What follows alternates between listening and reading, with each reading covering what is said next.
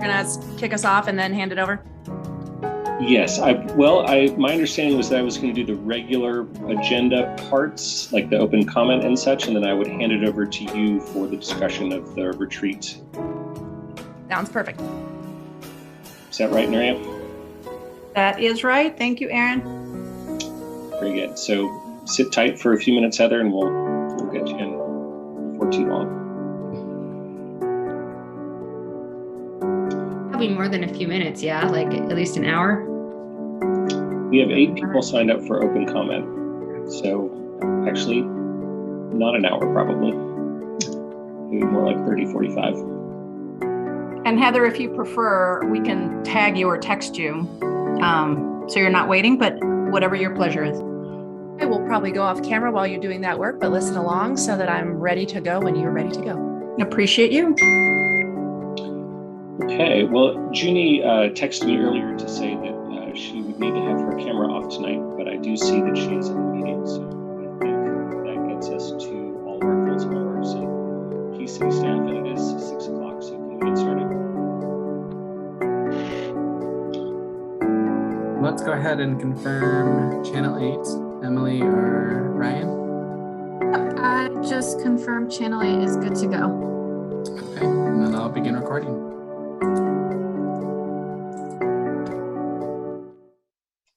Okay, and I see Junie has messaged us that she is here. So good evening, everyone, and welcome to the January 18th, 2022 meeting of the Boulder City Council. We're going to start off with a couple of announcements and then get into the agenda. So first, COVID-19 vaccinations. If you have not yet gotten your vaccinations or need a booster shot, for more local information on how to do that and sign up for notifications, go to the address here on the screen, which is www.bouldercounty.org/families/disease/COVID-19/vaccines. And our next announcement is about board. Actually, I think this one is not relevant anymore. The date is expired, so let's move on to the next one. There we go. If you're looking for a wonderful opportunity, great way to get involved with our local community, the 2022 Boards and Commissions recruitment period is now open, runs through February 21st. And you can find all of the descriptions of our various boards and commissions and the vacancies that each of them have online at www.bouldercolorado.gov/boards-commissions. If you have any questions or need assistance, please contact the city clerk's office at cityclerksoffice@bouldercolorado.gov. So that's it for our announcements. So if we can,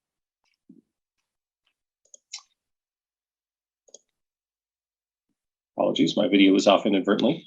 Now it's back on. And so if we can now do a roll call and get the meeting started, please, Alicia. All right, sir, and good evening, everyone. Councilmember Benjamin. Present. Mayor Brockett. Present. Councilmember Folkert. Here. Mayor Pro Tem Friend. Here. Councilmember Joseph. Present.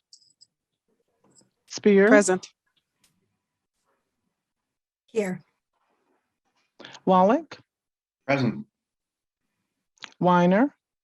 Here. And Yates. Happy to be here. Mayor, we have our quorum. Wonderful. Thank you, Alicia. Okay, so now we have a couple of amendments to our agenda. So one of those is to add item 1A, which is a declaration declaring January 18th, 2022 as the National Day of Racial Healing, and to remove item 3H, which is the Joint Terrorism Task Force Cost Reimbursement Agreement Memorandum of Understanding. That is being moved to February 1st. We're going to get a little more information about that before that meeting. So if I could get a motion to amend the agenda, please. So moved. Second. All right, I think that was a Yates motion and a Friend second. And any objections to that motion? Right, seeing none, that motion passes and the agenda is amended.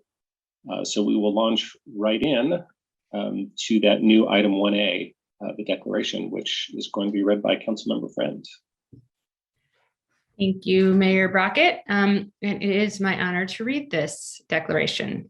So today, January 18th, 2022, the City of Boulder is committed to racial equity and acknowledges that we must all work earnestly to create courageous and supportive environments that address the traumatic past, promote healing of wounds created by racial, ethnic, and religious bias, and build an equitable and just society so that people can thrive. As city leaders, it is our duty to provide and protect the opportunity to learn, grow, and thrive in nurturing environments that do not violate safety, dignity, and humanity. Furthermore, every person can exhibit an act of kindness or make a simple change within their self that can have a profound effect on our entire society. Racism and race-based stress are unjust burdens that present physical and psychological barriers to the health and success of people of color. Racial healing is a vital and crucial commitment to the education, social, mental, and overall well-being of all community members. If we all dedicate ourselves to the principles of truth, racial healing, relationship building, solidarity, and transformative action, we can all bring about the necessary changes in thinking and behavior that will propel our community and the nation forward as a unified force where racial biases can be recognized and unlearned. We, the City Council of the City of Boulder, Colorado, join the nation in declaring January 18th, 2022 as National Day of Racial Healing, and urge all citizens and community members to promote truth, racial healing, and transformation in the ways that are best suited for them individually, to work together to raise our collective consciousness around the need to reconcile the inequitable pain caused by historical and current systems of oppression. Thank you. Thanks very much for that, Rachel. So Alicia, should we go to open comment then? Yes, sir. And you should have your list. I do indeed. So Ryan, do you want to start us off with the guidelines for participation, please? Absolutely. Thank you. Thank you, Emily, for pulling up those slides. And as we move to open comment, thank you for joining here to share your voice and your perspectives. Know that the city has engaged with community members to co-create a vision for productive, meaningful, and inclusive civic conversations that support physical and emotional safety for community members, staff, and council, as well as democracy for people of all ages, identities, lived experience, and political perspectives. Next slide, please.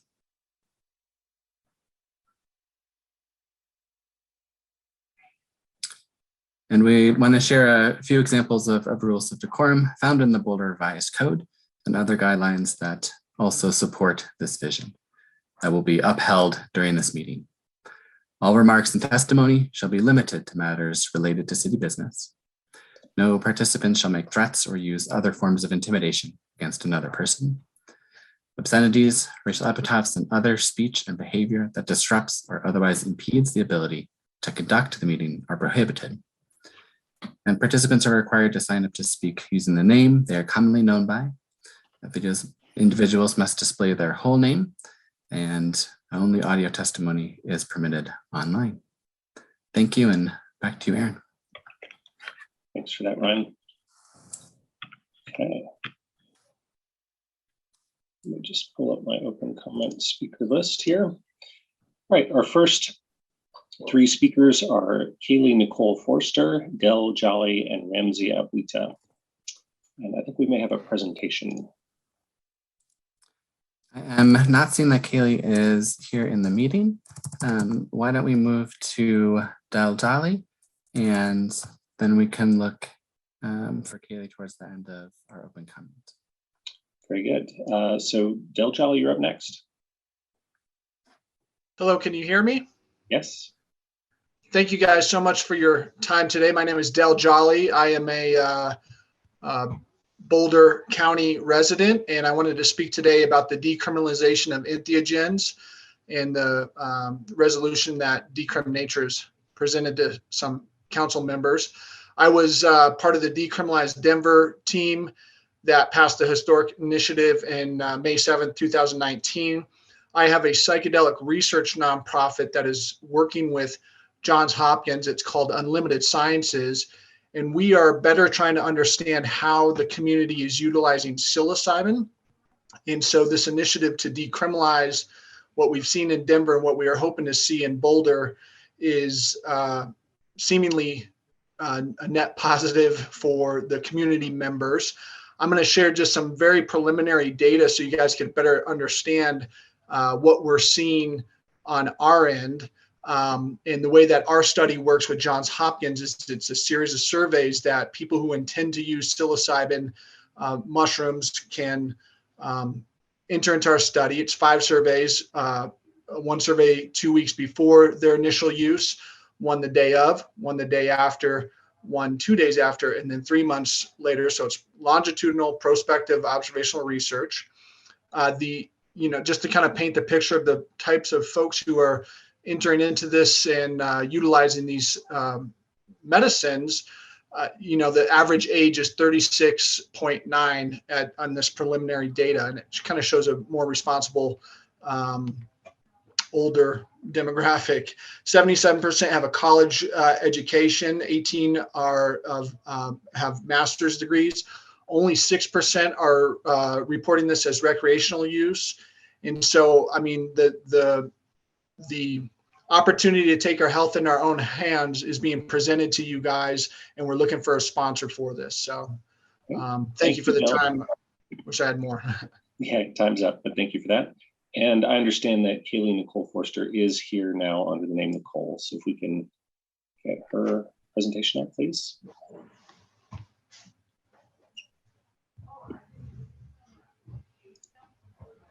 Hi, everyone. Thank you for getting that fixed. I'm the director of Decriminalized Nature, Boulder County. I think I can just hit next on the slide. I'm not sure how to make it go. Okay, cool. We are a local nonprofit, and we're here today to urge you to sponsor our resolution to decriminalize natural medicines in Boulder, Colorado. Del just hit on kind of what is going on there and what that means. We are passionate about restoring the right to possess, use, and cultivate plant and fungi medicines without the risk of criminal penalty. This is, sorry, it's not clicking through the slides. This is just a quick list of nonprofit support that we have locally of people doing great research and education work. Next is a map of plant medicine policy reform all over the nation. 13 cities have passed similar policies in their city, and 10 of those have come through a council resolution process like we're proposing to you today. This next map shows all across Colorado where there's support and where there's people who are organizing. And so it is a movement all over the state. We are showing, now my slides are not clicking, I'm sorry. I got a lot of questions when I reached out to you all individually about what happens after local decrim. We see education and research opportunities, no significant threat to public health or safety, equitable policy change, county, state, and nationwide, and increased opportunities for citizens to drive these policy efforts at the grassroots level. So that's why we're advocating for this locally. Why prioritize it now? Increased opportunity for education and research to keep Boulder at the forefront of progressive drug policy reform. There are efforts to legalize these medicines in our state and coming from the FDA. And so we're urging that all people who are using for all reasons are protected from criminal penalty by a local decrim measure. These legalization models will only allow a select few people to use these medicines. So we are advocating for full decrim so that nobody goes to prison for their use of these medicines. And Kaylee, I'm afraid your time is up. All right, thank you. Thanks. Okay. Next, we have Ramsey Abuita, Nathan Bloodsworth, and Patrick Murphy. Okay. Can you guys hear me? Yes. All right. Excellent. Hello. My name is Ramsey Abuita. I live in Boulder. I was previously on the Decriminalized Nature team in Ann Arbor. So I have a lot of insight on how that unfolded when this initiative, this resolution was passed in Ann Arbor. I have a degree in neuroscience from the University of Michigan, and I work in the clinical research industry. and I'm here to speak in favor of the resolution to decriminalize nature in Boulder. So just to give a bit of background to this whole thing, as someone trained in neuroscience and plugged into the neuroscience academic community, we're experiencing a renaissance in the field of neuroscience regarding psychedelics. You know, when it comes to their mechanism of action on the brain and their neurogenic properties, and there's even a broader psychedelic renaissance in general beyond the field of neuroscience when it comes to things like health and wellness, public education, mainstream normalcy, destigmatization, and recognition of community-based healing and the protection of ceremony-based practice. For most of the thousands of years of history of humans on this land, the normal was that people had access to entheogenic plants and fungi, including psilocybin mushrooms, DMT-containing plants like ayahuasca, and mescaline-containing cacti like San Pedro. These medicines were revered for their abilities to bring profound healing and catalyze spiritual experiences, what Johns Hopkins University has called mystical type experiences, among other effects. Modern science is catching up to what indigenous societies have known and practiced for centuries, with Johns Hopkins University running numerous studies on psilocybin, and private clinical trials for psilocybin are already in phase 3 for the use of psilocybin to treat depression. These substances are not only non-addictive, they're anti-addictive, and they're the safest drugs known to humanity. Society is at its all-time distrust of the pharmaceutical industry and our medical system, and we believe it is a human right for people to have the right to have equitable access to these natural medicines on their own terms, and we get there by decriminalizing the use, possession, and cultivation of these entheogenic plants and fungi by passing I'm afraid this your resolution. time is up, but thank you for your testimony. Thank you. Now Nathan Bloodsworth, Patrick Murphy, and Lynn Siegel. Can you hear me? Yes. Okay. Yeah, my name is Nathan Bloodsworth. I'm a long-standing Boulder resident since childhood, and I am also with the Boulder Decrim team with Nicole and Ramsey. And I'm also a board member for the NOAC Society, which is a statewide 501c3 nonprofit. I know the statements I say might be repeated based on what we've heard or not heard yet, but that is really only meant to amplify the importance of such measures that the Decrim Nature team is presenting. I can name my own experiences, but more powerful than that, I think, are the experiences I've gotten to see in my work with the NOAC Society. In that experience and work, I can attest to seeing miraculous advancements in PTSD and addiction healing, cancer treatment for pain. In that work, I've really seen no threats to public safety that I've seen that do not far outweigh the benefits to not only physical pain management, but mental health management for a variety of patients. These statements I make are proven in the 13 US cities that have already passed some similar policies and decriminalization, which have led to less arrest, which, from what you say, is a large part of keeping a just society in which racial bias is a general concern. The connection to the drug war, the prison system, and racial bias has been proven time and time again to be directly connected to racial bias in this country. These new decriminalized areas also show an increase in education on the healing factors of many of these natural substances and medicines. It is powerful to note that many resolutions have passed in other cities, and that in itself shows that this kind of resolution has been sponsored in other areas, so we're not reinventing the wheel. I know there isn't a lot of time here, and in fact, I'm going to kill it early and just say there's a lot to reflect on, and I would really respect anyone's sponsorship. And I'm here to answer any questions as well as anyone on the team. So thank you for your time. Thanks very much, Nathan.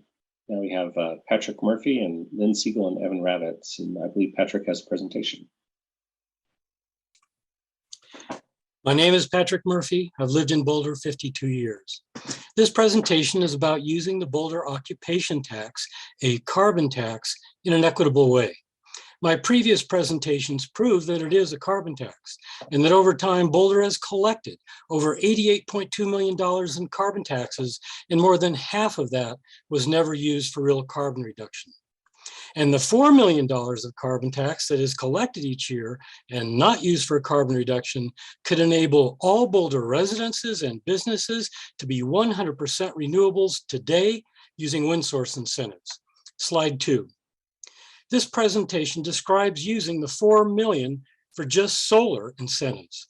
This would be a one-time payment to incentivize rooftop solar installation.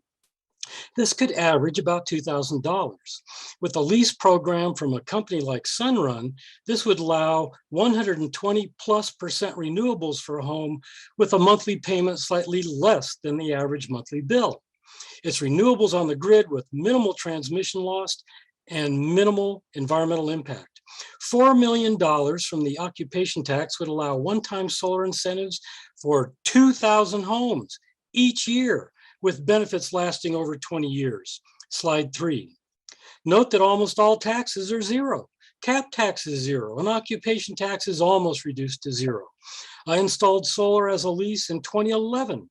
I save a few bucks each month thanks to my sunny roof. Slide 4. Combining solar incentives with wind incentives, we could get to 100% renewables either today or very soon. Next time I'll discuss renewable energy certificates, also known as RECs. Slide 5. The planet burns, floods, and dies while Boulder fiddles with climate change. Thank you.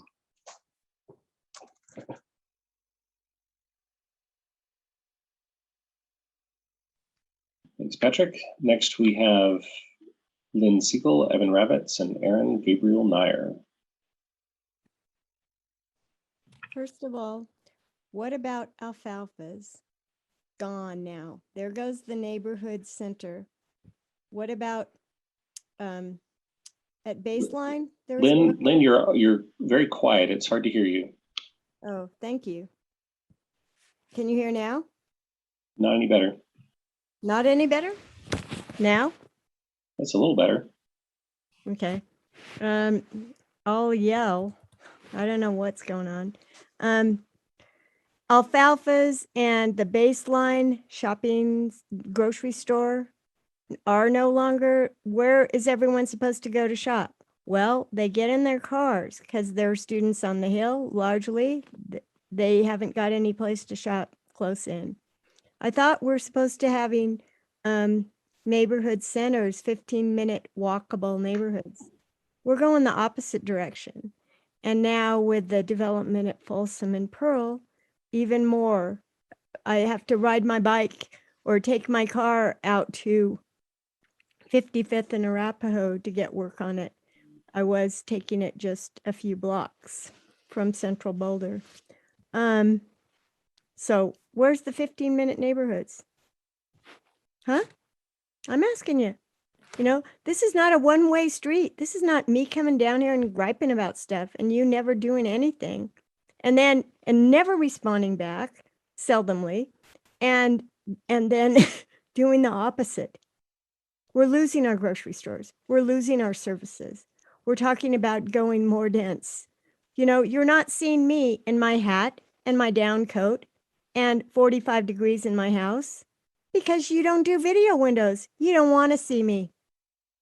Well, you know, I don't want to see you. Turn off all your video windows. How dare you? How dare you not want to see me, your own public? How could you think of such a thing as to refuse my video window? Half the Zooms I go to beg for me to put up my video window. This Marshall fire is a big deal. I went down to Marshall, I checked it out. You know, we've got to do something much better than Excel for climate change, or we're going to have it right in downtown Boulder. Those winds were shifting. There's vortices in that 110 mile an hour winds. Then I'm afraid your time is up, but thank you. Now we have Evan Ravitz and Aaron Gabriel Nair. Good evening. A big reason we have direct as well as representative democracy is that when voters make mistakes, we have an incentive to fix them. Whereas many politicians see an incentive to cover up their mistakes to protect their careers and donors. Council member Bob Yates is a case in point. In his January Boulder Bulletin, he states, quote, over the course of the 2010s, Excel voluntarily agreed to reduce its dependence on fossil fuels. Actually, Citizen Ballot Initiative 37 in 2004 forced Excel to reduce fossil fuels by requiring 10% renewables by 2015. It was not voluntary, and it wasn't in the 2010s, and it was done by direct democracy, not by Excel. I asked Bob first privately and then in an email to council to issue a correction, and he refused. He's using his office to polish Excel's image while it's now raising rates again, and before we vote on whether to take the off-ramps from the franchise that Bob negotiated. Bob may also own stock or have other interests in Excel. Bob, we pay you to represent us, not to deceive and manipulate us for others. If you won't tell the truth and can't correct your errors, resign. To quote Bob Dylan, so let us stop talking falsely now. The hour is getting late. Bob gave himself away by starting his newsletter with a quote from Hemingway about trust. Thank you. Thanks, Evan. We're going to end with Aaron Gabriel Nair.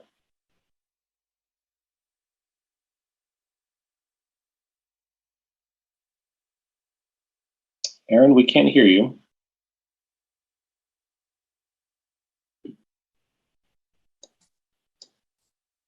Aaron, it does look like your mic is open. Aaron Gabriel Nair. It looks like you are unmuted.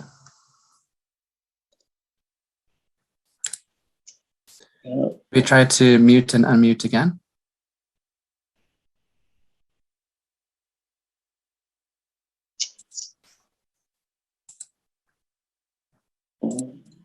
Give one more second here.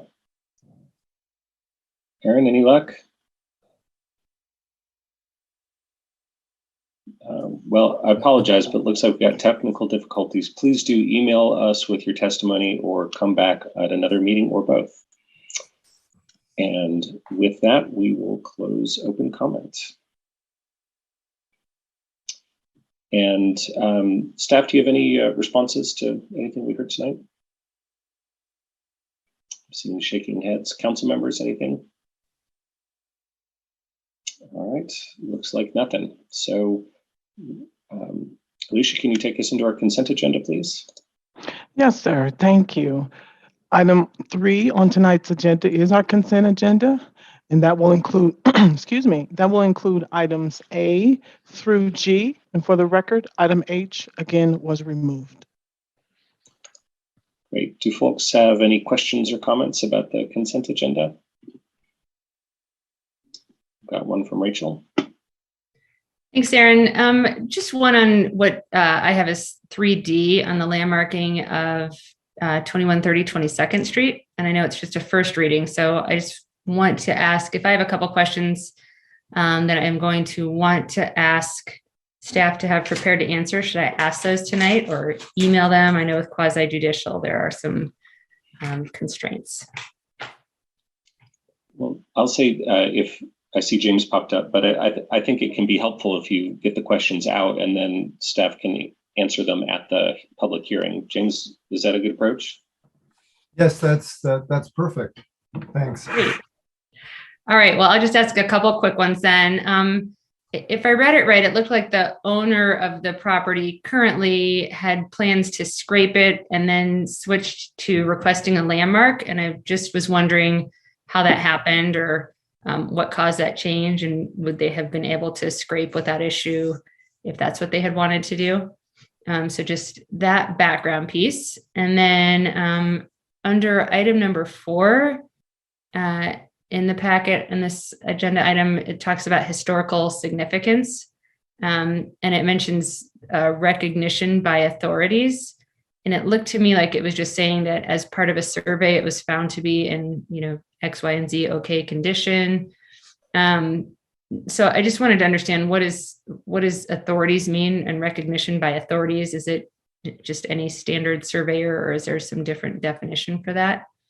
And then third, when we're looking at it, it looks like it's right up on the sidewalk, and just wanted to make sure I understood. Is that like are people walking by the house looking into the windows of the house? Like, is that the public sidewalk and right of way? So those are the questions that I will have when it comes back for the public hearing. Thank you. I'll add those to the memo and address those in the presentation during the second reading. Awesome. Thanks so much. Thank you. I see a couple other hands popped up. If you don't mind, I'm going to ask James a question while he's up here. James, I'm going to have a first reading question for you on the atrium building. I noticed that the landmark boundary that's proposed includes parts of the adjacent parking lots to the north and to the east, if I read that correctly. And just wanted to get a sense at the hearing of what including a parking lot in a landmark boundary means. Like if people wanted to add electric chargers later on, would that require or replace it with landscaping? Would that require an alteration to the landmark? So just wondering what constraints it would involve to include the parking lot in the landmark boundary, if you wouldn't mind. Okay, thanks. Thanks very much. Great, and I've got Mark now and then Nicole. Yeah, I want to follow up on Rachel's questions. If I read the memo correctly, this is a house that has a new roof, new siding, new windows. So my question is precisely what are we landmarking? What is it that remains that's worthy of landmark consideration? And I hope we can address that in the second reading. Thanks. Thanks, Mark. Nicole? Thank you. Yeah, I just had a few questions about the right-of-way lease, just because it's the first time I've seen it. So I apologize if these are questions that I'll know more about in a couple of months. One question was around who's paying for the sidewalk to be moved? Does that go to the homeowner or does that go to the city? And then I was really curious about that $100 a year lease rate, and just was sort of wondering if it could be explained a little bit more where that came from. It was it was surprising to read that you could rent 80 square feet of anything in the city for $100 a year. So I was curious about that. And then I was just wondering also about kind of the difference between purchasing versus leasing, like why would we do one or the other? Thank you. Thank you. If those are, if they're appropriate questions to include in the next reading. Well, and actually I might say, I think those may relate directly to the motion that's on the consent agenda tonight for the right-of-way lease for that property. So I wonder if maybe staff could address those questions as much as possible right now, since we're about to vote on that lease. Yeah, I can take a crack at it. And thanks for the question. This is kind of an unusual circumstance, and it's come up quite often in the past where a building that's very old, and this is a pretty old house, especially for this area of what was Old East Boulder, is encroaching into the right of way. And I think that has to do, a lot has to do with the fact that when these buildings were constructed, they weren't really drawing very clear, or the property lines were a bit vague. And certainly with 22nd Street, I think that house actually predates the street being laid out as a proper street. I think it was more of a path prior to then. But where we've seen this before, if a building's encroaching and people want to, improve the house to the point where, it's a major project, the requirement is that the building has to actually meet the current zoning. And so this is kind of a compromise in which the building wouldn't have to be moved. It wouldn't need to be demolished and actually could be kept in place. And the revocable, the lease, is a way to do that. So it basically gives the property owner the ability to lease that area and essentially care for it, but also, I think, accept some of the liability in the case where somebody might hurt themselves or something. But the path or the sidewalk has been reoriented so it's out of that right of way, creating a little bit of a buffer in front of the property. So it's kind of a win-win solution in terms of, I think, the property owner being able to keep a very non-standard lot to add to it, and landmarking a house that, you know, is very early, very simple. And it does actually have some of the original features, and under the siding is the original brick, which will be revealed or stuccoed. And actually the windows are in place to just address that question as well. So I don't think there really were a lot of architectural features, but it is a pretty well preserved example of workforce housing, of which, you know, there isn't that much left in Boulder from that period. And I'll address those in the revised memo as well for the second reading. Thanks. Is it possible to understand the rate where that kind of came from? Oh, yeah. Well, I don't know if I can actually address that off the top of my head, unless somebody else knows a little bit more about where that came up.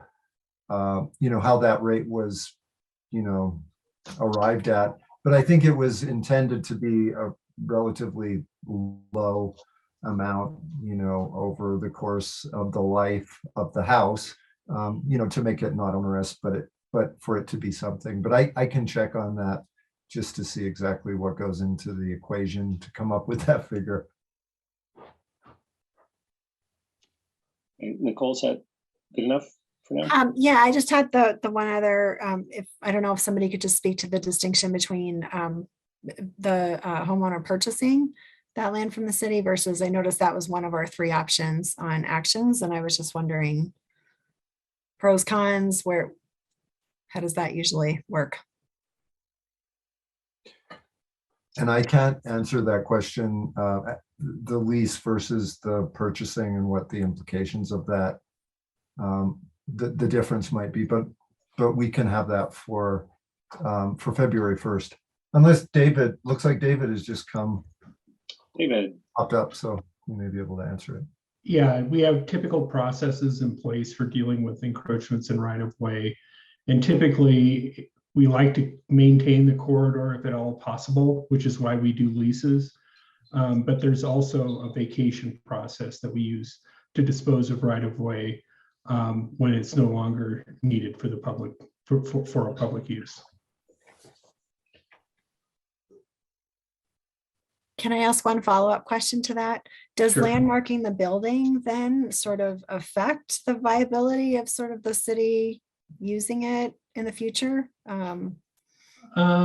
Well, it puts another restraint on the property or a regulatory constraint, but I mean, I think the building itself is what is preventing the city from using it. And this is not uncommon in the older parts of the city where we have buildings that encroach into alleys and streets, and we try to figure out a way to accommodate them.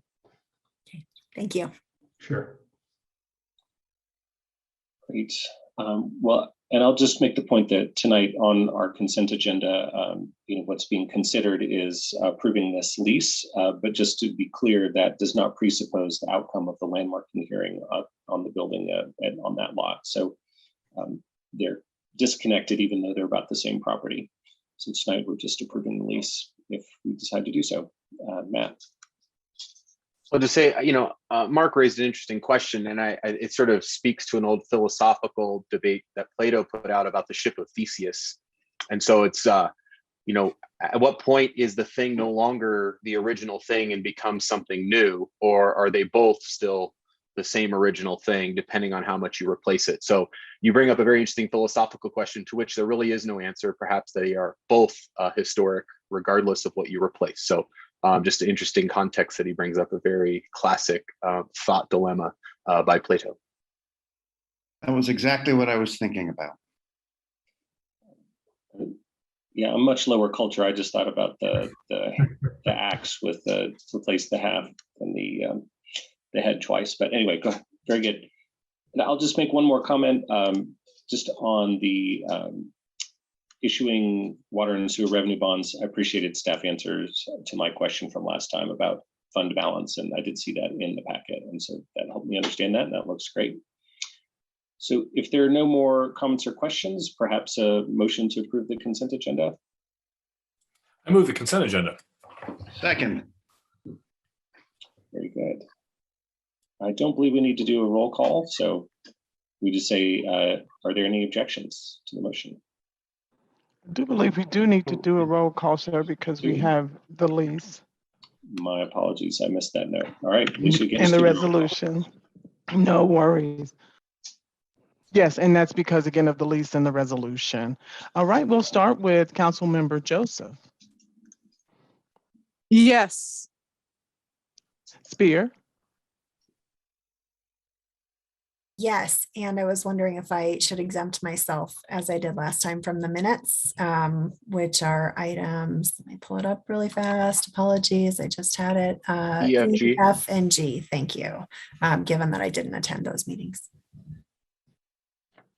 All right, thank you. Councilmember Wallach. Aye. Weiner. Yes. Yates. Yes. Benjamin. Yes, but with the exception, because I'll recuse myself from voting on E, F, and G as I wasn't present for the meetings. Thank you, sir. Mayor Brockett. Yes. Councilmember Folkerts. Yes, except for the items E, F, and G, which I would like to recuse myself from, as I also was not present. Thank you. And Mayor Pro Tem Friend. Yes. The consent agenda passed, sir, unanimously with the noted exceptions from Benjamin, Spear, and Folkerts on items E, F, and G. Okay, so now we have our two call-up check-ins. So Alicia, can you walk us through those, please? Of course, sir. Thank you.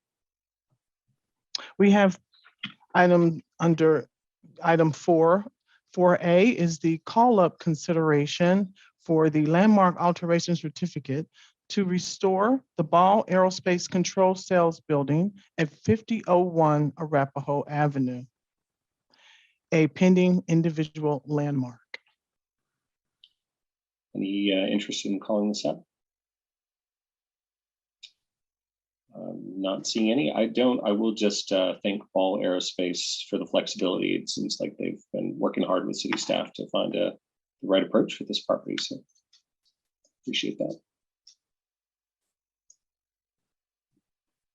All right, next we have item 4B, which is also a call-up check-in for a call-up consideration landmark alteration certificate to construct deck and railings at the rear elevation of main house with composite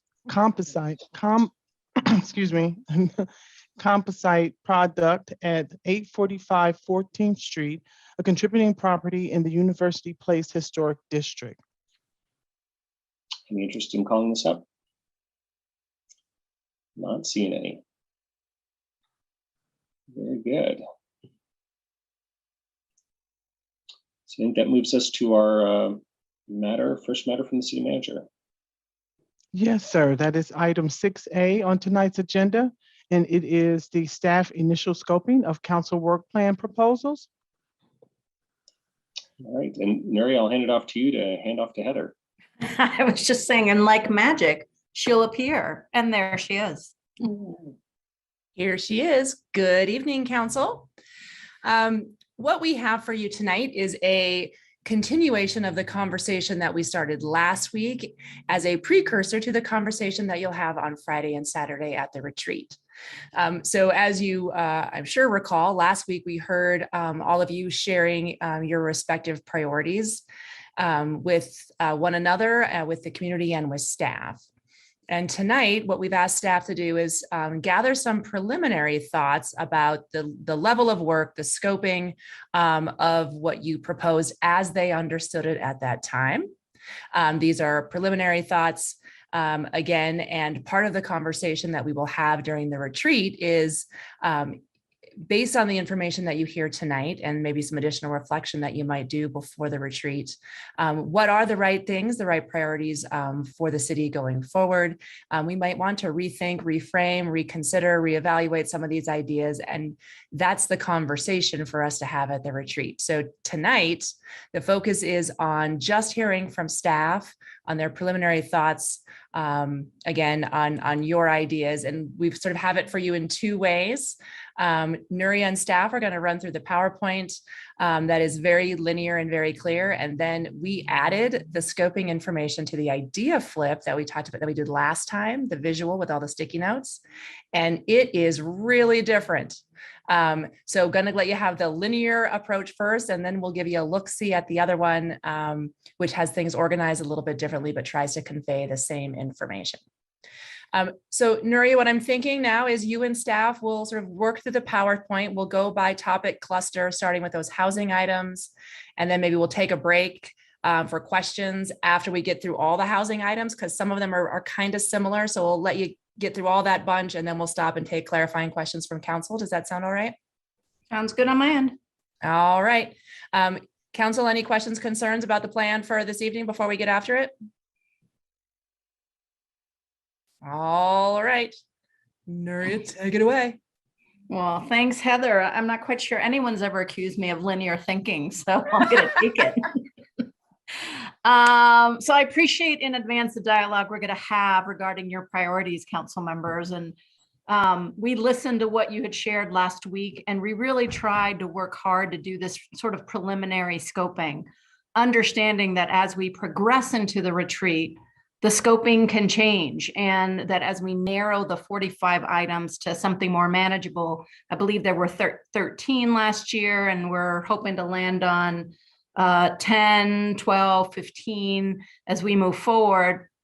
For some items, the request still felt pretty open-ended or large in scope. So we're hoping this dialogue will help sort of continue to narrow that down.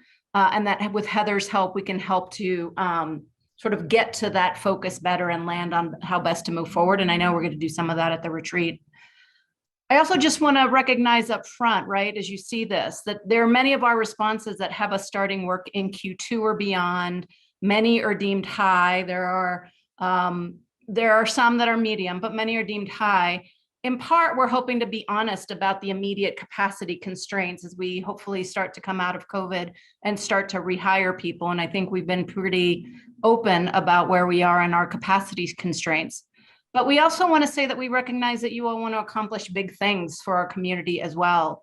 And so as we continue to look at this, just know that this is our best guesstimate, if you will, as we look at the broad priorities some set forward, and hope that we'll continue to talk more about that as we present each one of the items. And I'm going to turn it over to staff as we go through them, because they really are the subject matter experts as we move this forward.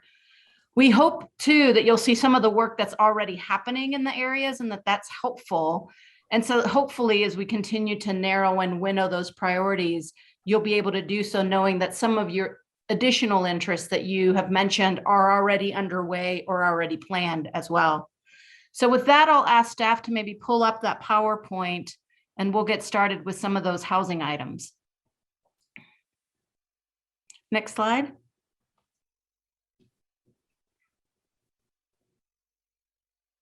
So we're going to try to get through this, and I'll just sort of go through them. They were put in no particular order as we move forward, but we try to take your priority area and glean kind of the main things that we're trying to accomplish.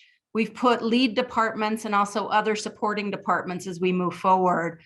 We've tried to figure out right now where that level is high. And if we're narrowing some of that, we will obviously be refining some of that size of effort as we move forward.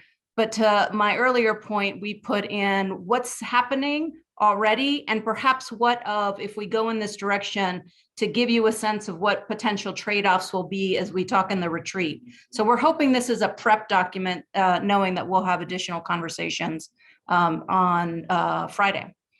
So I believe I'll ask Kurt to get us started, and Kurt and David are going to be on tap for a few slides here. Thank you, Nuria, and good evening, City Council. I'm Kurt Fernhauer, Director of Housing and Human Services. And so a lot of these things which you've requested are sort of combinations between the Planning Department and HHS. A lot of the land use items really go through both of our departments. So the attainable middle income housing. So some of you, if you were around in 2015, 2016, there was a housing study that was done back then. A middle income housing strategy was put in place in 2016, and it's really about home ownership. And we haven't made the progress that we would like to around home ownership. And I think many of the things that you're requesting here address those challenges that we've also seen. It's also worth noting, since that was put in place, since 2015, over 1,100 units of affordable housing have been created in the city. And I believe it's 423 units have been created since COVID began in our city. So we're making very good progress on affordable housing generally, but not in the area of home ownership. So things that we're currently working on is we started a program that we wanted to start about 1.5 years ago, but it was sidetracked by COVID and staff shortages, but that's purchasing existing affordable units and bringing them up to standard and reselling them. We started with our first unit last month. We anticipate doing about 10 to 12 units per year. And that's what we've set aside funds for. There's also things that we're doing to look at annexations where we often get affordable housing. I was looking at our data today. We're getting about 10 units per year out of annexations and small projects that have home ownership. So the next one is a review of an inclusionary housing and the inclusionary housing ordinance. This was brought up by a couple of council members. I think that that's something that we would also like to address. We think since the ordinance was updated 3.5 years ago, we've noticed things that working as well as we would like, particularly around creating home ownership units. So in both of these things, we think that we could prepare for a study session probably in Q3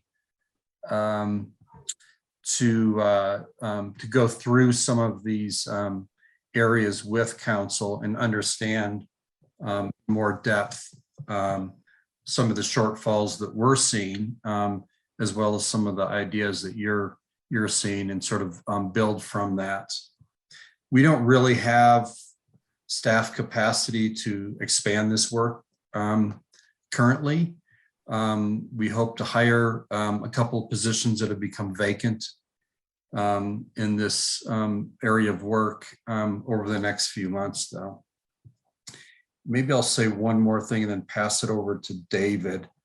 And so there's some things about the community benefit there as well, as it relates to density. That's something that really goes through both of our work. And I'll pass it over to David with that. It's a perfect segue, Kurt. Thank you.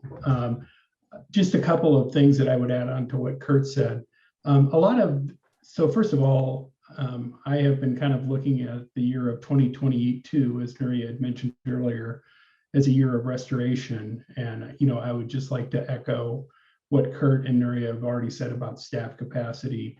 And I will say that in terms of the COVID-19 cuts and the 2021 budget, one of the areas that really took a big hit was our comprehensive planning division, which is frankly a big part of the policymaking arm of planning and development services. So we will be building back, and we hope to be hiring a lot of people in the coming 4 or 5 months. With regard to the density issues that Kurt raised, I think that this is going to go to how we scope out some of these projects. One of the main things that our zoning and planning has been very focused on for probably the last 50 plus years is having our regulatory realm be consistent with the Boulder Valley Comprehensive Plan. And there are some of the ideas, just depending on how they get scoped or implemented, may have implications where we would want to kind of take a look at the underlying policy rationale in the comprehensive plan as part of a project like that, which for better or worse complicates it a little bit.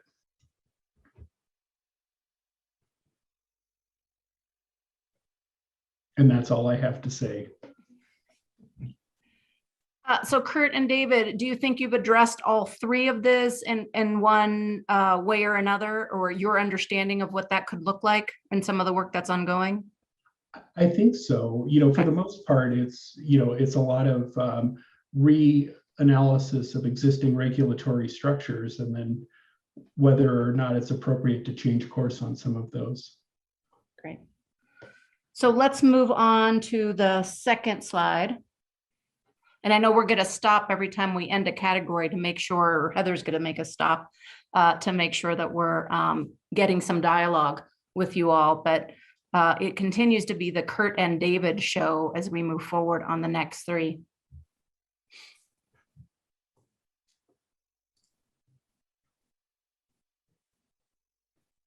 Oh. Hey, Junie, I see that you have a question. If it's okay, I'd love for them to get through all of the housing things because there's some crossover, and then we can circle back to questions later. Thank you. Yes. Okay, thanks.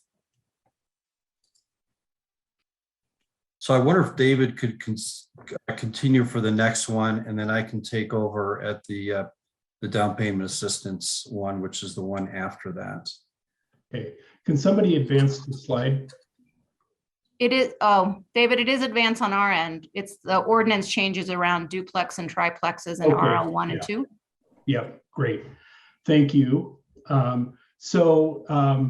The first line about ordinance changes, I would just echo the same comments about whether or not, in terms of scoping this project out, whether it would have implications for also needing to amend the Boulder Valley Comprehensive Plan.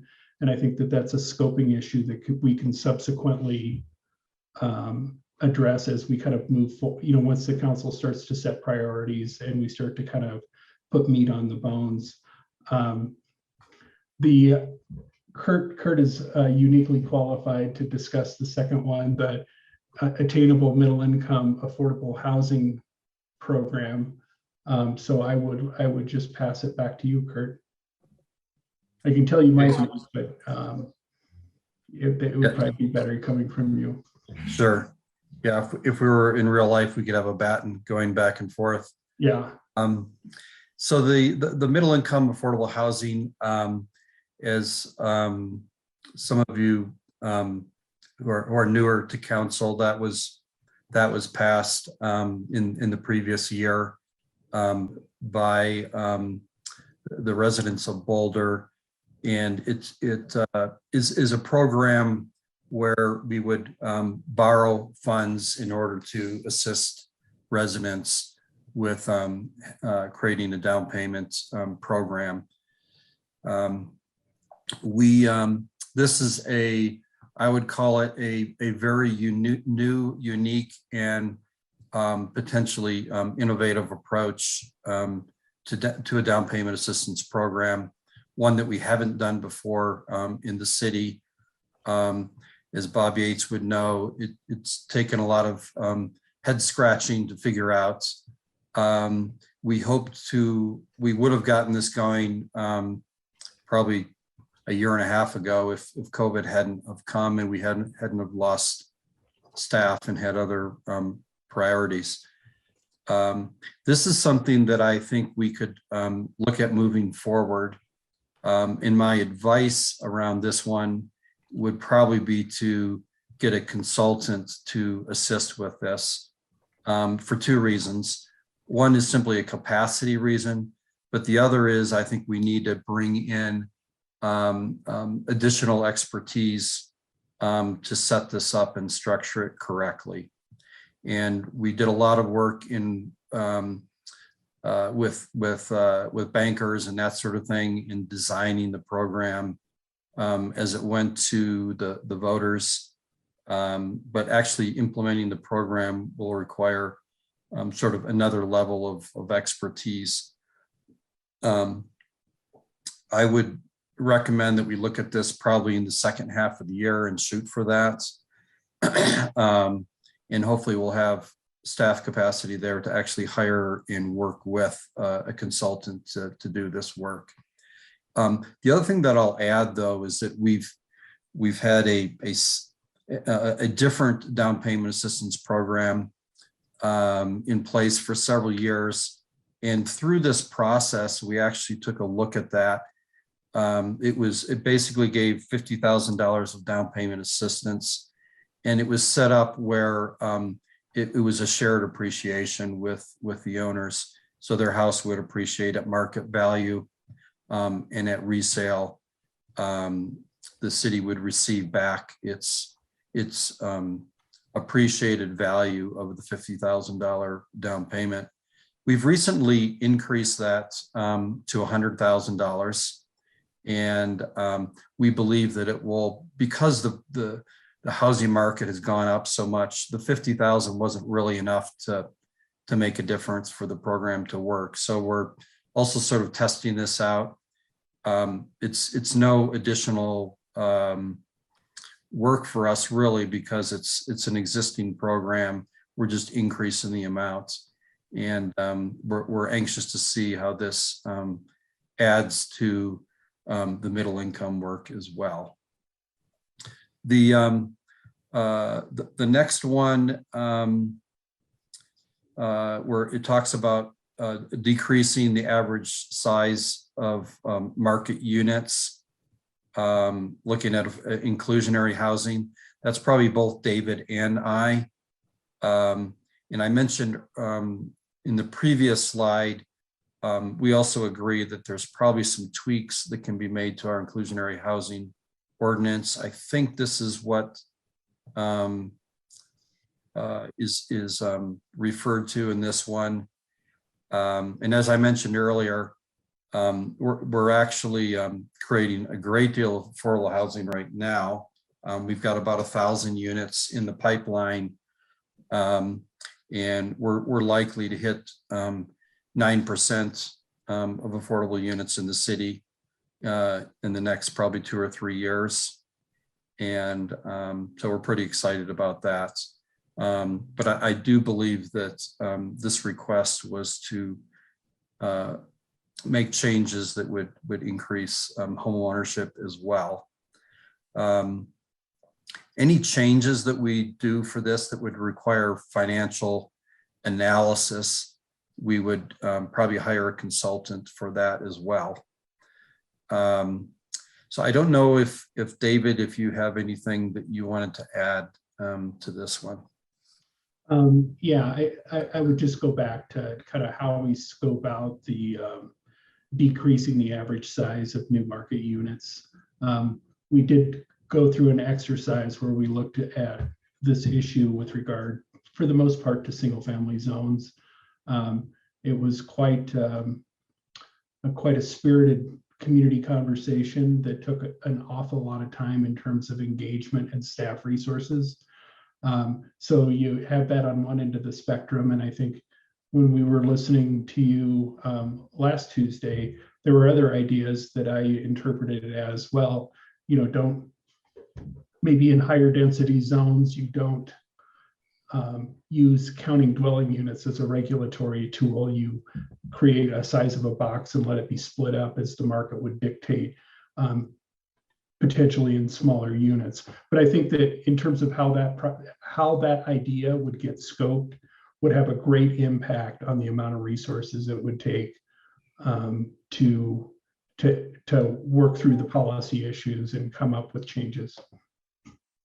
Well, David, the other thing I would add is that for many of these topics, depending on how we approach them and depending on how they are scoped, they often require a lot of community engagement before they get to council.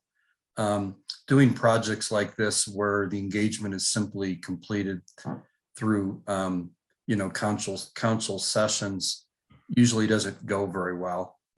I think on each one of these, we'd want to consider the amount of community engagement, and we often put together a community engagement plan that will often bring to council and say, do you agree to this plan for this particular item? And for these types of projects in the past, like the inclusionary housing update, we did a community engagement around that. I think that was about a 1-year process from start to finish in completion of the ordinance, which I was told was record time back then. But I think that's just to give you a kind of an understanding of what we've experienced with having successful community engagement prior to getting it to council. Thanks, Kurt and David. And we go on to the last slide for attainable middle income and affordable housing, and appreciate your perspective. And I hope, Council, you're getting the sense that as we're looking at these initially, we're trying to take into account all the sort of ancillary things that go into this, which does involve communication, some researching, maybe hiring that consultants. And that's why you're seeing some of those sides of efforts. But again, as we continue to either add capacity to our work or sort of narrow the actual scope, then I think that we'll be able to better refine some of these estimates. But for now, we have the last two on housing, and I'd probably invite David to take the lead on these. Sure. Again, this would go to scoping. Like, I think that there are some ideas in terms of scoping ADUs that could be rather simple to implement with the cooperative housing. That could be as simple as or as complicated as you want it to be. And I guess another kind of thing to think about as we're figuring out how to go forward on this idea is, is the answer creating co-ops, or is the answer looking at our occupancy regulations and addressing the issue from that perspective? But those are the kind of policy calls that you'll need to provide us guidance with as we move forward. And then in terms of, I think that the changing zoning regulations to incentivize smaller units, well, that's great, and I think that that's probably something that while the regulatory piece of it could be as complicated as you want it to be, it's probably an easier sell in the community to incentivize these types of things as opposed to regulate them, which is the latter half of what the program is do you actually regulate for smaller houses? And I think we talked a little bit about this on the last slide, but that is something that we'll need to have a good, robust community conversations. And just over the years, one of the things that I have found brings out the passion in our community is anytime you do something that affects the ability to enjoy a person's home. So we just need to keep that in mind. So David, the other thing I would add on to that, as far as the ADU updates, so that was done, I think it was 3.5 years ago. And the previous time that the ADU ordinance had been touched was more than 20 years prior to that. I'm encouraged that council wants to look at it again in such a short period of time. I think there are tweaks that could improve that. And some of those tweaks are things that were recommended when it was updated 3.5 years ago, but council decided to take a slower approach. However, the staff person who worked on that is also overseeing sort of the development of the housing components at Alpine Balsam over this year and next year, as well as a manufacturing housing facility that we're working on as well. So in every year, I know that it's a priority for him to want to do ADUs. The last couple of years, it's been pushed off for other projects. I think the motivation is there to do it. I think we have ideas on how that could be done. And I think that's why we put 2023 as a potential time to start that project. Okay. Nuria, anything to add before we go to council for questions? Nope, I think we can go straight to. Okay. Aaron, go ahead. And then Junie, I think you had one as well. Well, I'll just start with a comment. First of all, thanks, Kurt and David. It's really helpful to hear your analysis on those things. And I think, David, to your point that a lot of the complexity level, the investment level, energy level depends on how we scope these, right? And so if we throw, like, let's say with ADUs, if we said, you know what, let's start from scratch. Let's look at every example of an ADU program in the entire country and then revise every single one of our, that could take 2 years, right? But if instead we said, hey, you know what, there are 2 or 3 variables in the existing ADU ordinance that could use changing, let's have a little bit of public outreach and then come forward with a proposed ordinance. That feels like a much more manageable lift. So I think it'll be an important conversation to have during the retreat about how we scope these to get targeted changes made. And so appreciate that, teeing up that analysis. My question, David, is you mentioned a couple of things that might require changes to the comprehensive plan, and I wasn't sure what would require that. Do you mind saying a little bit more about that? Well, I think that the main thing is when you start adding dwelling units in existing neighborhoods, you start to get the density that is anticipated by the comprehensive plan out of whack with what the underlying land use classification actually is. So I think that we would want to think about that. And I don't know, just in terms of like ADU history, when you kind of look at ADUs and you say, well, if you were to say to me, well, we add ADUs all over the place. Well, the thing about ADUs that we've done to make that consistent with the comprehensive plan is that we have the entire our occupancy rules in terms of what constitutes a household apply to the property. So it's still, while there's 2 units on it, it's still going to function and have, in theory, the same impacts as a single family home. Got it. Okay. Well, I guess we'll have to keep that in mind. I just really quickly looked up the comp plan item on the mixture of housing types, and it does call out ADUs, cottage courts, and building multiple small units rather than one large house on a lot. So it seems like we have some flexibility within the comprehensive plan, but to tackle some of these initiatives. But it's a great point that we have to keep in mind that balance as we yeah, and I think it, like I said, it goes to scoping, and it's, in some zoning districts, they're like perfectly set up already to implement that policies, some not so well. Appreciate that. That's all I have. Thank you. Thanks, Aaron. Junie, you had a question earlier. Did you want to jump in? Thank you. I think mine is more of a process question, and I was listening to Kurt early on. In my understanding, he's saying that for the middle income housing, that right now he doesn't have the bandwidth or the staff to undertake that particular process right now. But I'm wondering whether an item can be added to the work plan pending that capacity building staffing. Mm-hmm.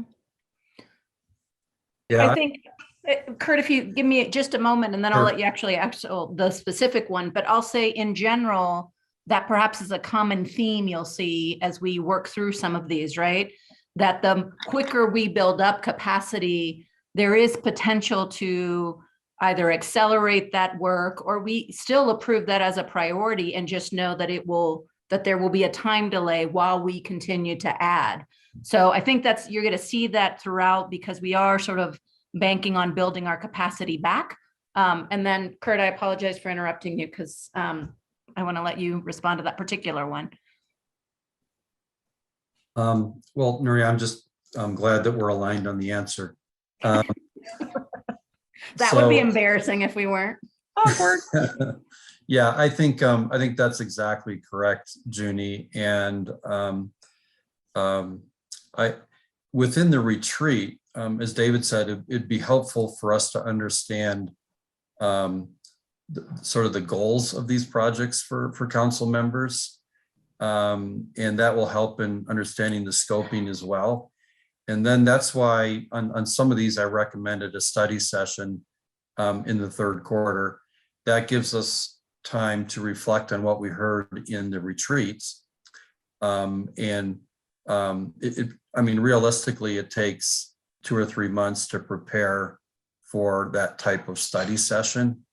So we would, what we hear from the retreat, we would take that information. When we have the staff capacity, we would work towards implementing a study session to actually dive in much more depth with council to look at different options for the things that we heard in the retreat. Thanks, Kurt. And just, I'm sure you already did this, but also if you circle back to that Google sheet that we had council fill out, we asked them to describe the problem as they understand it. And that might also help sort of hone in on how they understand the purpose of some of those ideas if you have a minute, but I suspect you already did all that. Matt, question, comment? Yeah, I have a couple items along this front. And, one, and I appreciate Kurt seeing that, yeah, middle income housing and that missing middle is an area that we, need to do better on, and we have an opportunity to do so. And so I'm sort of thinking that even if we're looking at resource allocation in the sort of austere times that we are in, that we think about where we're putting our eggs in the affordable housing workload, and maybe thinking about how do we maybe pull some of that just so we can start making some meaningful progress on the middle income. I know these are hard decisions, but otherwise that issue of that middle income stuff only becomes a larger and more complex, and in many ways a more insurmountable hill to climb the longer we go without chipping away at that. And so that's something I would just sort of hope that we can maybe look at a little bit. And to sort of David's point about scoping for some of these, in particular, with duplexes and triplexes, I'm not an expert in the comp plan by any means, but in just looking at sort of the land use designations, it does kind of give an intensity setting of 2 to 6 units per acre. And many units that are single family are in that quarter acre range, a quarter of an acre per lot. So we do have some capacity, if those are the only limitations, to try to accommodate that in terms of scoping. So I hope we can sort of achieve that.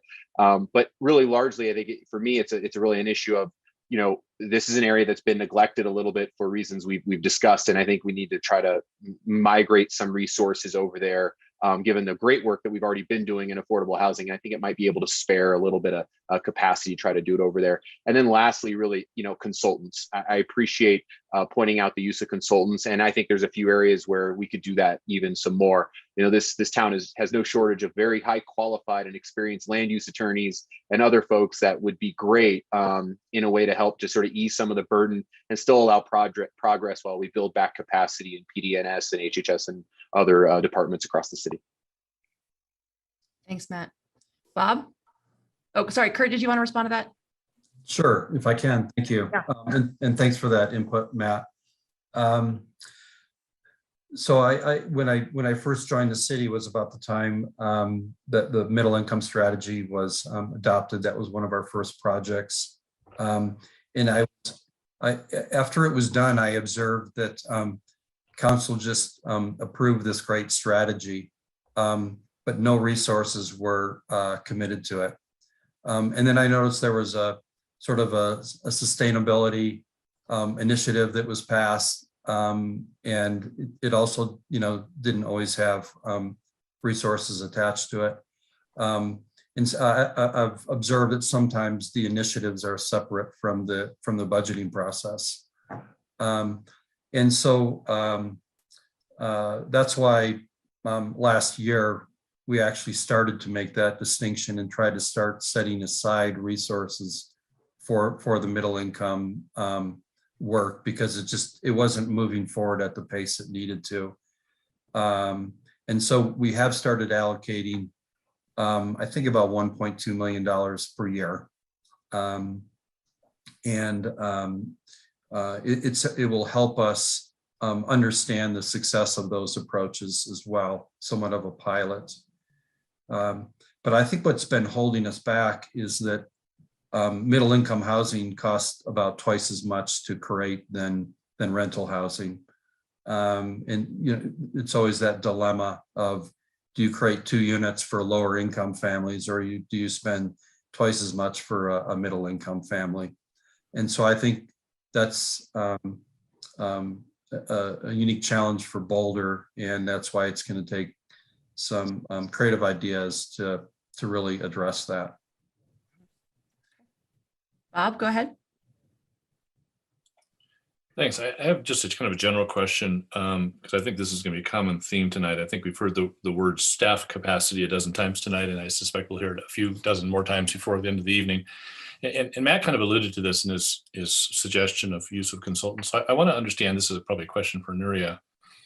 And I'm sure the answer to this question is going to be all of the above, but I'm really trying to understand which one is the bigger one. Is our staff capacity problem because there's been a bunch of resignations that we didn't expect?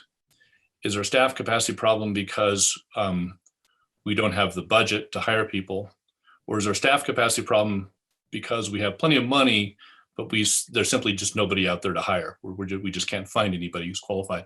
I know it's all of the above, but I'd really like to understand which of those is the bigger problem, because I think council might be able to help.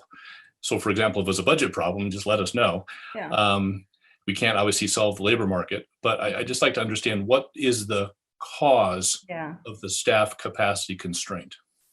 I think, to your point, it's mixed, Bob, but frankly, it's, it's not like we're flush or anything, but our budget is building back.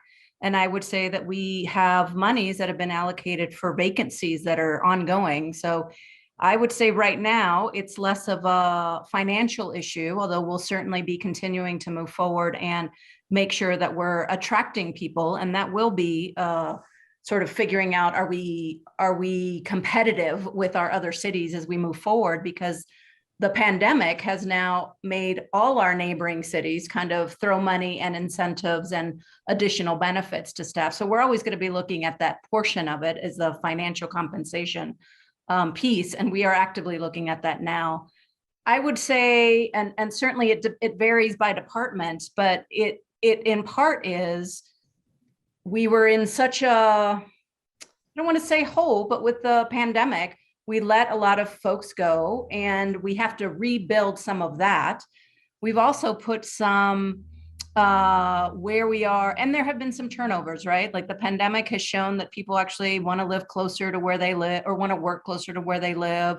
They are actually, in some cases, we have heard from the exit interviews that they actually have reconsidered some of their work-life balance, and the pandemic has made them reconsider how much of sort of a hectic nature of a city like Boulder that is so active. And many of us, myself included, enjoy that aspect of working in cities, right? But they perhaps want a different pace as we move forward. And so as we've put out and we've been interviewing, we sometimes get great success, and there are a lot of people coming in, and sometimes for the same position that we used to have 20 applicants for, we now get 1. And it's the same exact position, right? So part of it is just a moment in time and trying to get that out and moving forward. And now we're in the ability to actually hire up, whereas we weren't for a while. So we're now competing with every other city that is also hiring up and looking to do so in many ways. So I would say that the root of the problem is many-fold, and we will be doing all that we can to sort of address all of them. Certainly looking at compensation, We're revising some of those job descriptions to make them more enticing or to really live up to what the route is. But we're also battling sort of the competitive marketplace as other people are trying to do that. And the fact that we've got issues with affordability, as we're talking about here, where much of our staff is not going to live in Boulder. And so then we're also competing with places where they live closer to. Okay, well, I'm sure we'll probably be talking more about this at the retreat, but thank you for that answer. So Bob, could I give, since we're talking about these issues as it relates to our department, I could just give a little input on that as well. This was not a worry of mine until probably a couple of months ago. We've had a number of resignations in HHS. And I think the common theme, at least for our department, is the workload is higher because we lost some staff through the furloughs, but the amount of work increased because of things like COVID, even things like a fire. Probably half my staff have been working every day since the fire. They're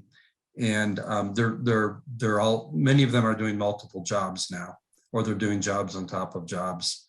They're applying for positions where they're only applying for one job. They're not only they're getting paid higher, but they're being recruited to surrounding cities. So that's been a real challenge. And as staff leave, more, the staff behind have to do more of that work that's been left behind. So it's challenging to get to the other side of that. But I think in even the King Super shooting, staff was involved in that with the recovery center and the support center for that. I think during COVID, you would have often seen either policies or programs that we had to change along the way or grow. Every month, it seems like there's a community issue that we're having to address, and that's generally increased the workload of a number of individuals. Thanks, Kurt. That's great. Nicole, go ahead. Yeah, I just had a question along those similar lines. And I'm just wondering, Nuria, Kurt, David, if you could just give us some sense. I've been involved in a lot of hiring, both, within my position as well as in other groups at the university. And, one of the things that I think people don't often consider is how much time it takes to do a hire, especially for a director level position. And how many different people are involved in that process, needing to meet with them, arranging schedules, all that kind of stuff. So I'm just wondering if you could kind of give us a ballpark, for the folks who are out there, positions needing to be hired. You have your regular work that you're trying to do, understaffed. How much time, just ballpark figure, is it going to take to hire? Because I'm looking at these numbers, right? And I'm seeing a lot of work, wouldn't be able to start until Q3 or Q4. My assumption is that's because you're all scrambling to hire and be a part of this process. And anyway, I think that was like 5 questions in one, but I think you get the idea where I'm trying to go. I do. And I'll say that I'll start, and maybe I'll invite Chris too, because he's closer to, as he oversees HR, to talk about some of the hiring process that we've got going on. But I'll say that it kind of depends, right? Like HR is also under some constraint, but we're working hard to move that forward. My hope had been to really focus on Q1 as hiring, and we had sort of had a lofty goal of trying to hire 200 people in Q1. Well, we didn't expect the fire and didn't expect to have to halt and shift to supporting that as we move forward. And to your point, Nicole, hiring takes a lot of people. The departments have to look at the job specs. They have to be ready for it. HR is involved. On some, we are hiring. We do have an external consultant. For example, our search for a new planning director has an external consultant. We are happy to say we've got over 20 resumes, and we're hoping to continue to move forward with that as quickly as we can. But that is our initial, and that is my certainly initial goal, for the very first part of this year as we move forward. Chris, do you have anything additional you can share in terms of what we're doing or what strategies or that thoughtfulness about hiring in the future? Sure, I'm happy to chime in a little bit. And Nicole, it's a really good question, just to kind of help daylight a little bit of that. And as Nuria said, I think there's kind of different levels or different levels of complexity. And as Nuria mentioned, with the budget that council approved for 2022, it restored funding or included funding for a lot of positions. And so recognizing that come January 1st, that money is available, a lot of positions are going to want to go to posting. So we started building the talent acquisition and recruitment team in the HR department last fall. And it didn't go as fast as we wanted it to, because we found the same challenges in the labor market that many are of filling those positions with qualified candidates was a little challenging, but we've been successful in that. And so part of it is supporting departments in the job posting process. And so we've got some folks in place to help support that work. And there are certain positions that it's, the lift of a department is the hiring manager, whoever the supervisor is for that position, as well as some of the colleagues and team members that are going to help participate in the interview process. And it can go pretty quick. On the other end of the spectrum, as Nuria mentioned, for say a director level position, we're using an outside recruiter to assist us in that talent acquisition and being out in the market, talking to people, sourcing candidates. And then there's pretty extensive levels of interviews. With the way the job market is now, we're accelerating those as much as possible, while also maintaining the integrity of the process to make sure we're getting the best candidates that we can. And so you see lots of varying complexities. The other last piece that I'll add is, especially in open space and mountain parks and in parks and recreation, there is a massive seasonal hiring that we do every year. And so come the April-May timeframe, there is sometimes 600 people that are hired as seasonal employees for the summer that we ramp up for. And so there's a cadence that we plan for that. And departments literally have to create space to kind of go all in to do the seasonal hiring process. That's something that we do every year, as we saw last year, and I think we'll see this year. I think the seasonal market looks different than it has in the past as well, but that's something that we're planning for as well. So hopefully that gives a little bit more of an in-depth view of kind of what that process looks like.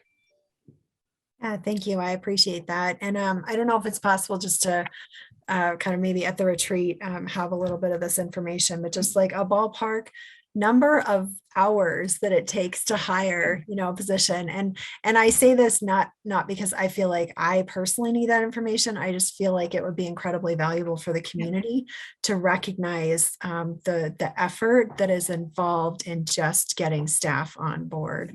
Because I know there's, they're raring to go. As new council member, I am raring to go. And this initial period is so critical that if we push on the system too much, it's going to completely fall apart and then we're kind of hosed, right? So I'm wondering if having some of those hours might help us just get an understanding of the magnitude of what y'all are trying to do right now. Got it. Yeah, let me see what we can pull together. And as we're doing that, we'll also say that it's different for every department. So for example, fire and police, they have different training periods. So they hire and then they have an entire training period before they can put folks to their actual duty. So we'll try to provide some examples of what that looks like, because for some it's weeks and for others it's months, right? As we look into that. So thank you. Yeah, thank you. Big old ish. So, Nicole, the other thing that I would add is that for almost any of these positions, it takes months before those individuals are proficient, lead projects and that sort of thing. I think we're always trying to be as optimistic as possible, but we need to understand that. And it's not one person that hires people. It's, as you've mentioned, it's several people that are involved. I think the city does a really good job of trying to include the right staff and hiring. It's harder to hire the right people, but it's important to hire the right people. And then the last thing I'll add is there's a real emphasis about, bringing in more diversity. And we've been able to increase that in HHS significantly over the last couple of years. Unfortunately, we've lost some of those people as well. But hiring people of color and people that have different backgrounds and different perspectives on the work is really important. And it takes more time and effort to do that well. Thanks, Kurt. Mark, last question before we move on to homelessness. Yeah, I mean, by rough count of the 42 requests for priorities, 30 of them are either constrained by lack of personnel or need to shift work burdens or cut work projects elsewhere in order to address them. So further to Matt's comments, and frankly, shamelessly ripping off some comments previously made to me by Mayor Pro Tem Friend a while ago, we're looking at a recovering economic period with increased revenues. Is it not possible to identify for all of these where consultants might be profitably used and where not? But in some of these, it would appear to me that a consultant can either jumpstart our addressing a priority or even push it over the finish line if it's appropriate to do so. And I would sort of ask for some understanding of where a consultant can profitably be used. I'm not in favor of consultants generally, but we are in a different period of time, and we are staff constrained, and staff is working 2 or 3 roles at a time. And I would be reluctant to say that we can't address any of these things purely on that basis. At least in some of them, a consultant might be of use. So Mark, I appreciate that. And I agree with you in many respects. I think there are times and ways in which consultants can be used. I think both Kurt and David mentioned some of that as they were talking through some of the points. It depends a little bit on the scoping.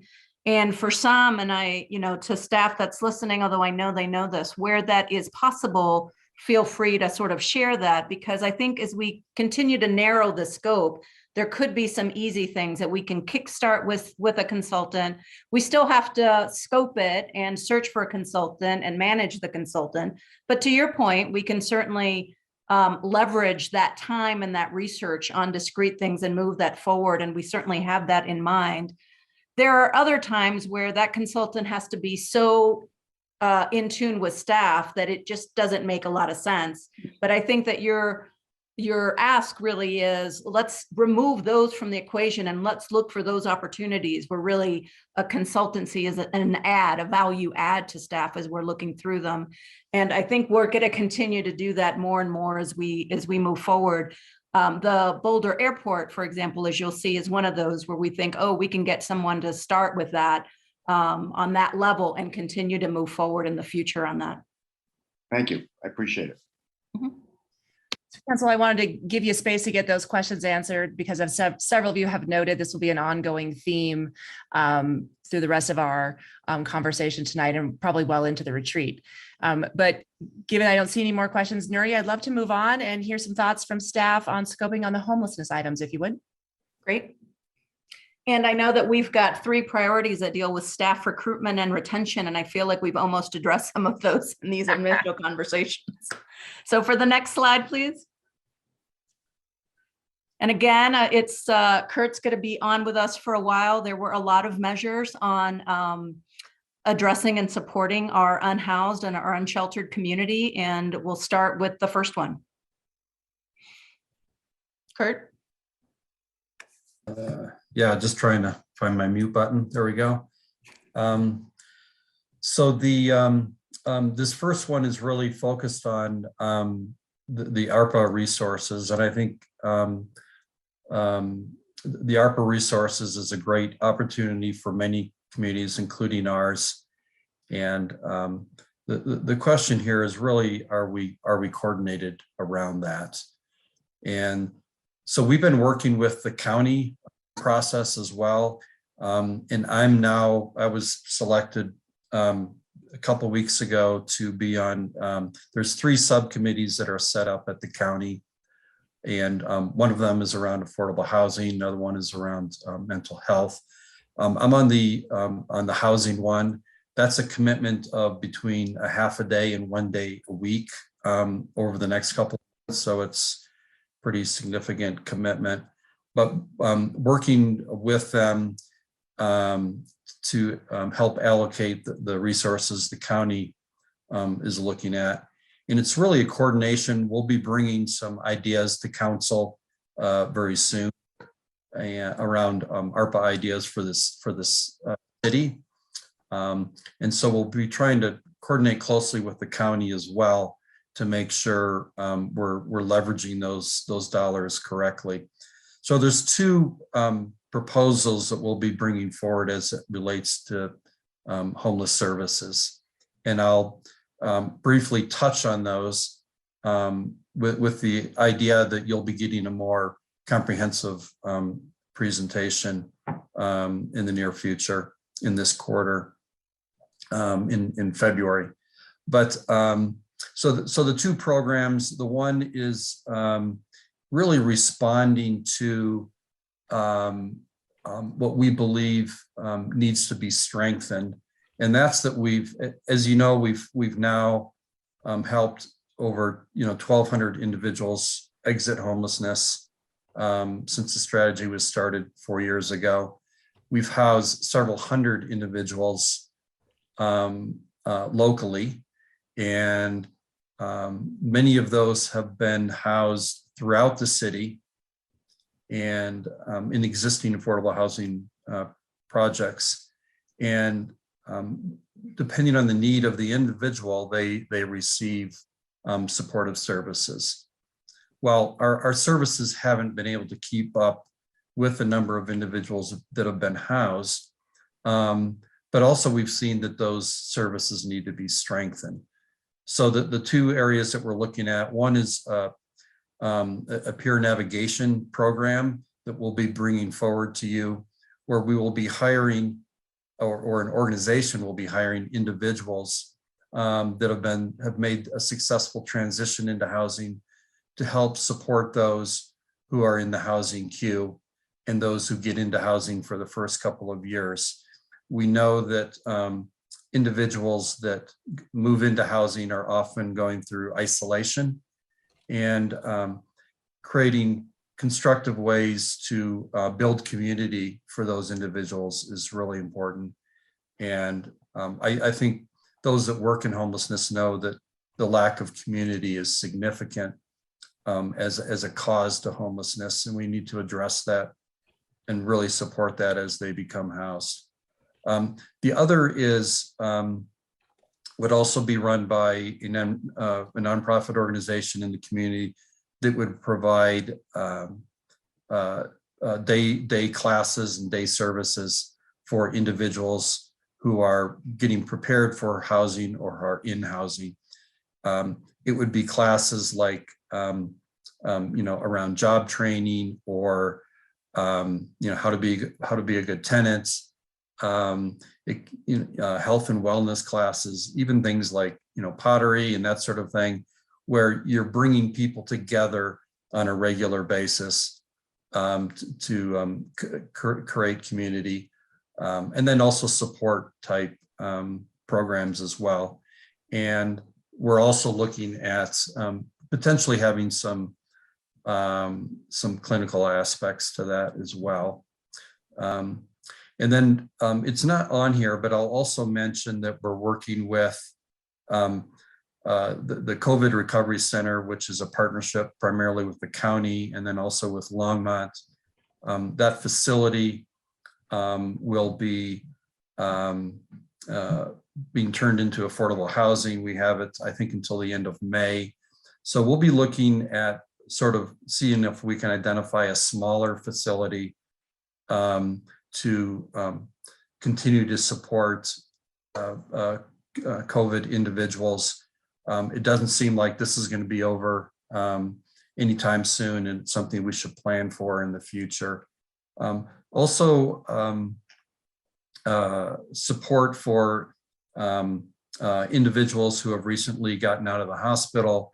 It's not appropriate for them to be at a shelter and providing respite care. So we're looking at a smaller facility that could provide those type of shelter and services as we have in the CRC.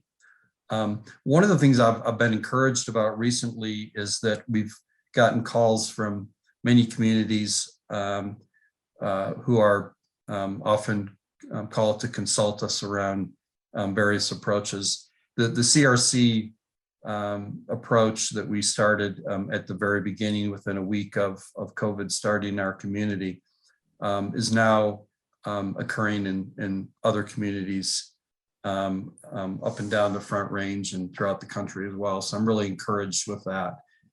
They've sort of gotten away from hotels where they can and gone to something similar to like we've set up.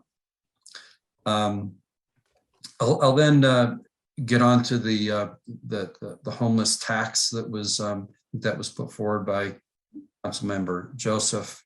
So there was we were in discussions with the Boulder County Commissioners over the last couple of years through the Regional Housing Partnership, and that has shifted probably over the last year to look at both an affordable housing tax and a mental health tax.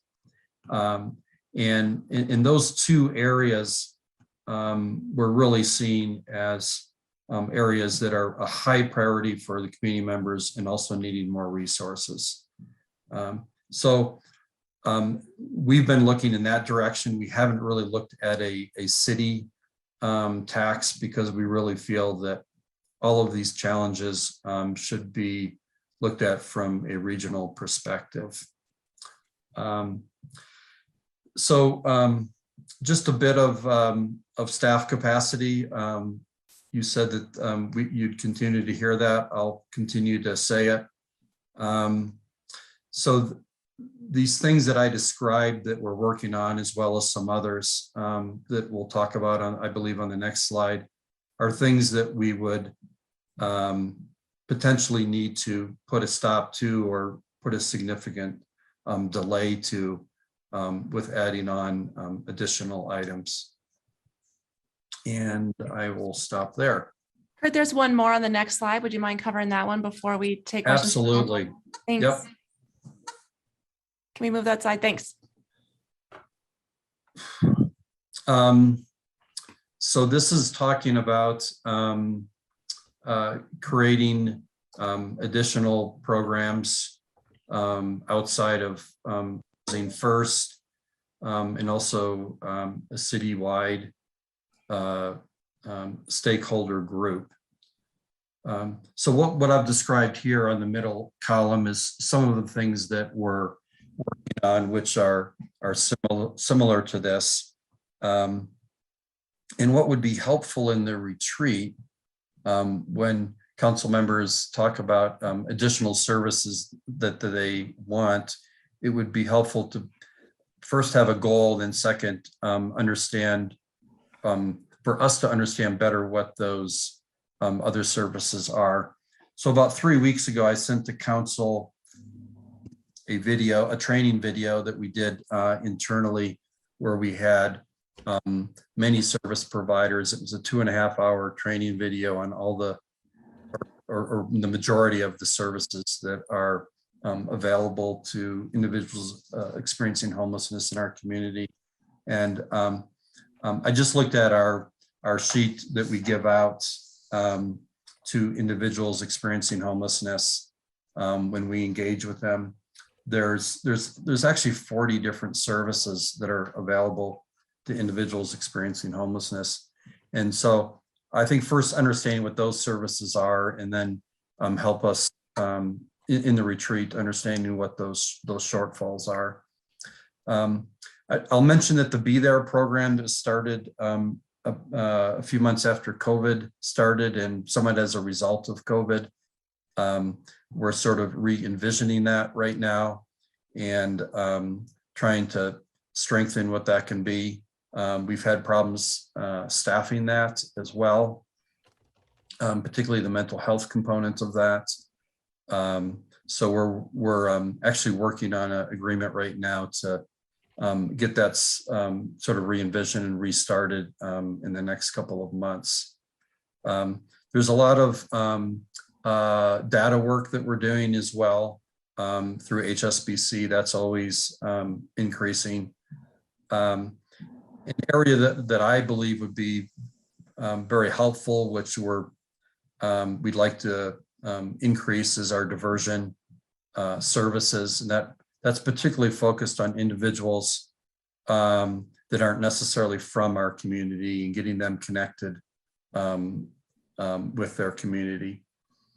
And we also have HSBC started last year regular outreach sessions to the community to hear sort of stakeholder feedback and community feedback. That was put on hold. I think it was last summer when COVID started to increase again. There's an expectation that we'll get that started again in the next few months if that improves. We also recently, you would have heard a few months ago at one of the updates that there was a 7-member sort of panel that was implemented. 7 members who have lived experience, who give input to the criminal justice work under Judge Cook. And I think that's been very helpful. So there's been a number of activities under HSBC and also under the city initiatives to increase the feedback, particularly of those with lived experience. And I would say overall, there's so many things that are happening right now. So many new services and approaches that have been started over the last couple of years under HSBC. My goal is that we are able to find and maintain the staff capacity to keep those going. And I will stop there. I think there's still one more on the last slide. Oh, darn. Okay. Very popular, man. We got lots of things. Your stuff is important. Go ahead. Yeah. So this one, we may have to understand a little bit more. This is the county coroner's office collects this information. We can possibly work with them to make that information a little more visible to council members. We do not have insight or collect any kind of hospitalization information, but we could see what if Boulder Community Health might have some sort of reports or something that they would give out, but we are not really privy to any of that information. Great. Thanks, Kurt. All right, council questions, comments? Nicole, go ahead. Thanks. Yeah, this is just really a comment. I just wanted to kind of, Kurt, you were asking, I think earlier, for like, what's the problem statement? And so I kind of wanted to get at that with my first one. I really appreciate all the work, that you're doing to think about how to help people who've made that transition into housing or, or getting there. I think that, from what I hear from folks who are living in the housing, that seems like it's heading in a good direction. The thing that I was really trying to get at with the priority that I laid out was, what can we do about unsheltered homelessness? And how can we, this I think ties into, forgetting Matt, Aaron, either one of your points about a day shelter, right? The services, Kurt, that you're working on with these initial ARPA funds, they sound like they're for folks who are already housed, have just been housed, or on the verge of getting housing. And I'm really talking about folks who are living on the creek, because the problem, as I see it, is we've got people living in our public spaces, and how can we address this strong need that I think everybody in our community is feeling to get at this issue because nobody seems to think it's okay, right? So I think that's what I'm trying to think of, and especially with some of the new ARPA funding that's going to be coming through the state, these hundreds of millions of dollars for homelessness, for housing, for things like that. That's what I'm wondering about. How can we capture some of that? Like, can we use it to buy a building? Can we use it to, renovate a building that we have to serve as a day shelter facility? Those kinds of things. How can we use this one-time money to create a space that will pull people from hanging out by the creek or in our public spaces? So I don't know if that helps kind of clarify. I just wanted to point out that I think what I'm hoping to get at really is the issue of unsheltered homelessness, and how can we create spaces where people can be throughout the day and sometimes at night if needed, that are not in our public spaces. And how can we make use of this one-time giant amounts of money that are potentially going to be available? This may be a place where we can support some of the, service providers or something, consultants, others who can help out with this, but trying to get some of that money to address this issue of people in our public spaces and how we can improve those public spaces feels really important and timely. Kurt, do you have a thought on that briefly? And maybe it's something you're going to punt to that study session coming up. Yeah, I'm sure we'll address. I can't see us not addressing this at the council retreat. I will say, Nicole, and you and I have spoken about this a great deal. It's one of the great frustrations of our work, that we've made more progress than we ever thought we would over the last 4 years. But it doesn't really feel any different when you walk through the city. And that's extremely frustrating. What we have seen, and I showed this to council members, I think 2 or 3 weeks ago, is that we have significantly reduced the number of capacity turnaways over the last 3 years. And last year they were almost non-existent, even though our we had the challenges with COVID. The strategy of council 4 years ago, and that which created HSBC, Homeless Solutions for Boulder County, was really to focus resources on solutions out of homelessness. And when the city looked at a day shelter at about that time when the strategy was being developed, at that time, I believe the cost that was being quoted was around $700,000 or $750,000 a year for the operating cost of that service. It may look the same today or more, I'm not sure. But at the time, because of the strategy that was in place, it was really looking at how many individuals could be housed with $750,000 a year. And it's a good number of people. And so that's why that decision was made in that direction. So those are some of the things council would need to consider and think about. As far as ARPA funds, congregate sheltering is not something that ARPA funds supports. In fact, you can't get HUD funding really for congregate sheltering anymore. There's really been a shift in federal and state and many local funding resources on simply things that help get people out of homelessness. So I think any initiative, I mean, my thought would be is, what's access to that? Thanks, Kurt. Matt, question?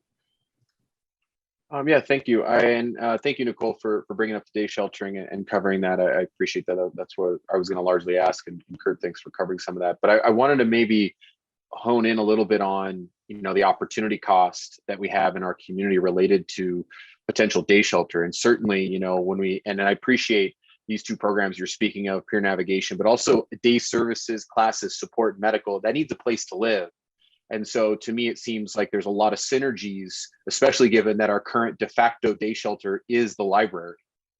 And so I want to make sure that we can siphon that audience and that the folks that are seeking shelter there away into a place that actually has many of the services that they need. So I see a lot of inherent, almost intrinsic synergy between a place for them to congregate during the day could also be multi-purposed into overflow sheltering and supports the very services, classes, and support medical that you want to speak of and the staff are currently working on. And so I see them very much intertwined in a meaningful way where the monies and the array of pots that we have. And so I'm kind of wondering, do you see those synergies as well? And is there opportunity for us to hit a bunch of different pots that speak to those needs in order to achieve our outcomes?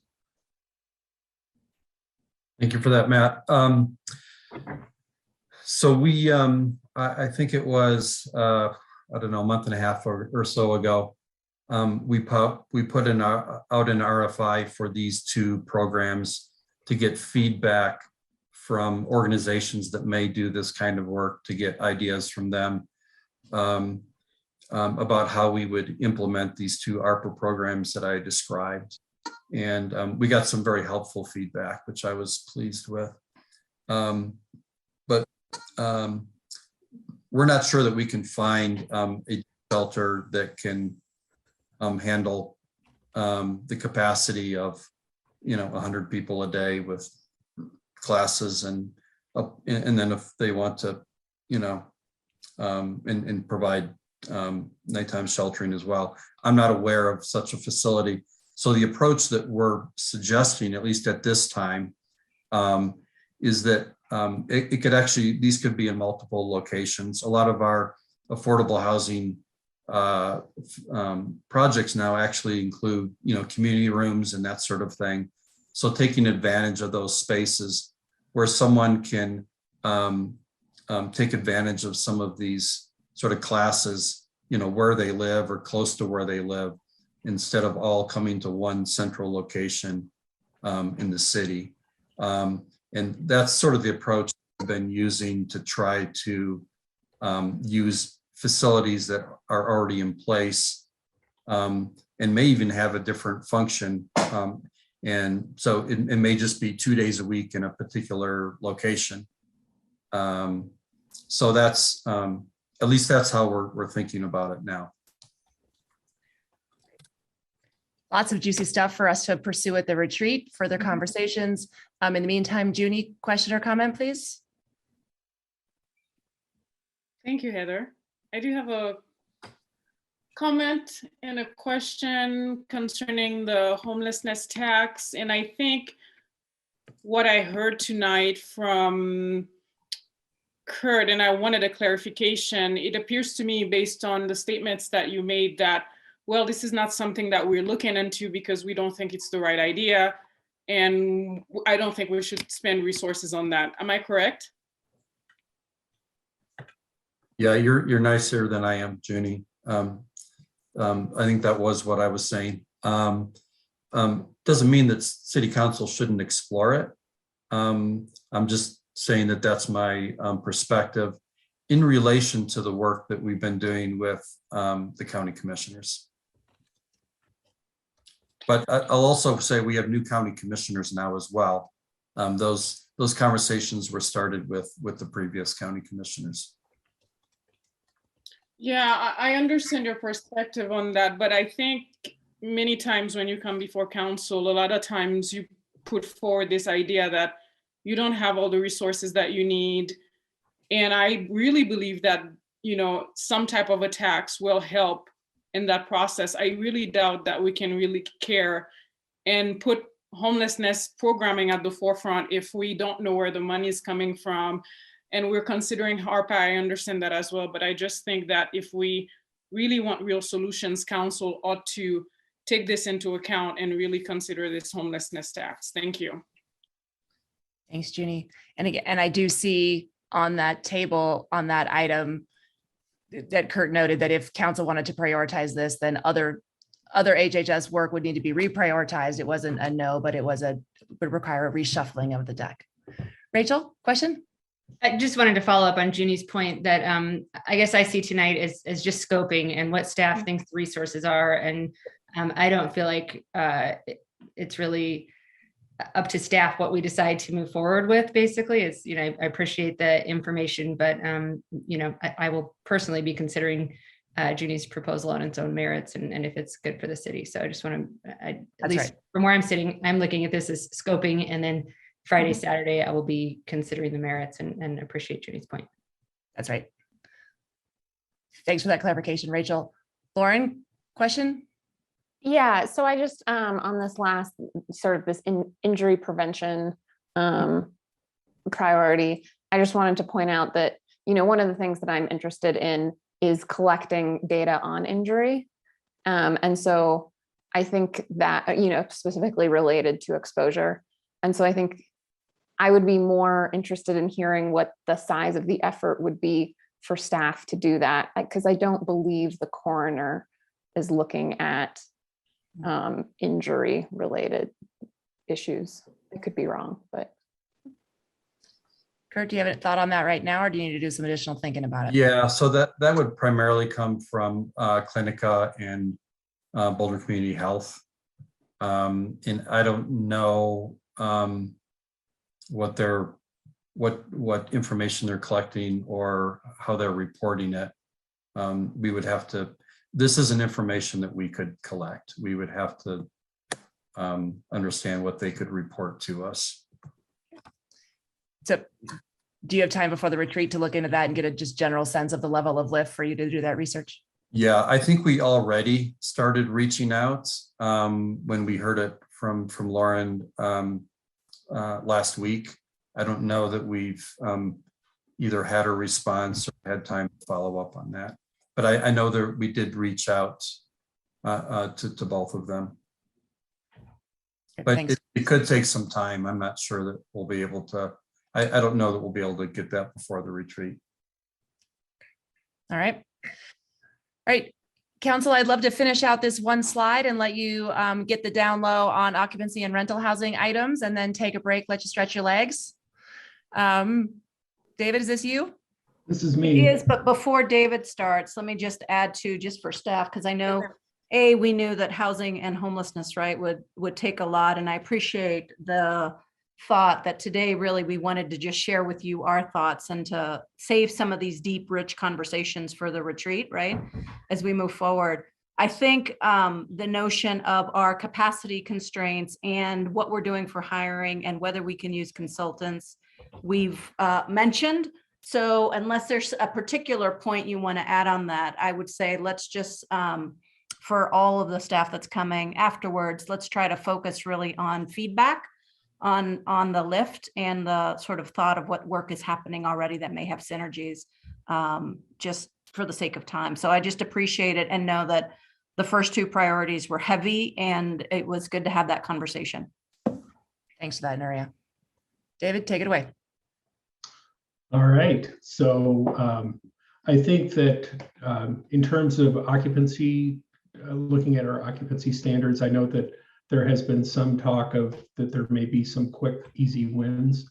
I hope that that can be the case. And again, that would go to how the council scopes the issue at the retreat. But I have, you know, as we have learned from the previous election, people have both passionate views about the topic as well as perhaps many opposed perspectives on the topic, and whatever solution comes out of it, I think will require a big community engagement lift.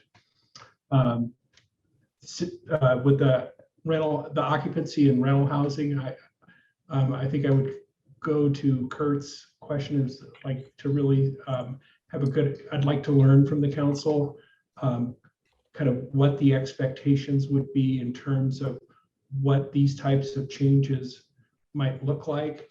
And again, on the one hand, just things that I've been hearing quite a bit since I've been back is both that we regulate too much and we don't regulate enough. And so I guess any help that the council could provide us in the retreat on how we begin to balance those two perspectives. Okay. Anything else you want to say on that, David? That would be my final remarks. David, one clarifier perhaps before your time when we were talking about occupancy, Jacob had mentioned before your time in this role, I should say, because Lord knows you have been with us for a while. But Jacob had mentioned that staff had initiated sort of a peer city review and was planning on bringing that forward to council in this quarter. And I haven't touched base again with the team to see if that is accurate. So maybe that's something for you to think about for the retreat. If we can at least get started with some of that conversation, because we may get some great policy direction on that front as well. Great, thank you. Council, any questions on this item? Go ahead, Matt.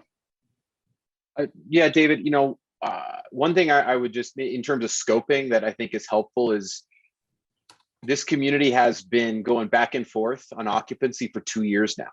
And that's a lot of community engagement. In fact, more so than most issues we deal with in terms of ordinance, public hearing, some emails, second reading, and boom, we pass it and move on. And so I think, I hope we can see those comments, pros and cons, as a huge foundation and scaffolding from which to perhaps find ways to expedite the process, not to bypass process, but to leverage those conversations for the last 2 years to really inform us to move forward in other parts of process that we otherwise probably don't need to do based on having 2 years of really, really large and sometimes contentious public conversation around occupancy. Mm-hmm. Well, I appreciate that, Matt.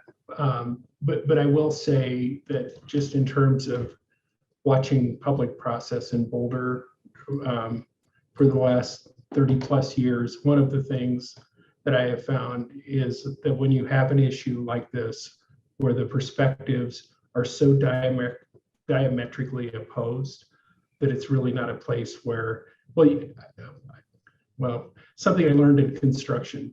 You want it done, do it once. You want it nice, do it twice. And I think a lot of times those types of issues, we find ourselves picking up the pieces and starting it again. So those would be my concerns that I would ask you guys to consider. Thanks, David. Council, I don't see any other questions. Would love to give you a chance to take a break, but I just wanted to pick up on this thread real quick in advance of the retreat. Thing one is for those of you who have been on council for some time or have been watching council for some time, you might recall previous council conversations at a retreat where a certain topic was identified as an easy win. That, if I recall, then took over council and the community conversation for some number of months, if not more than a year. This is perhaps a cautionary tale. Part of it was just to David's point on how council tackled and understood the level of WIF at the community. So as we go into the retreat, when you're thinking about reframing, rescoping, reconsidering, revising some of these ideas based on the information you're receiving today, one of the things that you might want to consider is how do you envision and understand the community of conversation around those things, because that probably also does influence not just the lift for council and for staff, but also for the community who also have things to do with their time. So might just give some thought to that when you bring ideas back on Thursday or on Friday and Saturday. So with that, it is 8:12. Someone asked me when I first joined, do you get 15 minutes tonight? And you don't.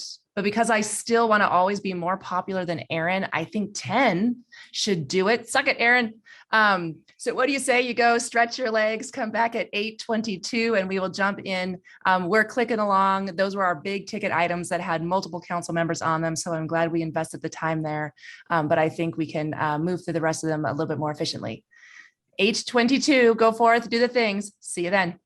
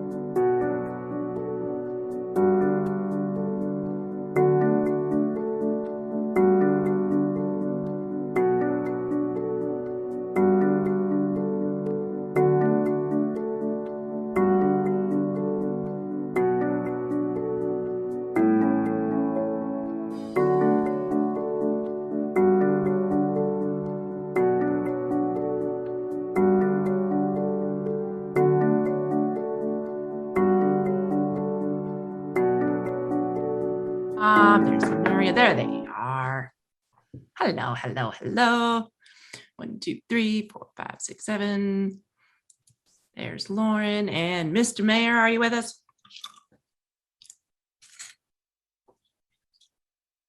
He was so accustomed to taking 5. He's like, and I'm out. All right. While we're waiting for Aaron, just if you're tracking, we are actually making rather significant progress. A bunch of you had priorities in those early categories. And so now we have more items that just have 1 or at most 2 of you. And I suspect these will move along more quickly. And so I'll add Heather too while you're finding some time, right? I have asked staff to help with our time management, and those 2 we knew were sort of big issues. So I appreciate that, to sort of focus on what the feedback is and what questions, if any, they have in terms of like how we need to scope, or if that scope were more narrow, this is what that timeline could be. So hopefully we should be able to move forward a little bit quicker in the next segment. Excellent. Thank you. And there's Aaron, and away we can go. So starting, picking up where we left off with nuisance abatement and hill revitalization. Is that, David, is that you? That would be Nuria. Oh, Nuria gets those. All right, because this is Nuria's thing. Go ahead, girl. Well, I'll say this, that there are 2 here that are really about sort of increasing what we're doing with nuisance abatement and quality of life issues. Certainly, we have talked about that in the Hill Revitalization Group. So that work is ongoing, and I believe it is Q3, if I'm not mistaken, that CAO is hoping to bring some ordinances in front of council. I'll say too, though, that we've had continued thoughts on this issue about even expanding that, and that's why, to David's earlier point about, sorry. Your soup's ready. There's something beeping at me in my kitchen, and I don't know what it is. As we were thinking about what that looks like in terms of the occupancy issues, and I think some of the conversations we're going to have here in nuisance abatement about land and some of the renter supports that Nicole had mentioned earlier, we're going to be touching upon as we look at this work, with whether it's landlord education, thinking about how to strengthen some of those conversations with landlords and holding what is not the majority of our landlords accountable for some of those nuisance issues. We've been working with IT with some great data on what does that look like in terms of who are those calls that we're getting, where are the properties that we're getting the most calls from and are using the most resources, and really honing in on those, because again, it is that kind of, to Maris's point, the 80-20 principle, or in my estimation, it's usually about 10% of landlords that are perhaps, or property managers that are perhaps not paying the right attention. So that work will be ongoing. In Tara's request regarding nuisance abatement, I'll add that there were some additional conversations to be had about that, including moving from or shifting to a patrol-based model instead of a complaint-based model. And that work is not ongoing, but certainly if that is a priority that council wants to move forward, that's another one, given where police capacity is right now, that we would have to have additional conversations on if that is the choice. But we're also hoping, as we continue this work, that some of the data-informed strategies will help us pinpoint and strategize better to that work. So more on that as we move forward. Okay. I'm worried about your house, Nuria. Your kitchen is hollering at you. It is. Council, any clarifying questions or thoughts on those 2 items? All right, what's next? Now it is David. Aha. So as all of you know, that we're moving towards the adoption of the East Boulder Subcommunity Plan, and hope that that will happen towards the end of the first quarter, early second quarter. So our thought is that we will be moving directly into implementation after that, or at least at a minimum, implementation planning when the plan is adopted. And that's just, figuring out how you're going to fund public improvements, regulatory structures, a lot of those types of things. So that will continue. And I think that we, at least in that area, are probably pretty well staffed to continue that work. The community benefits issue that Councilmember Wallach brought up, I think that that's something that we could probably fold into some of the existing code change projects that we're doing right now. In terms of, I think that the point that Councilmember Wallach was making is that I think that sometimes developers make promises that are outside of the regulatory processes, and what approaches we can use that when that occurs, that we can actually get some type of implementation approach that's binding. So we can add that in as, that can probably be folded into existing work projects as well. Okay. So where those say high in terms of level of effort, that's because they could be folded into those things that you're already doing that are already high levels of effort. Is that right, David?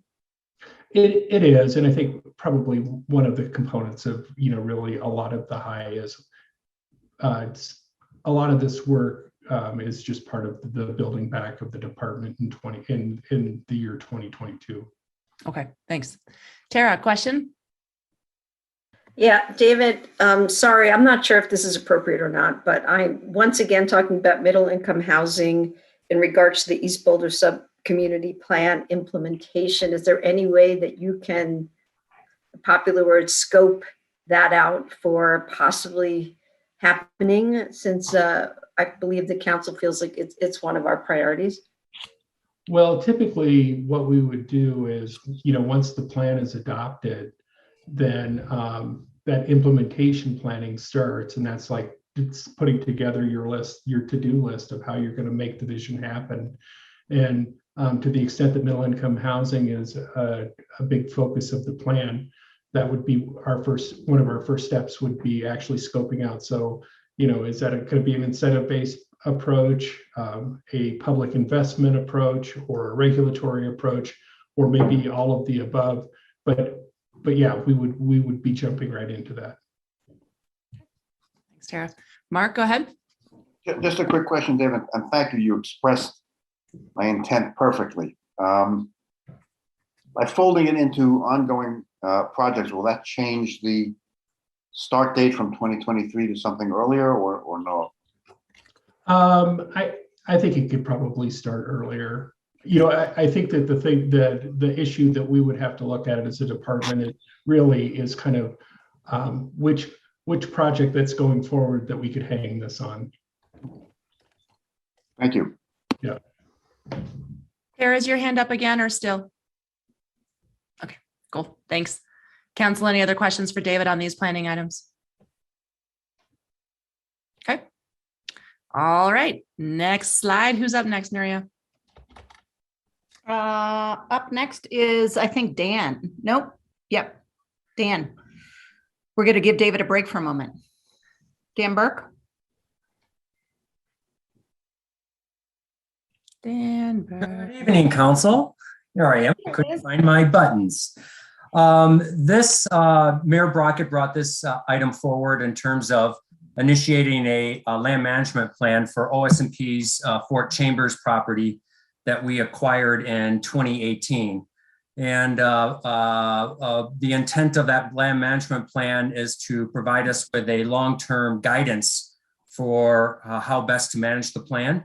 And as part of that, we have already identified the need to have meaningful participation in that planning process with the 3 tribal government nations that were impacted by the Sand Creek Massacre.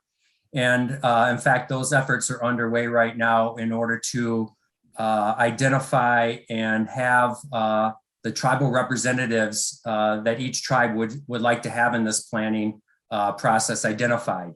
There's still, I believe, one of the tribes we're still looking to get that official representation from. They are definitely interested in participating, but we have yet to get that representation of who will be their official reps on it.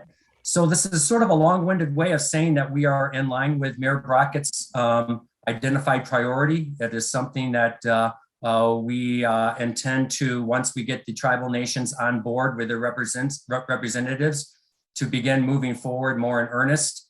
And we expect that this plan could be completed by the end of 2023. There is one caveat in terms of the unknowns or what might delay this project. And that is in working with tribal governments, they have a lot of efforts that they're asked to participate in. And so one of the unknowns is we feel like moving forward without robust and meaningful participation from the tribes would be something we don't want to sacrifice. So the timeline that we put in place will need to be somewhat flexible and adjustable in order to meet the capacity challenges that tribal representatives will be under for the time that they're able to commit to the project. But if all goes well, we're hopefully we will be able to have this wrapped up by the end of 2023. Excellent. Thanks, Dan. Mark, is your hand up for a question for Dan? Nope. All good. Okay. Does anyone have a question for Dan? Say thanks for that, Dan. Appreciate it. Absolutely. All right. Up next, David. Yeah. Sorry, David. Break's over. I know the break's over, but I think after this one, I get to drop the mic. There's been a lot of interest expressed over the last few years about it being time to take a look at the planning reserve. Just in terms of, the topic has come up in terms of the needs for housing in our community, as well as, many people have raised it in the context of the CU South annexation. So we anticipate that this work will need to be done as we move into the next major update to the comprehensive plan. So our plan is to start that work in 23, of course, assuming it is all authorized by the council, and there's quite a detailed process laid out in the comp plan about how we would go about doing this project. It's never been done before, so that it'll be interesting for everyone. But yeah, so we'll just be bringing, I anticipate, based on how I assume the council will react to this project, that we'll be bringing this forward in 23. And this is given that there's a lot of technical capacity type issues associated with the public infrastructure that would be required to serve the planning reserve, that this actually would be, in addition to a staff intensive project, also a consultant intensive project as well. Lots of questions for you on this one, David. Bob, go ahead. Thanks, David. David, just a question on timing.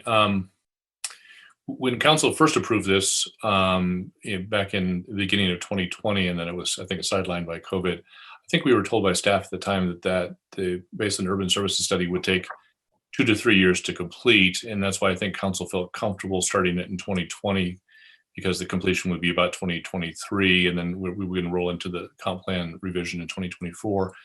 If we don't start this until 2023, are you still confident that this can get done in time for the 2025 comp plan? Or is it going to take less time than when originally forecasted, or are we pushing out the beginning of the comp plan revisions? I guess there's the potential that it could push out the beginning of the comp plan revisions. I see. Okay. But I think that will all be, those will all be project management issues and resource issues if we can run both of them concurrently. A lot of the beginning of the a major update to the comp plan, probably the first year, frankly, of our major updates tend to be more in the realm of community engagement as opposed to kind of substantive policy work. Yeah, I remember that from when we updated the comp plan in 2015 and 16 and 17. Yeah.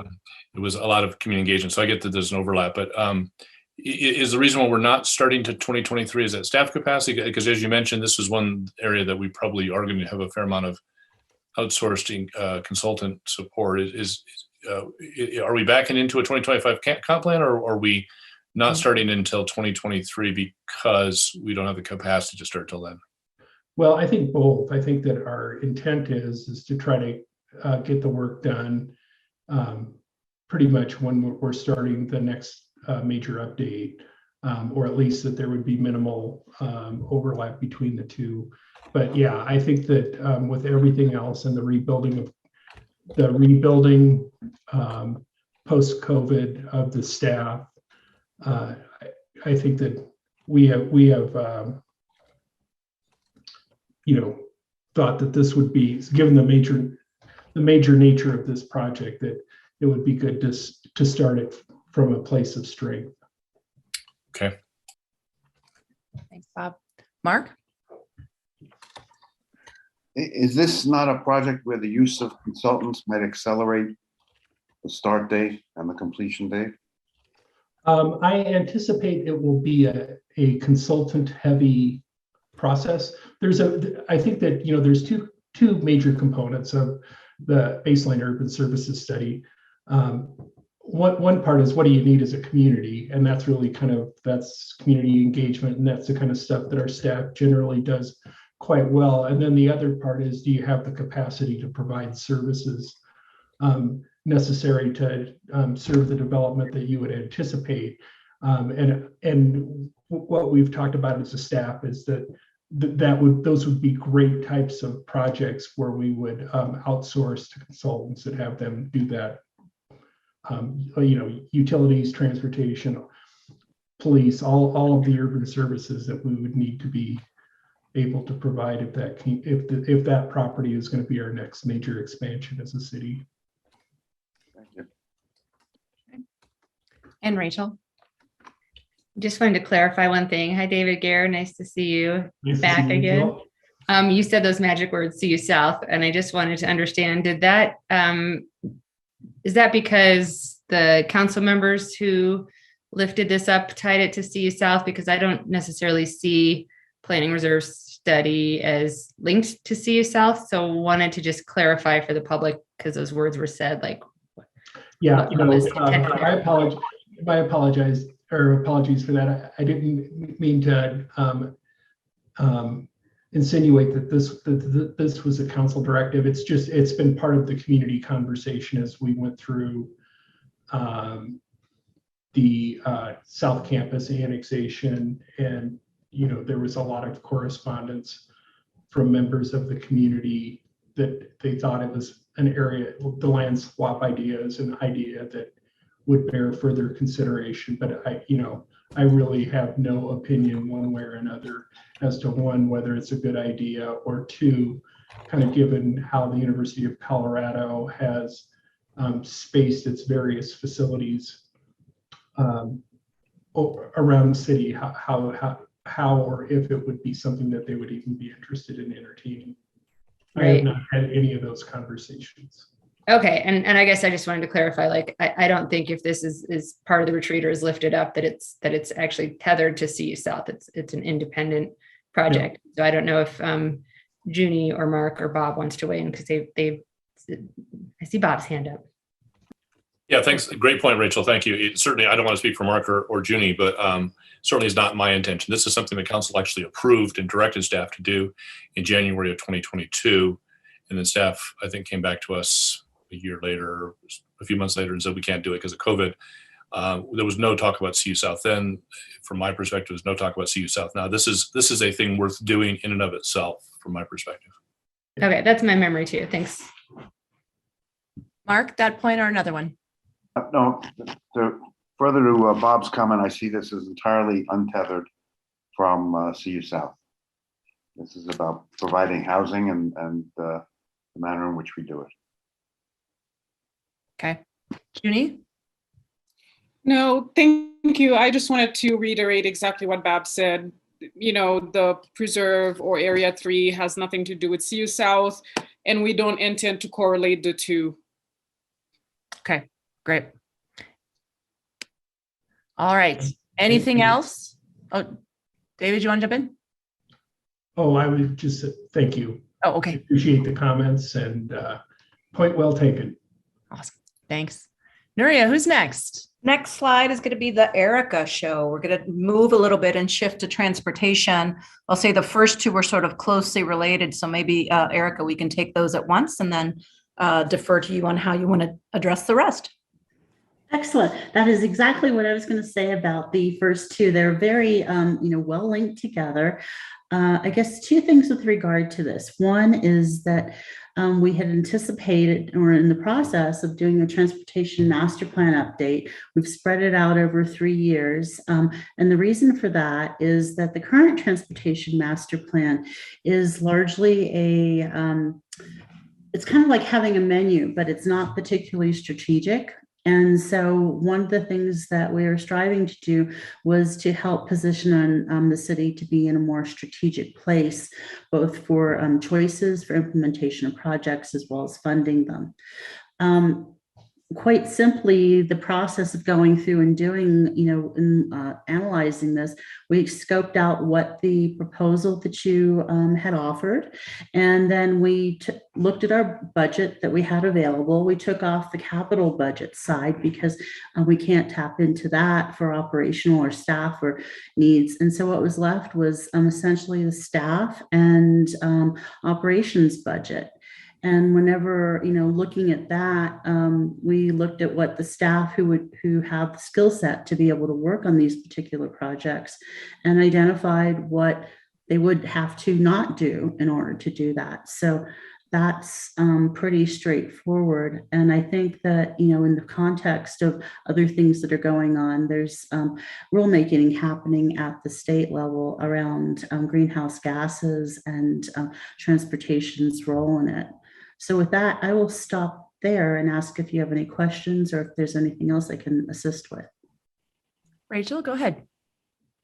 I think that I was one of the two that you're answering here, and the specific action steps that I'd suggested were things like more protected bike lanes, parking changes, meaning maybe eliminating parking minimums, things like that, free public transit for community members, eliminating slip right or permissive left turn lanes, sort of as advised by TAB. And what the suggestion for what we might have to stop to make it happen is basically the things that I'm suggesting implementing. So my first question is this not something that we can include consultants for in lieu of staff time? Because if the block here is staff time, who then can't work on the low stress bike and walk network implementation and EcoPass program, can we then have consultants work on that for us? Because my broader concern as we talk about the new transportation master plan is it feels like the other one is still fairly fresh and not implemented fully. Like we haven't achieved what was in that master plan. So if we're looking at like taking the next 2 years to create another one without implementing the previous one, and these are the sorts of goals we had in it, I just am concerned that we're losing years and time towards Vision Zero. So I guess the main question is consultants here. There are consultants in there too.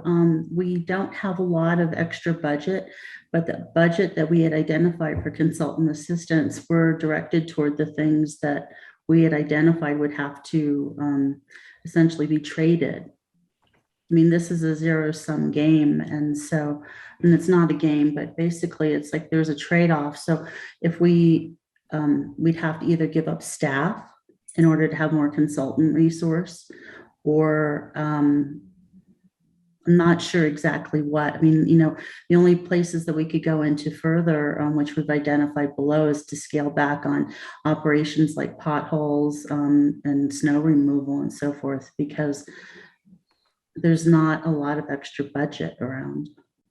And this may be a question then for Nuri. I appreciate the answer. But if our goal is to move forward and we as a council decided we wanted to commit more funding to it, and so it's not then you can have either or, because nobody's going to want to not fill in the potholes or keep the roads cleared or keep moving forward with the things that are already kind of moving in the direction that we're talking about. But if we say we have X more dollars, then can those extra dollars go to consultants to sort of try and achieve some of these goals? I think the quick answer is we can do a lot of things. So it's whether or not that becomes the priority for us to do together, right? And so as we moved into the retreat, if this is one of the items that council as a body wants to lift up, then it is up to us to further scope that and think about, all right, this is what it's going to take, and have that discussion, to your point, about how do we need to make that happen, right? And so I think there's more to come as we think about that, but certainly we can then shift and share with you, we have this policy direction, this is how we propose to address it, and have further conversations about that. Okay, thanks, both of you. Thanks, Rachel. Aaron, go ahead. Yeah, Rachel got to most of my point, but I just to reiterate just slightly that, yeah, I think those first two items that were suggested, Erica, that you addressed, I think they're about furthering the measures like implementing the low stress bike and walk network program and eco passes. And so I think there's probably would not be any desire to sacrifice those to do this, because it's essentially the same thing. So I appreciate, Mary, your point about discussing this is a budgetary priorities if we decide to raise this one up, because I think it's probably more the direction we'd want to be looking at. So thanks for that. And I say that truly to help Erica out as well, right? Like Erica's trying to stay within her own budget. It is not like we have extra money floating around. So I just want to share that if this is something that is a policy priority moving forward, then we will all work together to figure out what does that look like. And that may mean that in other areas of our enterprise that we may have to make other harder decisions as well. Thanks, Neria. Right, Erica, you want to talk about a couple more things? Okay, so the next one, essentially is trying to, create free or subsidized citywide bus service. And in the proposal here, we essentially look at scoping that out and trying to put a plan together and policies, but this would definitely require substantially millions of dollars of resource to actually put additional bus service on the roadways to do that. And quite honestly, it is infeasible to do that within a 2-year period, but having a plan to do that and a strategic way of doing it is possible. And to the earlier points of what we'd have to give up in order to get to have the resources in order to to develop a plan like that, we tried to identify those there. Okay, Rachel's your hand up. Nope. Okay, Lauren, go ahead. Yeah. So if you're, it's obviously an expensive and large program. But doing a feasibility study on what that would look, like what sort of your overall cost is, and what, I talked about like a potential way to pay for that. And so I guess my ask in the work plan is just for the feasibility study. And that's essentially what we've scoped out. Just because, sure. As I said, it would take millions of dollars to actually implement it. Right. And that's sort of in the hidden category, I guess, of what it would take to actually do. Okay. Any other questions on that one? Bob? Yeah, just on Lauren's point on scoping, Aaron, help me remember here. I think there was some scoping of this done, 4 or 5 years ago. I remember Mary Young was on a committee with some colleagues around the region and a committee with RTD. And I don't know how far they got, but I thought there was some scoping and actually some dollars actually put on this thing. So if the question is what would it cost? I thought that question was kind of answered, and I wonder if we could dust that off. Am I remember that correctly, Aaron? Well, I think something like that was done in about that time frame that you're describing. I do think that the landscape has changed really significantly with the COVID and the pandemic and RTD's workforce challenges and all these kinds of things. So you probably would need to relook at it at least somewhat. Okay, thanks, Aaron. Erica, real quick, is that ringing a bell? Well, since wasn't here then, no, it's not ringing any bells, but I guess there's what, I want to say a 2012 transit plan was put together, but that's what I can recall off the top of my head. So we need to look into that further. Yeah, it was more recent than that, Erica. It was probably around 2000, I'm going to guess 17. I might be off by a year, but around 2017. And there was a multi-city work group that Mary Young from City Council was on. And one of the questions that was asked was, what would it take from an expense standpoint to have a ubiquitous free ubiquitous bus service in Boulder? And I think dollars were put on that. As Aaron says, that may be stale work by now, but it was done at one point in time.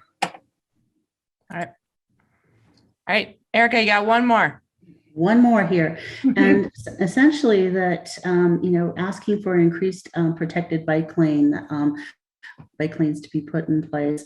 So we have an existing plan, which is our low stress bike and walk network, but it is largely unfunded. And so what we had anticipated doing was trying to go back and take a look at that as part of the transportation master plan update. In order for us to accelerate that work and actually get things implemented, we had identified what would need to be, the resources that we have allocated, that's a roughly equivalent amount to get us started on there.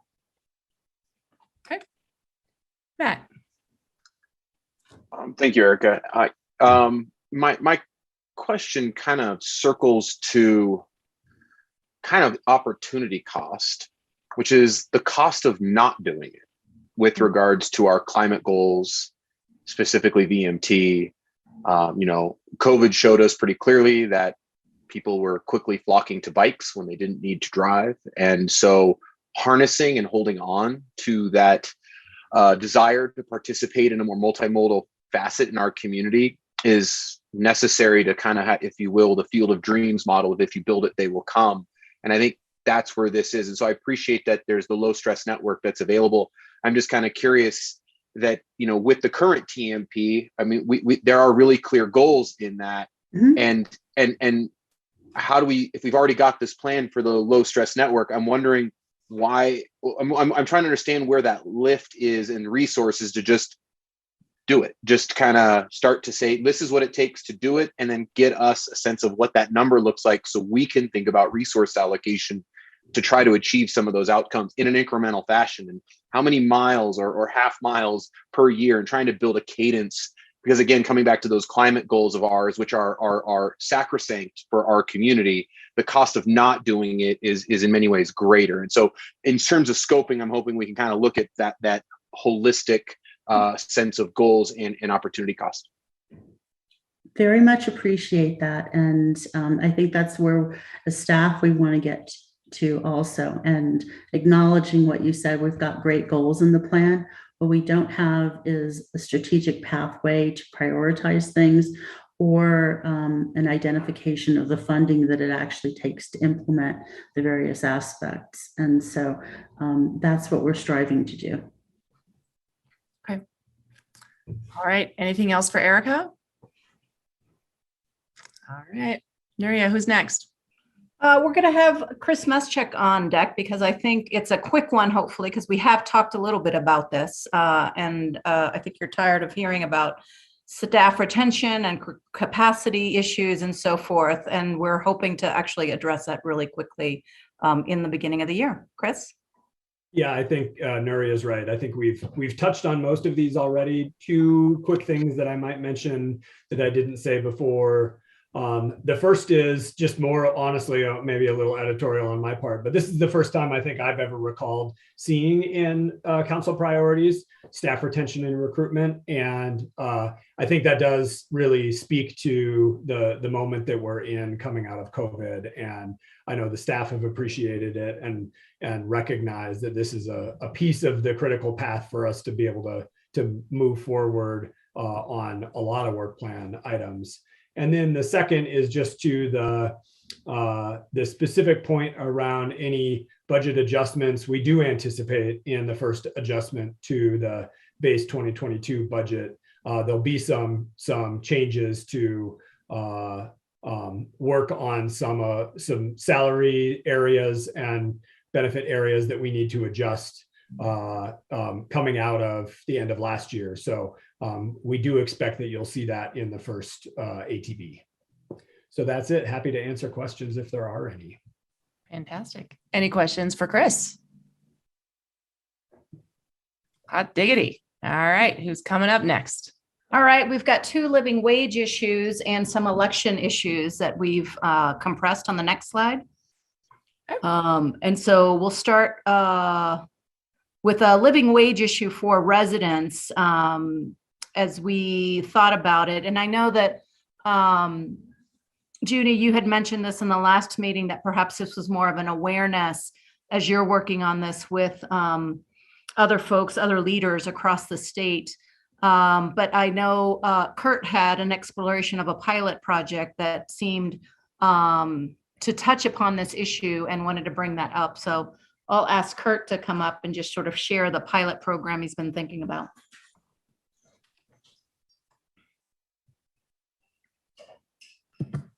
There we go. There we go. Yeah. Yeah, so we're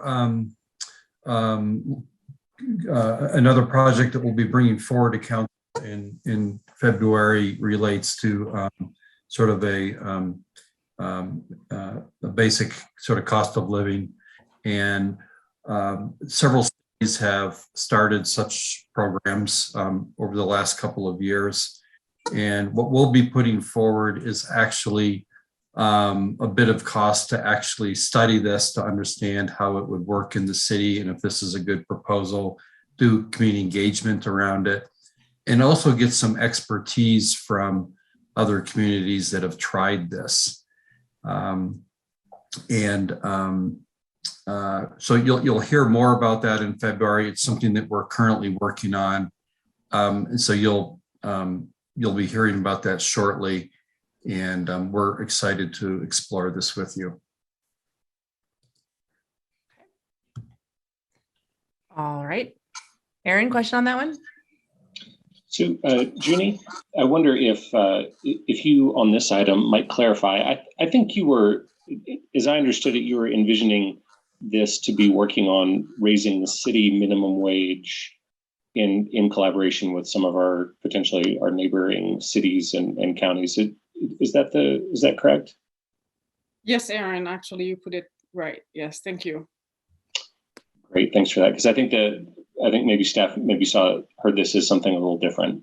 So well, I do think we understood it that way, Aaron. We were mentioning this as it's sort of associated with that type of work, but we understand it's not the same thing. Got it. Okay, thanks for that, Kurt. Yeah. Okay. All right. Anything else on that one? All right, Nuria. And then I'll ask, I now forget if it's, I think it's Chris who's going to try to talk about the ballot measure on this living wage item. Is that right, Chris? Sure, I can jump in on this one. This one was from Councilmember Spear around both council pay and board and commission members. On the board and commission member front, there has been a boards and commissions subcommittee and engagement committee that's been looking at kind of boards and commissions broadly. I think this is one that could be in that. And then on the council pay piece, the council has had that conversation, and I think that's one that primarily lives with council, and then any necessary code changes as a part of drafting that ballot measure. So that's the short and narrow on that one.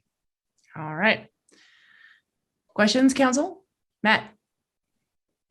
I appreciate that, Chris. Given that there certainly is a lot of interest on council here for some election reform, or at least some election integrity, not to mention this is a national issue, as we all are all very aware of.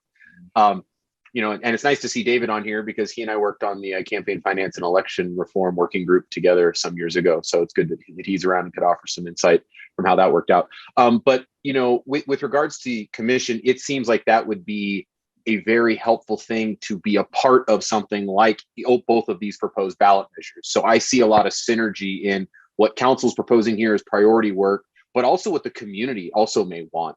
And I think that's an important thing for us to also consider in sort of how we scope that, is not just where it fits into the council priority, but where it fits into having the community input with regards to this and many other synergies that we see going forward and ongoing election reform stuff. So I understand that there's some staff time on it, and I know David and I worked on that together, but it was really fulfilling from a community perspective. And so the opportunity cost, again, I come to there is by not having that, we're reacting to democratic issues rather than maybe proactively looking to solve or rectify issues. And Matt, I'm sorry, just for my clarity, are you talking about the living wage ballot measures in synergy to the elections, or the two elections ones? Did you jump us down? Well, Chris was mentioning the election was talking about boards and commissions with regards to this, and maybe I misunderstood, but it seemed like he was kind of tying that in, and maybe he was indirectly, or I misheard. So maybe I did jump ahead on one. Matt, maybe I can clarify. I was specifically speaking to the second row there, which was from Nicole talking about potentially exploring paying board and commission members. So all of the city's boards and commissions, and whether they should receive some sort of monetary compensation. And we see that could very, very smoothly kind of roll into that board and commission work that's already underway.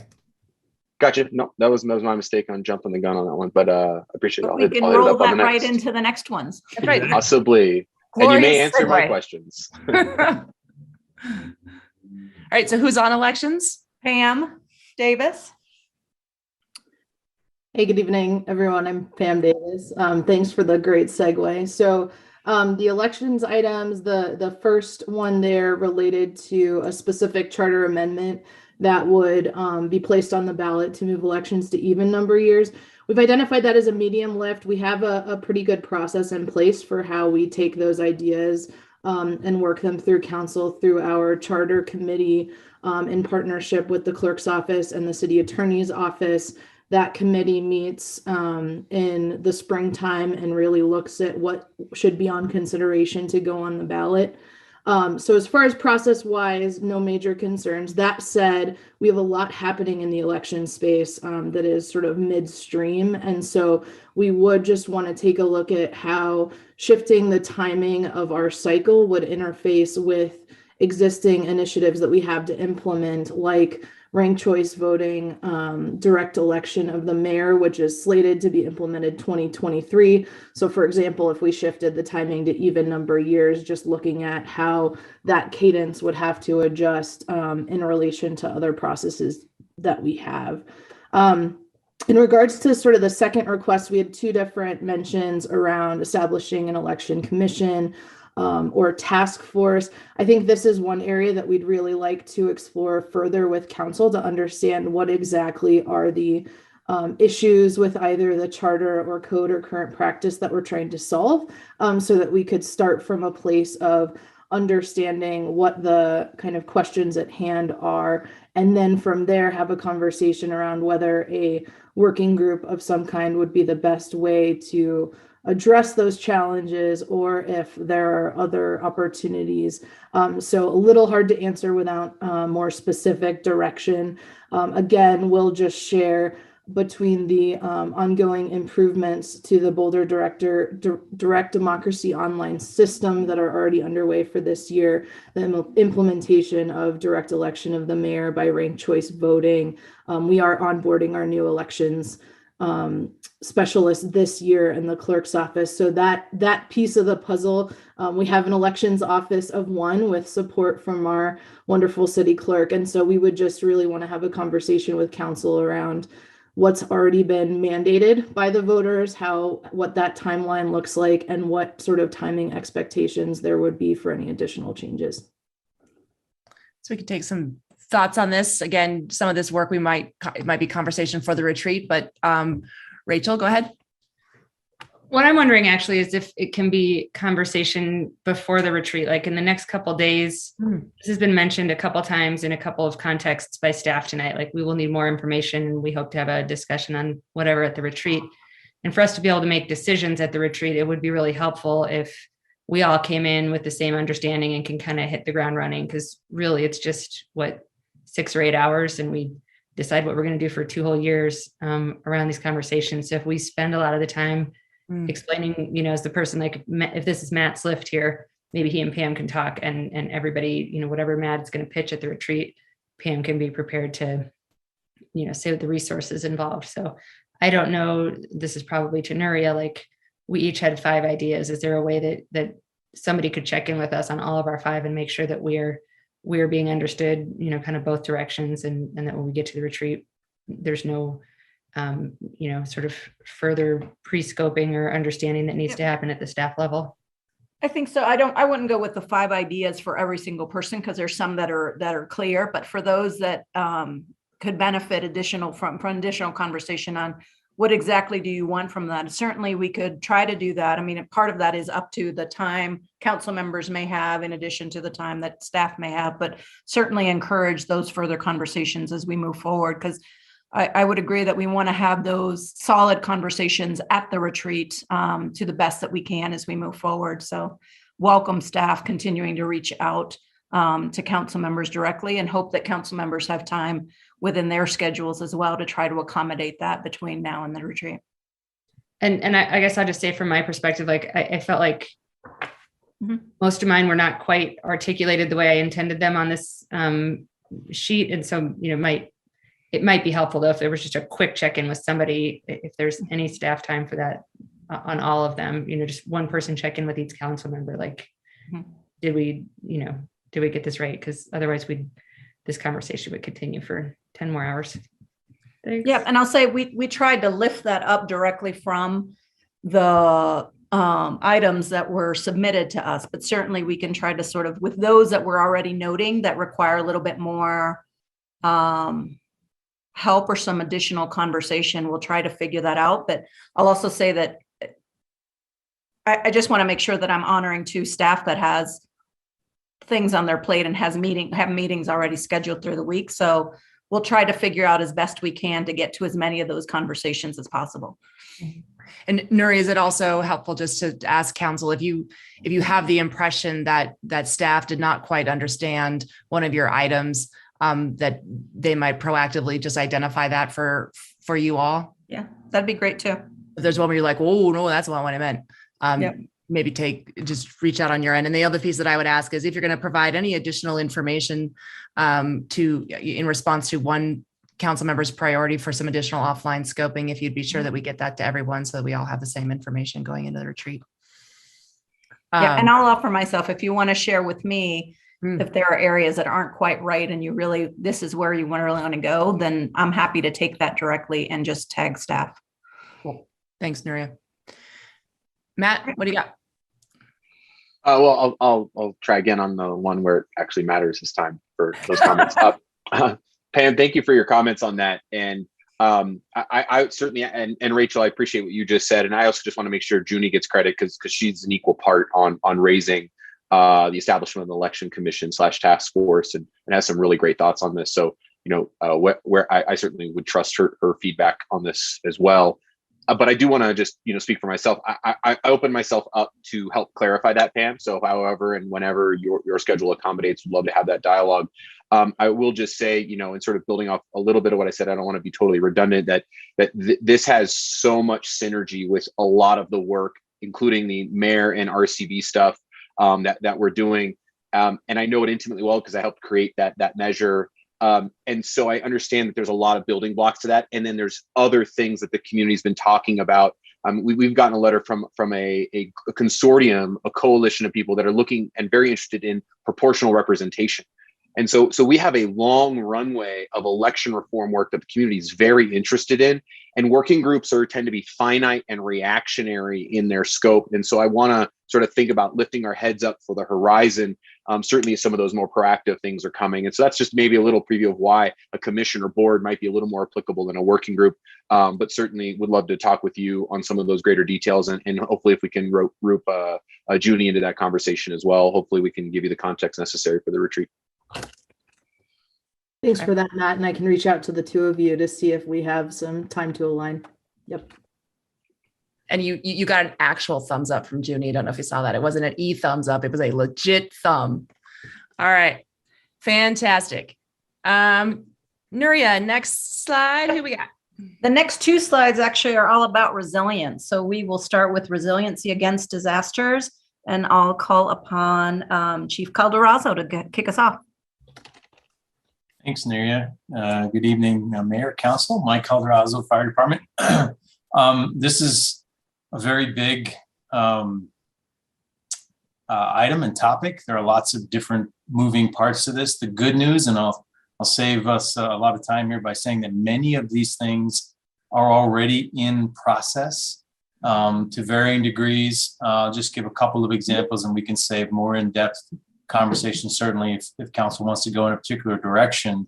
But around the three big areas, prevention, response, and even on the recovery side, we have to update our community wildfire protection plan, for instance. OSMP has a forest ecosystem management plan. We work every year with that. The limiting factors on mitigation, for instance, are going to be, in any given year, it's going to be the weather or some other issues. But we're constantly working on different parts of different plans and working to revise those. Of course, the Marshall Fire did have us rethink or start to rethink our own risk assessment. So that's something that's going to need a refresh.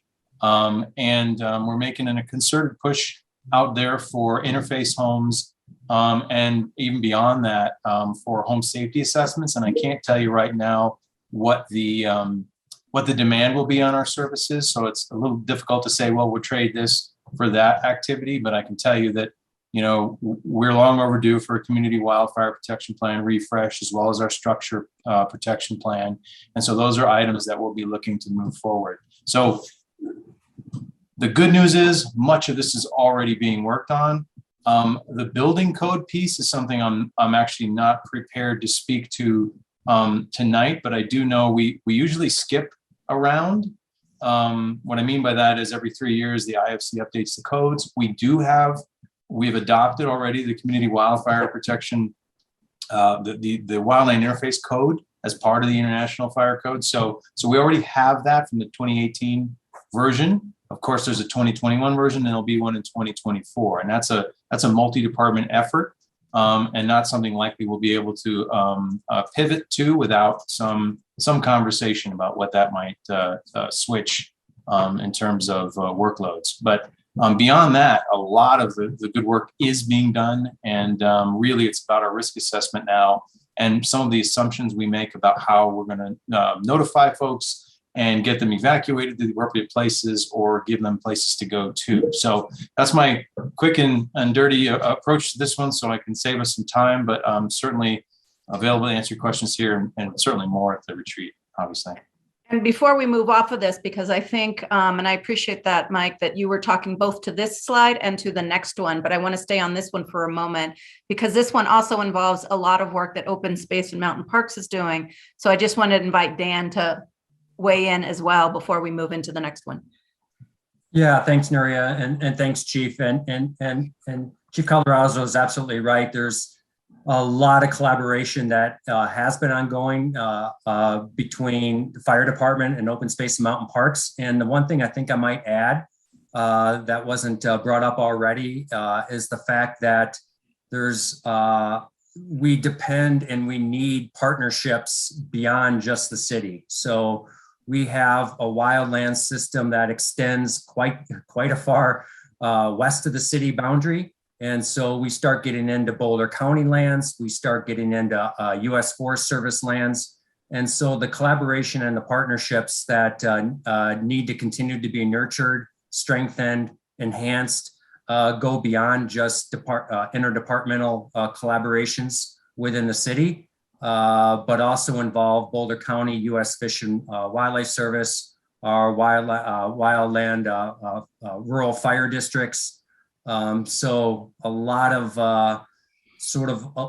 of agencies need to be brought to bear, and we use these partnerships to help make our grant applications more appealing, and the more collaboration and partnerships we could show that are being brought to the table, the more success we'll have with bringing additional capacity in the form of grants, and we can leverage that to do a more on the ground work. So, and the other point that I think I'll make is that beyond sort of traditional land management work, such as thinning and prescribed burns and prescribed grazing, all of those things, which is used really heavily on open space, climate change is also having us bring in other areas of land management that we weren't considering very heavily in the past, such as soil health.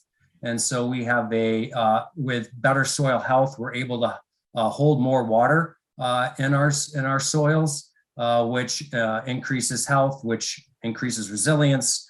It's all tied together. So I think that's what I'll add to what the chief already stated. Thanks, Dan. Thanks, Mike.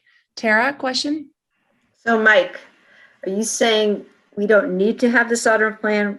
It's already on our plan, or you're going to tell us at the retreat? Which one? The simple answer is it's already in the plan. It'll just be that we might need to shift some resources depending on demand around home safety assessments and the like, but it's already in the plan. All right, excellent. Any other questions for Mike or Dan on this item? Okay, can we just switch the slide since Mike touched on the next one a little bit? Mike, did you need to say anything more about this one, or have you already said what needs saying? I will jump in just on the notification system. I know there's some conversation community-wide about how folks get notified. The city, excuse me, the city has slightly different notification systems than those that are available generally in the county. We do have, for instance, sirens, but we expect wildfire in our community, and so we have special notification that way. We use the reverse 911 system, and we do plan, it's already on the work plan, to implement the WIA system, which the simple version is the Amber Alert style system. We got that slated to begin testing in the beginning of March. So those are all in process, and I just wanted to point that out because I know that's been a conversation piece, at least in general community. Okay, thanks, Mike. Rachel? Just a real quick question on that point. So will that system work as well for things like floods? Like it's not just for fires? Yes, that's generally for all the hazards that the city will potentially face. Okay, thanks. All right. Anything else for Mike? All right, Nuria, moving to community resilience. Yep, I'll invite Yvette or Chris to share their thoughts on this ordinance priority suggestion. Thanks, Nuria. I see Yvette. Mm-hmm. Yeah. Good evening, council members. Yvette Bowden, CMO and Community Vitality. The issue of the head tax is not currently within the work plan for 2022. If this were to be, I just want to point to things that are already in the work plan, which is the Inclusive Economic Recovery Initiative, some of which Kurt has previously discussed, some of which you'll learn more about on February 8th in the ARPA conversation. On a more long-term basis, we generally address this, and I think the last time this came up was in 2019 as part of the budget review process. So council would have an opportunity to influence whether that's included in the analysis as part of the Council Finance Committee. And it could involve additional requests for resources for consultants as part of that process to look at applicability, whether or not it would include public employers, whether or not it applies to employees and employers, perhaps made more complicated by the fact that who works where anymore in terms of remote considerations, proposed funding use, enforcement, and broader impacts to the local economy.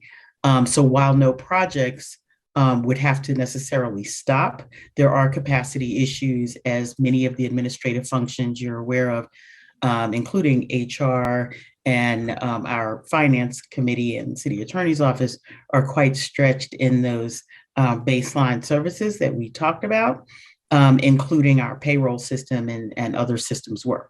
So we look forward to getting back to you on all of that and discussing it further during retreat. Finally, I did want to mention that there are a couple of things listed here that I know you will be hearing about on February 8th as part of the ongoing work. And that includes a possibility around doing some work in childcare. And Kurt has already addressed the issues of housing, and I'm happy to take any questions. Thanks, Yvette. Council questions?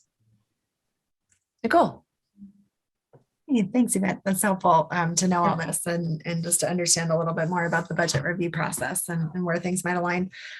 One question I had is, what for the retreat, to what degree would things change if it were sort of more restricted, right? When I was kind of conceptualizing this, was we really need a general source of revenue, right? But I wonder about thinking about some sort of pilot where maybe it's something around parking for companies that if you've got over a certain number of folks coming in in single occupancy vehicles, then you get hit with a vehicle tax or something like that would then go specifically to transportation to fund some of the work that Erica was saying needs more funding. So I'm just wondering if it helps in thinking about the scope at all, if we think about maybe just while we're in this recovery phase, having something smaller, something more specific like that. So, and I don't need an answer right now. I just a question I just want to pose for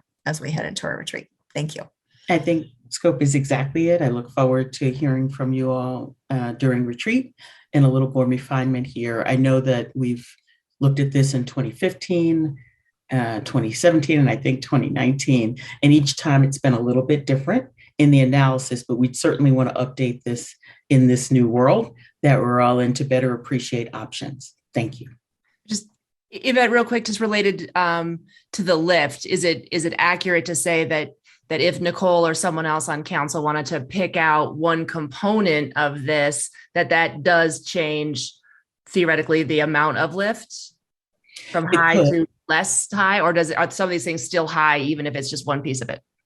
Well, I think it would certainly require more resources, and they might be consultants, but I'd like to coordinate that response with the central finance function to better understand what they could also take on and looking at the current level of funding. Many of the recurring council members will recall that every year you kind of get an overview on the taxes that are already in existence. Those are up for renewal. We would want to kind of reinforce that work with potential implications or intended or unintended consequences of some of the things around the scope.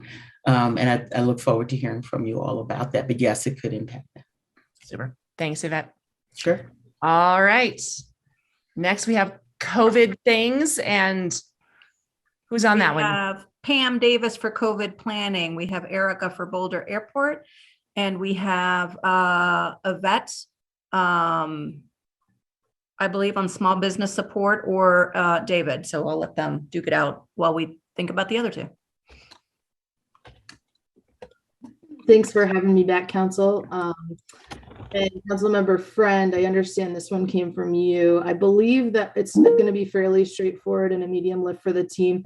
We have our COVID recovery team in place that's doing a lot of great ongoing work. What I can share is that from a pure sort of data threshold perspective, I do believe that we'll be fairly tied to sort of what the going triggers are as defined through the CDC, which is what the county is now relying on in terms of major thresholds. So it's likely that the data piece will still be reliant on the availability of our partner jurisdictions. That said, I think from a city perspective, we can certainly work to establish some clearer parameters about when we would make operational changes just for city operations themselves. That work is doable. We actually just this week upcoming have several meetings with our kind of public facing and operational departments to discuss the pros and cons of vaccine verified city services and facilities and things like that. And then there was kind of a lot buried within this under the COVID umbrella, but I also, we have my colleague Yvette on the line as well, who is already actively working on outdoor dining and some things like that. Finally, sort of in terms of preserving I think you called them silver linings in one of the comments, or lessons learned, or practices we'd like to keep. We do have an ongoing process within the COVID recovery team where we're updating kind of the long-term playbook for how we respond to crises of this nature. We hadn't faced a pandemic yet, and so that has changed the playbook, so to speak. And then I think also, again, those internal process improvements, codifying some of those for the long term is possible. So short answer is doable. We have the infrastructure in place, and I think this is one we'd love to get just ongoing more feedback to make sure we meet your expectation on this one. Rachel. Thanks for that, Pam. And you all have done great work, and going into the unknown on this pandemic response. So I appreciate that for 2 years running now. So there were a couple, like you said, tucked in aspects of this. So I just want to make sure that all of them were addressed or scoped, I guess. One, like I didn't see anything on vaccine passports for restaurants and gyms and public spaces. So I wasn't aware that that's ongoing. If it is, I think we heard from the county that they're not going to touch that. And so I think it's going to be up to cities if they want to do it. And we've gotten some feedback that restaurants would welcome that. And it seems like there would be, some engagement. And also if it's not done fairly quickly, it's not going to be relevant. So there was that one. And then in terms of like the street dining and sort of pedestrian expansion areas and the restaurants in the streets, it seems to me, and I understand it's ongoing, but that would be something that would be a large enough project that it would probably need to be a new work plan item, if we were going to sort of revamp West Pearl long-term and maybe the Hill long-term. And it seems like we don't talk about the Hill quite as much as West Pearl, but that would have to come to council, fairly routinely and have some votes probably. So just want to make sure all that was looked at because the NA was surprising to me on this one. Got it. So the vaccine passport question, and just sort of more broadly, whether that would be through sort of existing mechanisms of vaccine verified facilities or other things, from the standpoint of really, it's both for public and city spaces, but starting with city spaces, for us, the discussion really centers around kind of the trade-offs and ability to enforce. That's really where the crux of kind of our challenge will be from the perspective of the lift required to sort of write and implement the policy. It's not a huge lift from the perspective of once that policy is in place, what is our ability to respond to questions, complaints, check up on businesses? That's really where the challenges. So that's the conversation that we are going to be having with specific departments this week. From a public facing standpoint, we'd really be leaning on our economic recovery team, which is sort of part of that umbrella to do some additional outreach with the specific businesses that would be impacted right here in Boulder. I think we've gotten some general feedback through the chamber and other coalition mechanisms, but we would need to do a deeper dive leveraging that team.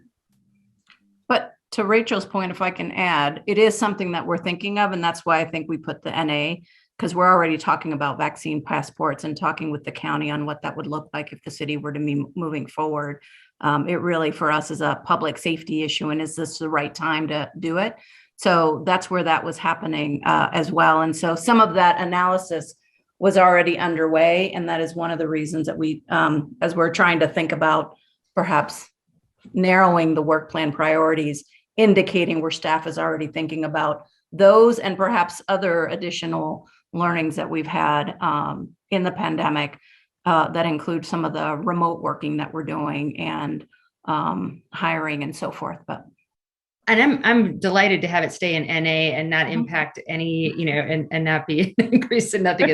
It just seems like most places, like if we're doing something new, such as we would probably be doing with the West Pearl expansion, like that would be a larger undertaking. And that's really the one that I'm thinking, is that really an NA? It just surprised me, but if that's it, then great. I think mostly that was because it was already work that we had been asked to do, and that we're coming to you in February to talk a little bit more about it. And I believe that was part of that underlying reasoning, but certainly I'll defer if staff had other thoughts on that.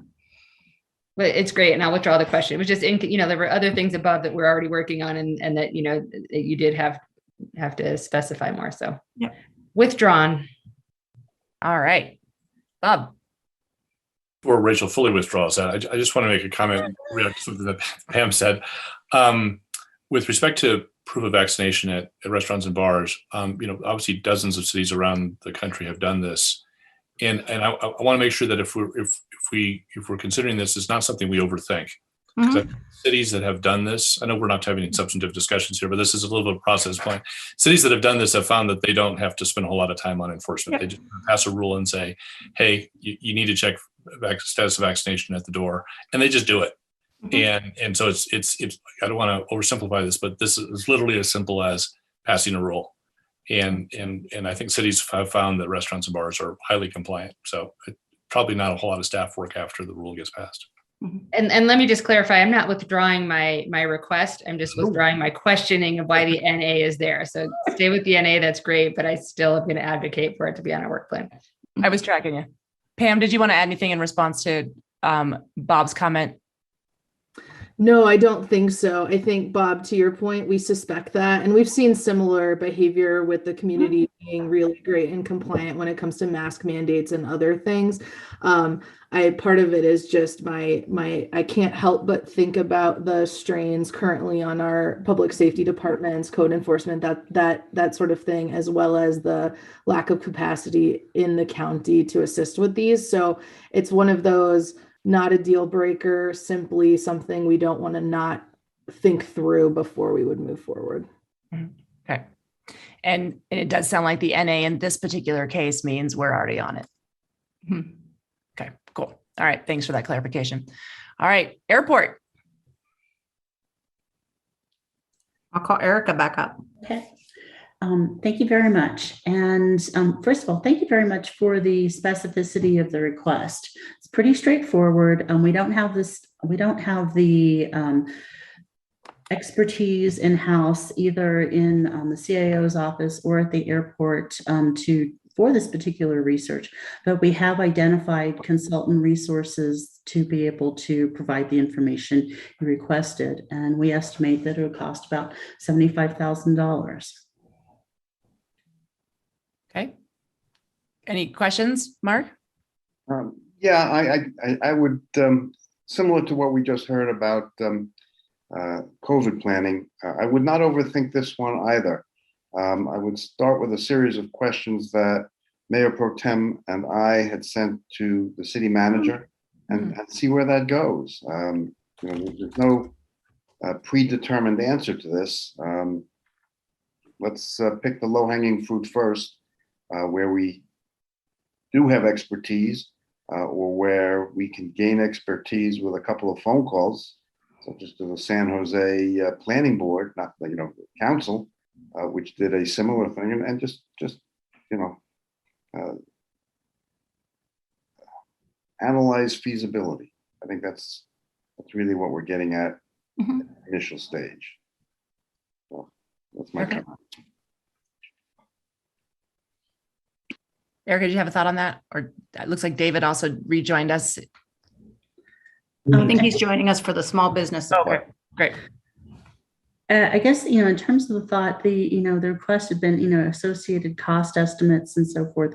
This is very specialized research, and in talking with our folks in the CIO, there's a legal component to this. And then in reaching out and talking with potential consultants, the process involved is actually pretty extensive. So to try and get a good estimate of the costs that are identified there, that's what this is trying to respond to. That's fine. I withdraw the prior comment then. Okay, thanks, Mark. All right. Anything else on airport things? In that case, David, talk to us about small business things.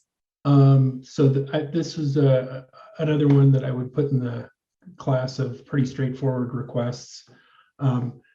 I think that staff, with appropriate resourcing, would be able to do this in 23. The primary focus of this work, as I understand it, would be really to try to understand barriers and disincentives that the city puts in place through some of its regulatory programs and attempt to rectify those. So yeah, this is something that it seems like it would fit well either as a standalone project or as a project that could be integrated with other code work. Okay. Council, any questions on that one? All right. Fairly straightforward, as you said. Thanks, David. Thank All you. right. We're coming to our last two slides. Aha. The next set have to do with public safety and the last one with broadband. So I'll invite Teresa, our city attorney, to talk about the first one on assault weapons.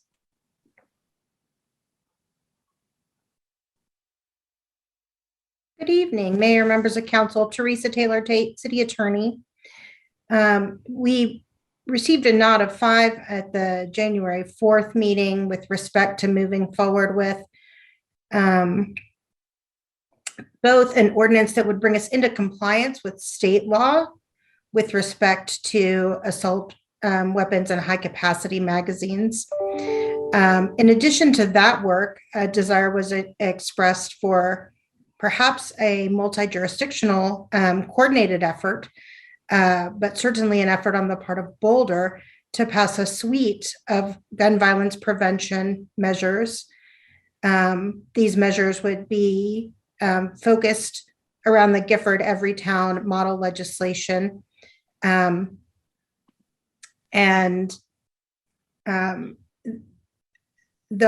timing would be dependent upon neighboring jurisdictions and whether we decide that we are going to move forward with a coordinated effort or whether Boulder would like to move with a different pace or different speed. This is a medium amount of work and work that we are already undertaking. Okay. Questions or comments? Mark? Just a question, Teresa. Is what you're working on a suite of potential ordinances to basically get at a number of gun control issues, or is it essentially the assault weapons ban? We're working on both. Okay. Yeah, we're working on both. And then you will be receiving a confidential memo with respect to timing. We'll be looking to council for some decisions on that. Okay. Thank you. Appreciate it. Teresa, just so I understand, are you saying that this item is already on your work plan and council does not need to prioritize it? It is still it's a 2022 work plan. It sort of jumped the line on January 4th. And so in my mind, it would need to be included in the council work plan because it certainly is work that if we prioritize this, we deprioritize something else. Thank you for that clarification. Nicole, question on this one? Yeah, this is sort of a general question that's coming out of this discussion. It's just happening. May I ask it here? Is that okay? Why don't you ask it here and I'll see if we want to punt it to answer it later, but go ahead. Okay, perfect. So my question is just around, like, I'm having this thought about when, you're overwhelmed by things and you're making a list of things to do. And sometimes you just put things on your list that you're going to do anyway, just so that you have the satisfaction of being like, yes, checking them off. Right. Yeah, exactly. And I'm just, I'm wondering here, heading into the retreat, is there kind of a balance, right, between those things? I hear Teresa saying that with this particular item, right, there is some work that would be pushed away. But I'm just, anyway, this, again, may be a bigger question for actually at the retreat. Just wanted to pose that now because I just, anyway. That sounds good. While you're posing that, Nicole, I'll say that is part of this hope, right? Like, I know that we've been talking a lot about a variety of issues, but what we hope to also share is as you're thinking about your priorities, this is what staff already has moving forward that touches upon those. And maybe that helps scope then the actual action item that will come from the priorities in different ways, because you may not have to worry about these issues, but this one doesn't seem to be caught. And that would be a really good way to move that forward. Mm-hmm. Yep. Rachel, same point. Well, it's just that I think in previous years, we cobbled things together. So we had a carryover list and that did land on our work plan items. So it wasn't like, here's the new work plan items. It was, here's the current work plan. And it encompasses both what I think Nicole's talking about, which is we don't want to forget about these things. Like we already know that they're on the list and getting done, and we have these new things. And so I think it would be helpful for the retreat, and Nuri and I've talked about this, to have a list of like, here's what's already on the list, or like, does anybody want any of those to go off the list? And you know, here's the things that are definitively checked off and like accomplished in rearview mirror. But other than that, for Friday night, I'm hoping that we will have the equivalent of a whiteboard with, you know, here's what's already on the list, and here's what you continue to work on. And I would think that gun violence prevention is one of those.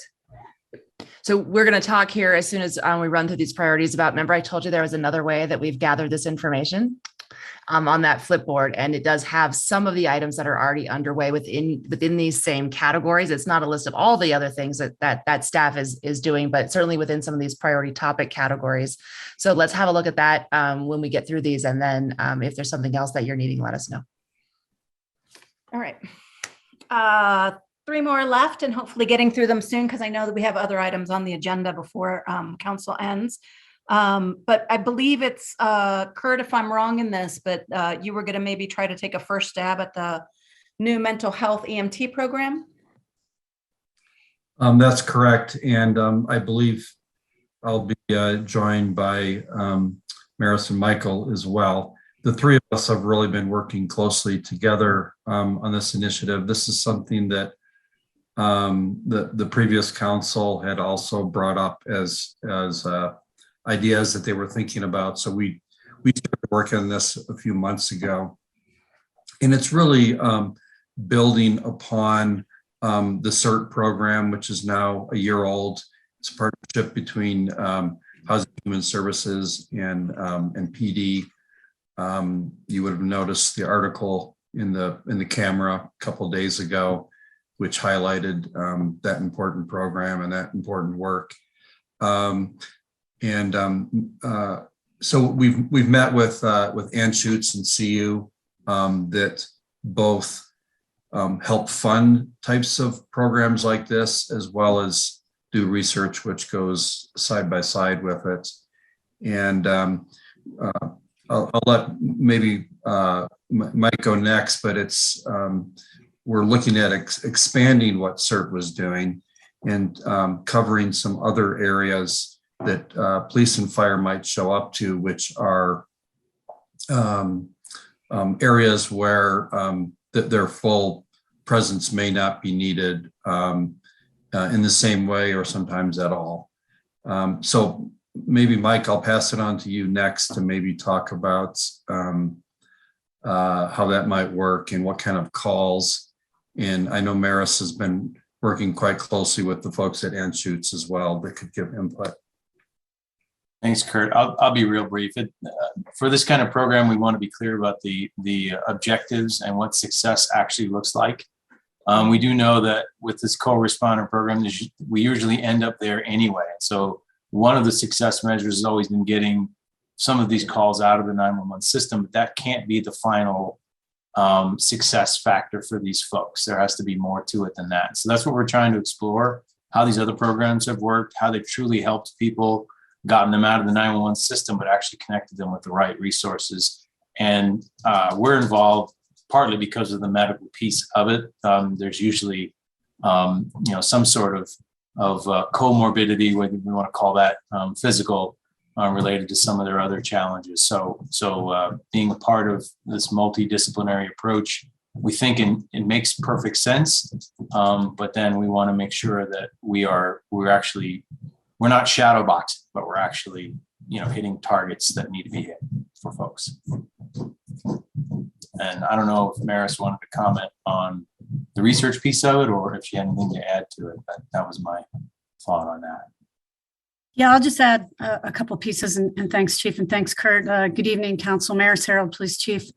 I'm excited because I think that we have a really awesome opportunity to conduct separate evaluations, one on the co-response and one on a new model, and to see where we end up after setting really good outcome measurements. So I'm very excited about that. And then, the research component to me means everything. Preliminarily, I just got done talking with the doctor that did our workload analysis and staffing analysis. It's a very thorough report, and I have a really good idea of how many calls for service that we could actually look at to give a caseworker, EMT type of response. So I think we're in good shape moving forward. And I'm excited about the opportunity to actually have evaluations on both these programs, which puts us ahead of most of the places that have these type of responses. So I'll take any questions. Council, any questions for any of those folks? Aaron, go ahead. This was yours. Yeah, well, I just wanted to thank you all for their responsiveness and interest in exploring this. And also congratulations on the success of this CIRT team in the last year. It was a phenomenal updating report. So appreciate talking about, I look forward to talking about this more. Thanks, Aaron. All right. We seem to have lost our PowerPoint, but I Yeah, can we move do us to the seem to next have. one while we get that back up. There it is. Oh, we want to go one up. One more former. Yep. We're so close. There we go. So the last one comes from Tara. Thank you so much.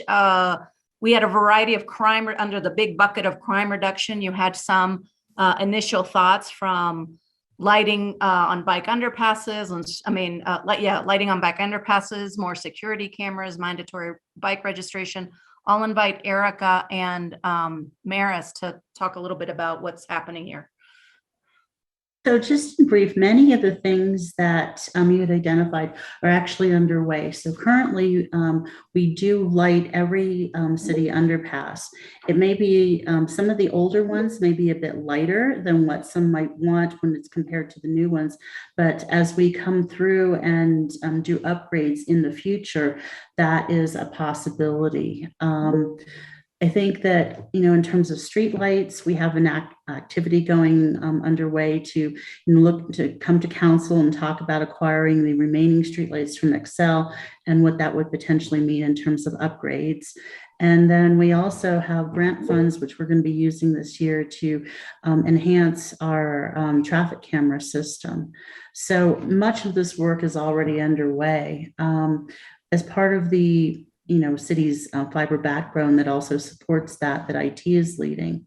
Then I guess lastly, in terms of bicycle and bicycle registration and crime prevention, we have currently a voluntary program. And in speaking with Maris, part of the crime prevention strategies, is more research needs to be done to see whether or not, if and how a mandatory program might work and how that might align with the crime prevention strategy.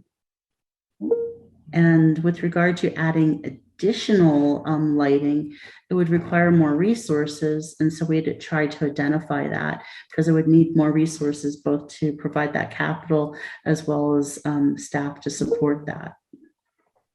With that, any questions? Do you want to have Maris address any of that before we take questions?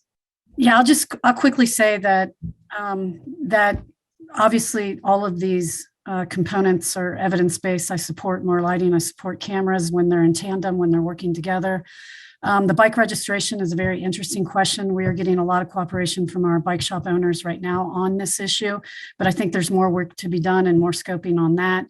And obviously, addressing repeat offending is part of what I strongly agree with is that we have a very small number of offenders in our community causing the most havoc in our community. So these issues are being explored, but I support this work, and we'll figure out a way to get some of this at least moving in the right direction.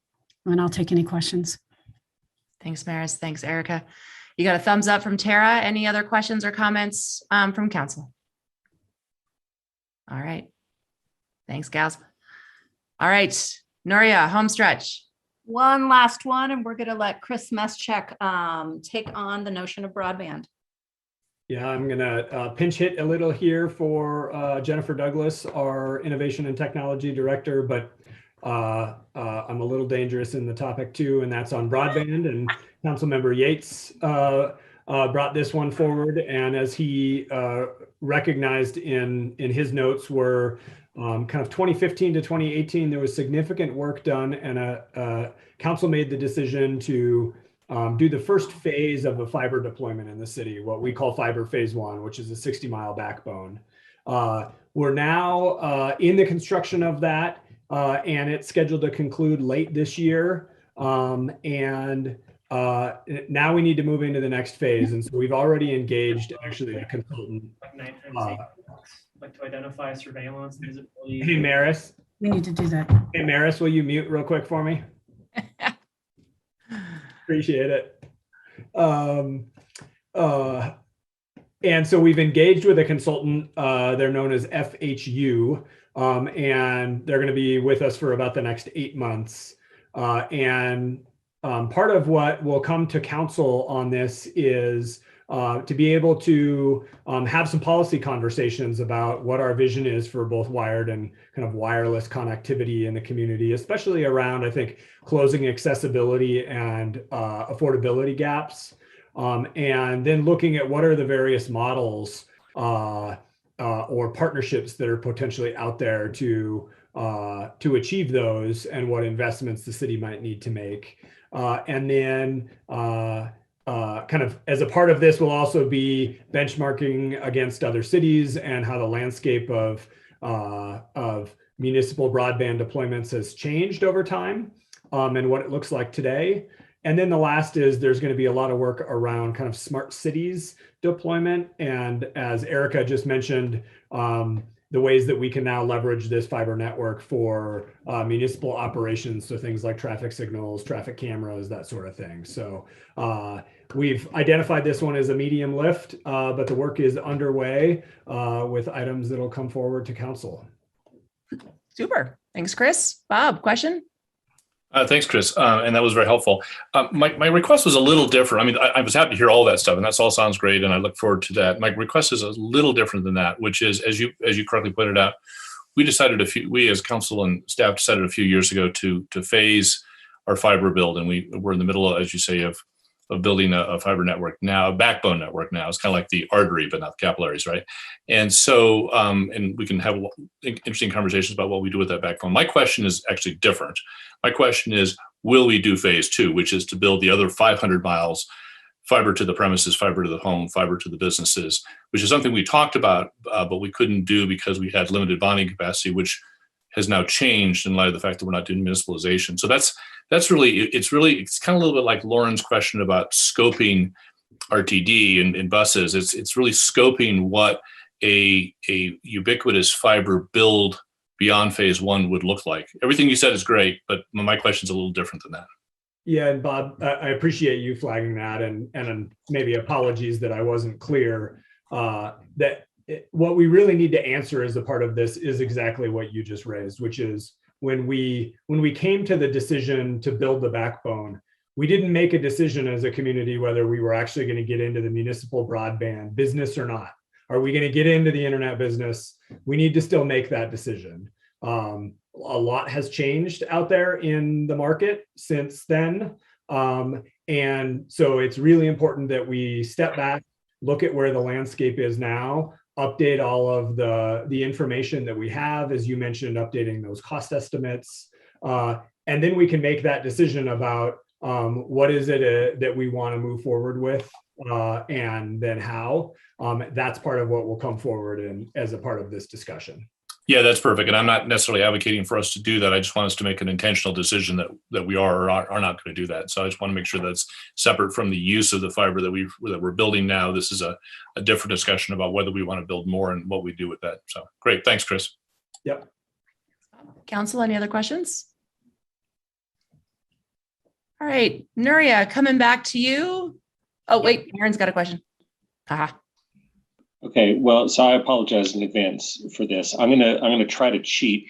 There was one thing that I think ended up as like number 6 on like 5 people's lists, which was the Transit Village Area Plan Phase 2. I know we've already exhausted all our options, but I just wonder. I know you've heard this from a few different council members. If it's something that we could still consider picking and choosing from at the retreat. And if you can just slap my wrist and tell me I have to stop if you need to, but I couldn't resist because I've heard about this from too many people. Rachel, are you on the same point? I was just going to speak to Aaron's question. Okay. As one of the members of the retreat subcommittee. I mean, we picked 5 as sort of a way to focus the numbers and try and keep it manageable. But I don't think that as council members, we lack the power to say everybody can join in on the 6th. Because I too have heard from a lot of colleagues that they thought that it was going to be brought up by someone else, basically. And so I guess I don't see it as set in stone if we collectively wanted to add one. Matt, same thought? Yeah, it is. And I think just from what I've sort of just heard tonight and where we seem to be discussing this and what was already a part of TVAP 2 phase A or phase 1 was a consultant heavy process from what I gather. And so since we've been talking about leveraging that, it may seem like this has an opportunity to Aaron's point, sneak or cheat its way in, given that type of work that we've been at least deliberating here tonight. Okay, Bob. 2 things. First of all, I agree with Rachel that there was false precision around picking 5. Now we don't want to go down the slippery slope and have everyone add 2 or 3 more. But I think because there is broad support for TVAP 2, as Aaron suggested, it's worth adding as somebody's 5th or 6th, because I think there's going to be broad support around that. One thing I would say from a staffing and scoping standpoint, we all, well, those of us who are on council might remember that there is actually kind of a TVAP 2A and a TVAP 2B. So it's not a binary, like, are we doing TVAP 2 or not? Because I think staff came back to us about a year and a half ago. Gene would remember this, and actually said, we're going to do some stuff kind of on the west side of the street and in certain parts of TVAP 2. So I think it'd be helpful to understand what is it that we're already doing, because I think we're doing some stuff in TVAP 2, and then what is yet to be done. Nuria, I appreciate you didn't think about this one. What are your thoughts off the cuff there? So I'm going to take council at their word and say that this should not open up the ability to have 6 or 7 or 8 from each council members, because as you can see, staff's working hard already on existing work plus this work. But what I was going to say is certainly, I've heard this as well. I've alerted Erica to think about scoping, and I think on this singular issue, we can be prepared next week to talk through it a little bit more. Because at the end of the day, it is less to me about this is good to have, where are we, and to learn your priorities, but we've got some hard work ahead as a group about how do we narrow those down, because we can't do 30 priorities as we move forward. And I just welcome, certainly can add this to the mix, but welcome the conversation at the retreat to think about how do we actually mobilize that and make that smaller.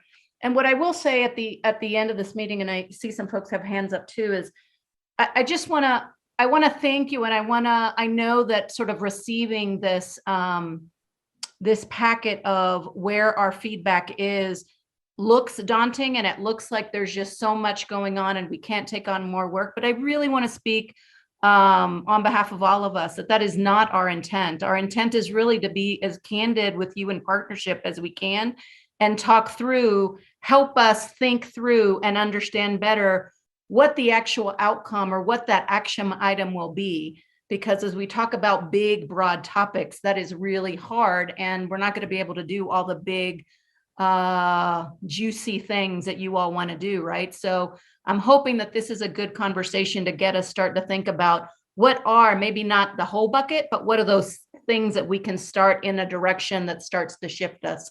So please hear from us that we understand your policy prerogative and want to work with you as we move forward on just making sure we're aligned in both meeting your expectations, but also meeting all the other work that we've got to do moving forward as we do core services. Thanks, Nuria. Matt?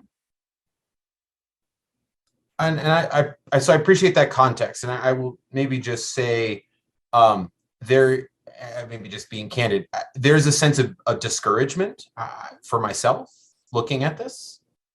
I don't know if my council colleagues share that. I'm excited to have the conversation continue at the retreat, but seeing we need to hire more people and it's a heavy lift, for me seems like a lot of the priorities certainly centered around PD&S are maybe perhaps off the table. And so I appreciate Aaron bringing this up, because if so many end up getting scuttled by the sake of circumstance or inability to work, it does beg the question if a 6th or 7th on a list can fill in a gap where it might be a medium lift, and we go, okay, well, at least we can get something done. So I know we don't want the slippery slope, but when we do look at this, it might mean that if we can't do all the heavy lifts, maybe there's some mediums that are waiting in the wings that maybe can. And so I just want us to maybe be open to that possibility. And I'll add, and I hope this, I mean, I'm sorry you feel discouraged by it. We actually feel that it's a good conversation as we move forward and helps inform our work as we move forward, right?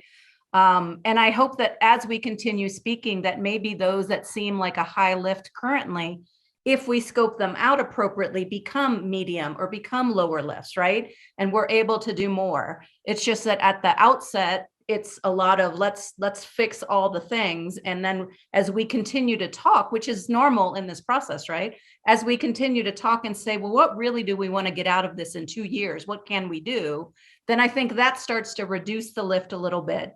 And as we double down and try to hire more staff and get more capacity, that will also lighten the load and allow us to accelerate as well. Thanks, Nuria.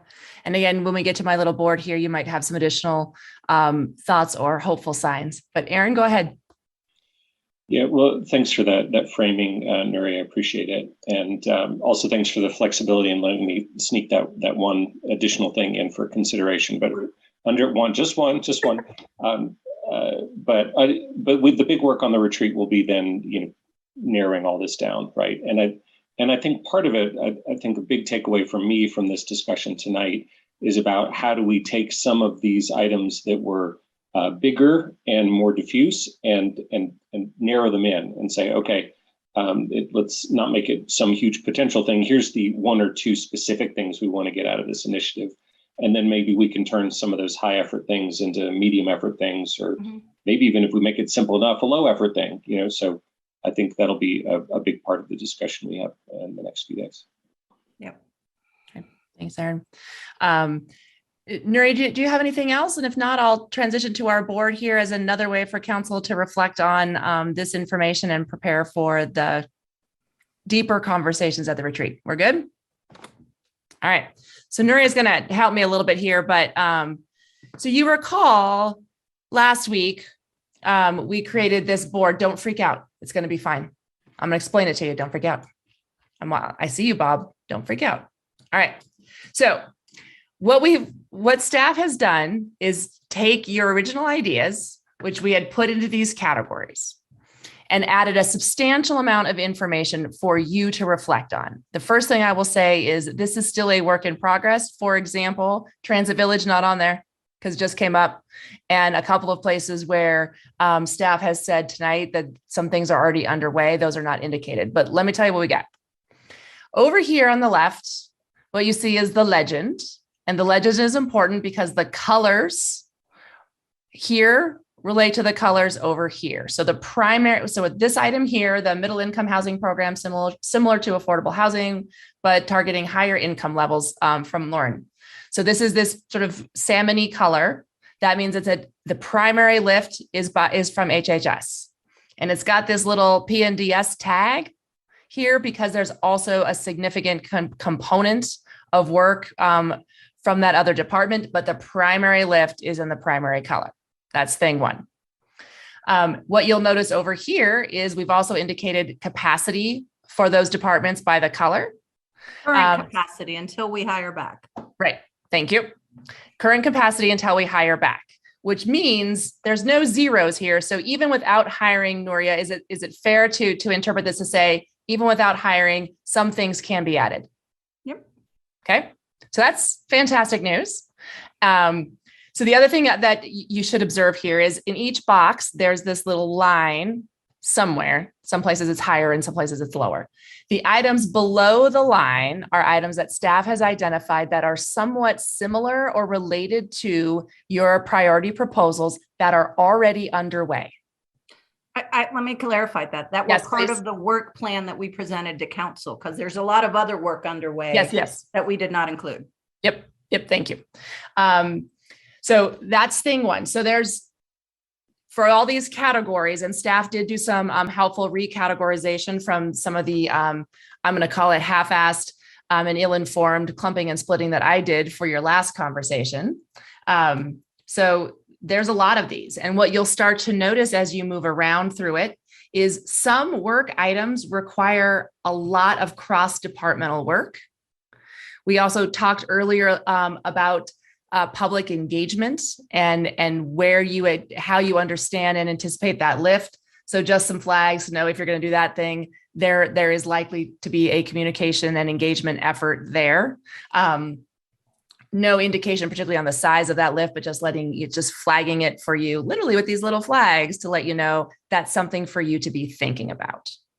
And then let me see if I can find one. There are a couple places, and again, this effort is definitely not complete, where we have these check marks. Nuria, can you just give us a sense of what the check marks mean and how far into that effort you are? The check marks for us mean that work has already sort of started. And we have the percent completion is in the packet. I think it's attachment D that we had last time that we went through some of that talked about what stage of completion. But in our estimation, this is work as we went through some of the nuisance abatement stuff that's already starting, that is ongoing, and that we have planned as we move forward. Okay, thank you. And this sort of gets maybe to what Matt, you hinted at earlier, right? Is there's a lot of planning stuff on the list, and you can zoom out and sort of see all the places where the pink things are. Those are all the things we got to have in our minds when we think about what shall we add that encumbers time and bandwidth for planning. Again, it doesn't mean we can't do it, but just need to be aware that it's not just these one and done things, that there's some cross implication from other items. And then again, you can come over here. Oh, no, don't do that. This is why I'm going to lock it before you play with it, because it's really easy to jack it up, right? We come over here and say, okay, current capacity with no new hires, there's one, capacity of one basically in planning. So the other thing we can be thinking about going into the retreat is, what do you all think about as the highest and best use of the current staff capacity within these topics? And then we might want to think about, and then what's the next tier down of super important as soon as staffing capacity is increased through those hiring efforts that Nuria talked about. So thinking as we're going into the retreat, what are the priorities for now, and what are the priorities for as soon as there's more staff? And the other thing, Matt, earlier you talked about highest impact effort. I think it was specifically related to either housing or homelessness. But part of why we did this is so that you can look at that and go, wow, there are a lot of things there. If we only have near-term capacity to add one, what is the highest and best lift there? And then maybe, again, compare that to what's already on the staff work plan as was discussed. So this is hopefully a different way of providing the same information, that it's a little bit more integrative, so you can do some more of the cross thinking among these items in an individual box. And Nuria is going to let us know here in a jiff how much additional work staff needs to make this reflect all the information that you heard tonight. And then I can lock it, and then I can send you the link, and then you can zoom around on it however you like. But before I go to Nuria on that, Bob, you have a question or a comment? Yeah, it's just a kind of a personnel question. I've always understood that staff is not fungible. In other words, there are people within a particular department that are subject matter experts. And so we could have 6 things on our list from planning and development services, and we could say, well, we only have opportunity to do one thing, so let's do that one thing subject to future hiring. That doesn't mean that we have the right staff to do that one thing, right? Because different staff members have different skills. And it's my understanding, unless Nuri's going to correct me here, that we can't just say like, well, we have the capacity to do one thing in planning, you guys pick, because it kind of depends on who that person is that's available. Is that right, Nuria?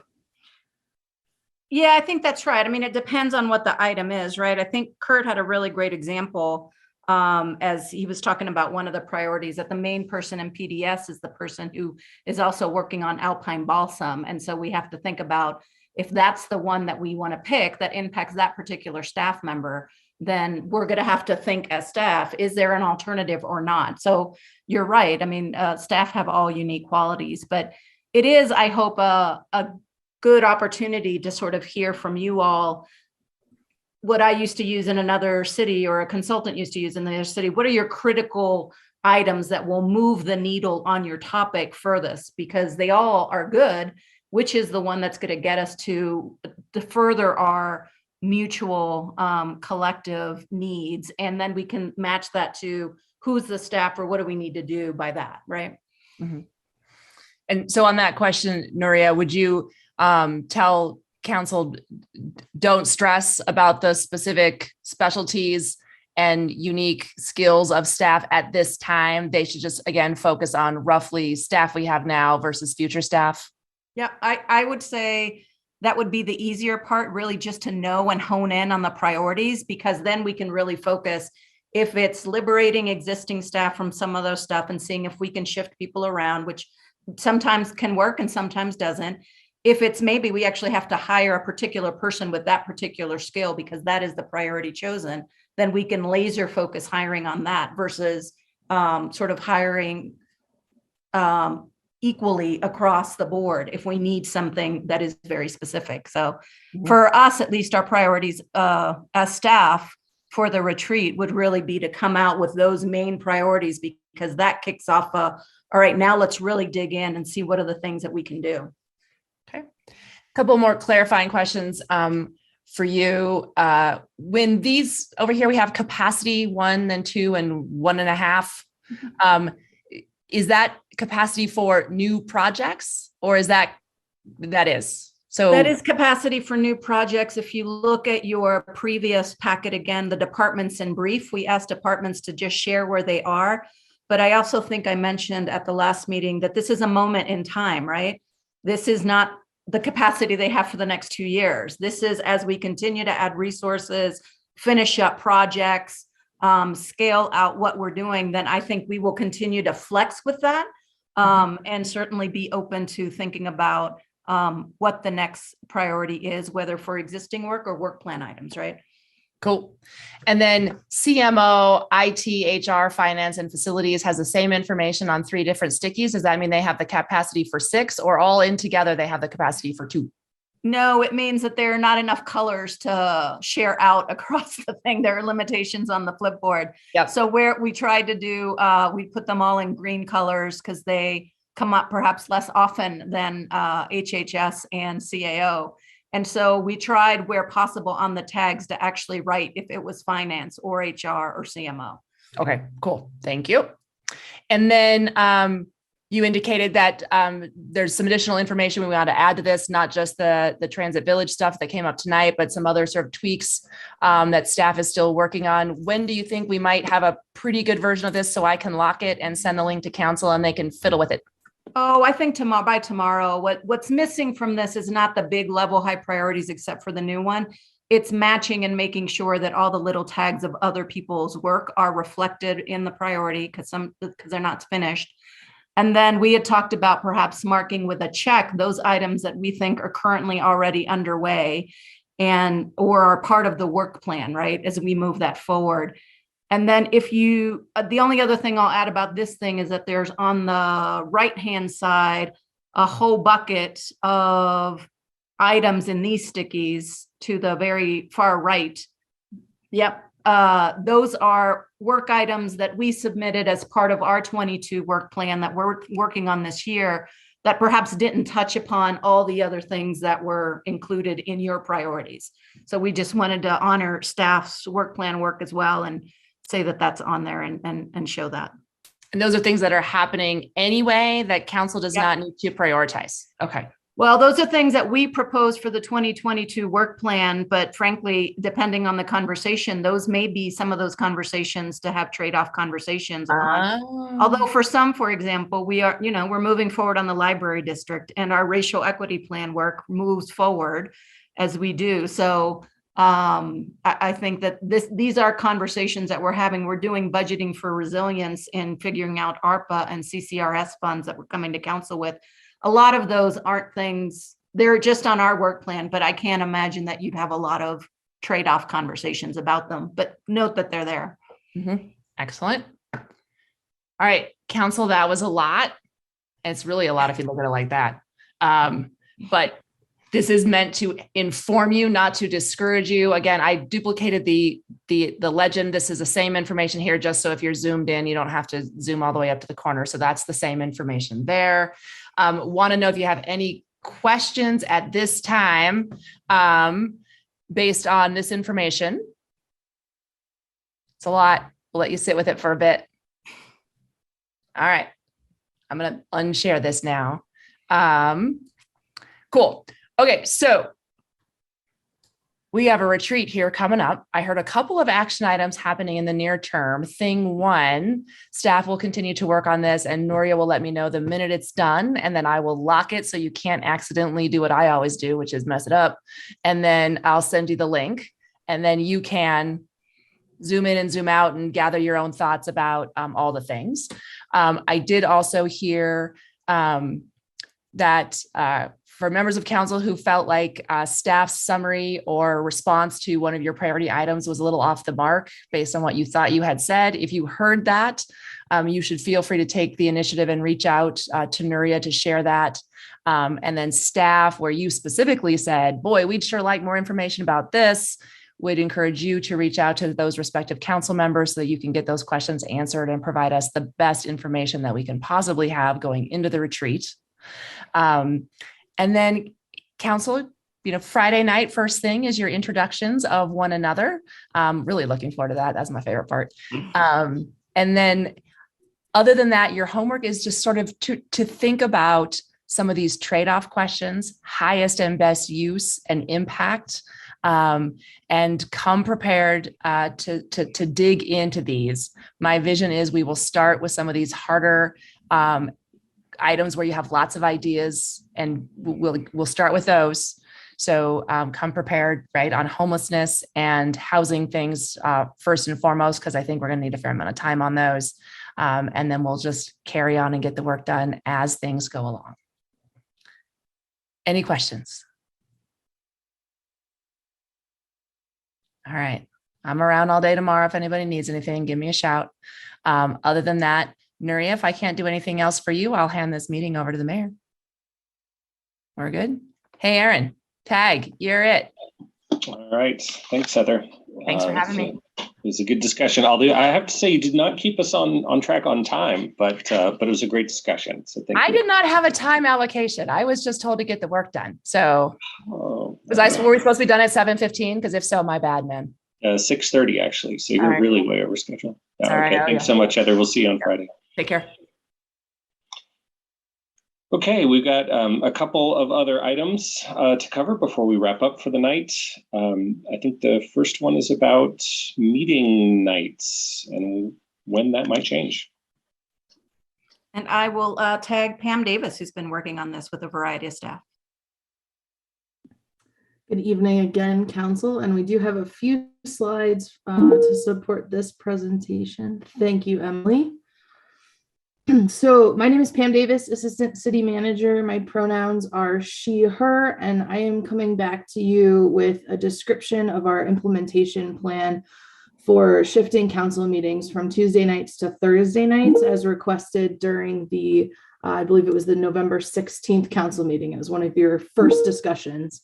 At that time, if you'll recall, we just discussed that you did in fact unanimously want to make the shift, but acknowledge that it would require some process changes and some rearranging of some various other meetings and priorities. And so we have kind of gathered the impacted staff team members together and talked through what we think it will take to do this. And as you see on this slide tonight, our hope is to kind of share what our initial research has overturned and then establish the recommended date that this change take place, which would be July 14th, 2022. This would be your first meeting following the scheduled council break. So that is about 6 months away. And I just want to take a few slides to explain kind of why that is. And emphasize that part of us wanting to take our time with this is it really is a significant public change. And so we want to ensure that we do it well, that we do it right, and that no one is surprised when it goes into effect. Really briefly, I'll just thank all of our city departments who weighed in on some level as we talked through this, particularly our city clerk's office, planning and development services, and our communications and engagement team members who were able to help inform this implementation schedule. Next slide, please, Emily.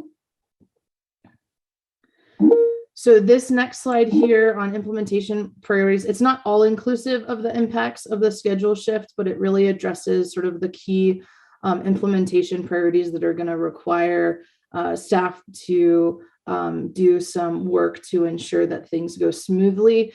Certainly we are an organization that generally builds all of our work around the cadence of council meetings. So all of us on some level are probably going to be making adjustments, but these 5 priorities, preparing and approving the necessary code changes that will be required to hold meetings on Thursdays regularly, rescheduling boards and addressing secondary impacts. And excuse me, let me just mute there we go.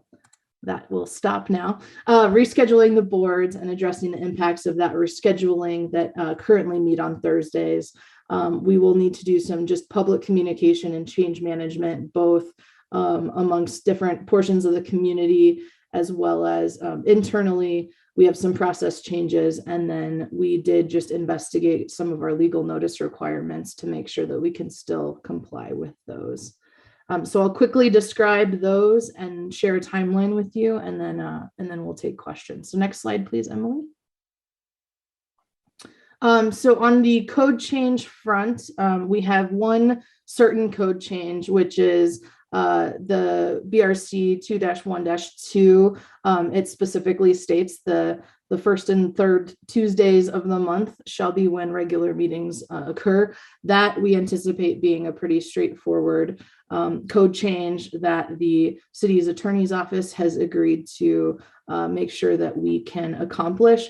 We'll also, and I'll address some of the schedule conflicts in a minute, but one of them really deals with the timing of planning board, the Board of Zoning Adjustment and Building Appeals, as well as then the impacts that schedule changes might have on landmarks approval timing.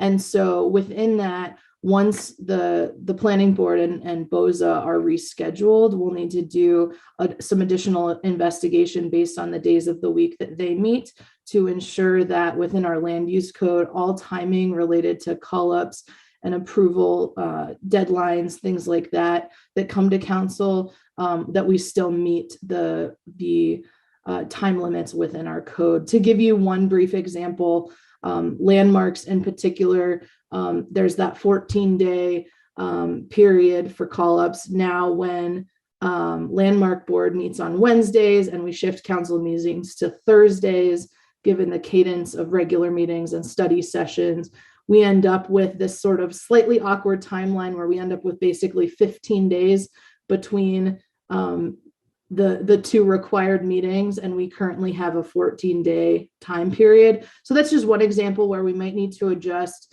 the code by a day or 2 in either direction to ensure that we are capable of meeting our own deadlines, and so that we're not putting ourselves in a position of having to sort of apply for extensions perpetually. So that work can planning and the city attorney's office will certainly work with us to check those out. So the third impact related to scheduling, the 2 direct impacts we have are just planning board and BOZA that will have a significant effect. And so we have connected with both of those boards. They're aware that this change will be in the works and will be discussing during their February meetings their desired shift. I will say, just based on some preliminary back and forth, the sort of obvious conclusion is for those boards to shift to Tuesday nights with council shifting to Thursday nights. We anticipate that's what will happen, and I think it's preferred from our perspective so that we don't sort of trigger a waterfall or domino effect of having to now push multiple meetings. So that's what we anticipate. We hope that'll be that commitment. We'll have that commitment from those boards, like I said, next month. Once those schedule changes are in place, we will certainly then get right to work again on researching any of those additional code impacts, as well as looking at the sort of communication needs around making sure that the public and the key stakeholders are well aware, well in advance of these changes. Next slide, please. So the next one, and in some ways, I think this is the broadest and biggest that really following tonight we'll want to start working on right away, which is just public communication and change management more broadly. Certainly, we'll want to make sure that through all of our channels, we are regularly spreading the message about this change and the date at which it will go into effect. We want to ensure that folks keeping an eye on the council agenda looking ahead to the summer are well aware that public comment opportunities, public hearings, things of that nature will now be on Thursday nights. Depending on exactly what impacts we discover to any of the timelines related to the passage of various planning and development items, we'll just want to make sure again that community has ample notice so that applicants and others aren't adversely affected by this shift.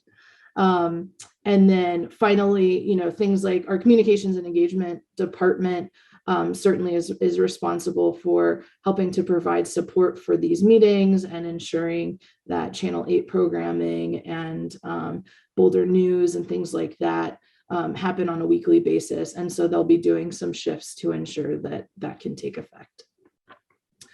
Of course, we will also do a kind of a comprehensive audit of our website and hope to anywhere there's a mention of board and commission schedules, of council meeting schedules, our guidance for how to participate in council meetings, all of that will need to be edited in advance. Next slide, please. Oh, one more slide. I think I might have skipped a slide change. Sorry about that, Emily. Okay, so internal process changes. We do recommend one area that remains the same, which is from kind of the city clerk's office publication schedule, that we continue to release city council meeting packets at the current timing that it is now. I think as you're aware, we generally now do release packets on Thursdays, even with shifting the council meeting 2 days later. We've heard from several of you the importance of having your weekends to review materials, and so we want to preserve that. In addition, staff has recognized, I think, some benefit to the fact that we would still have the council agenda committee meet on Mondays and then not have that regular meeting until a Thursday.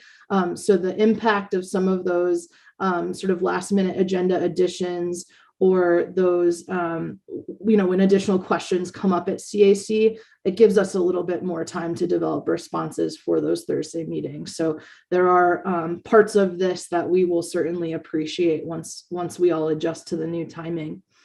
So we'd ask to keep those the same and continue to publish packets on Thursday.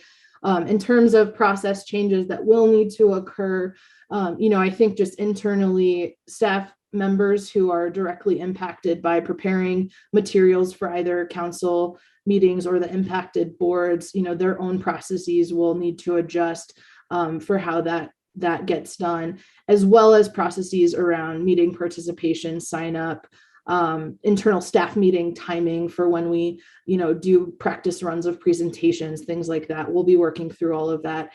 And then we believe there may be I think it's BOZA specifically, there may be an application form or two that will just need to be altered based on this timing.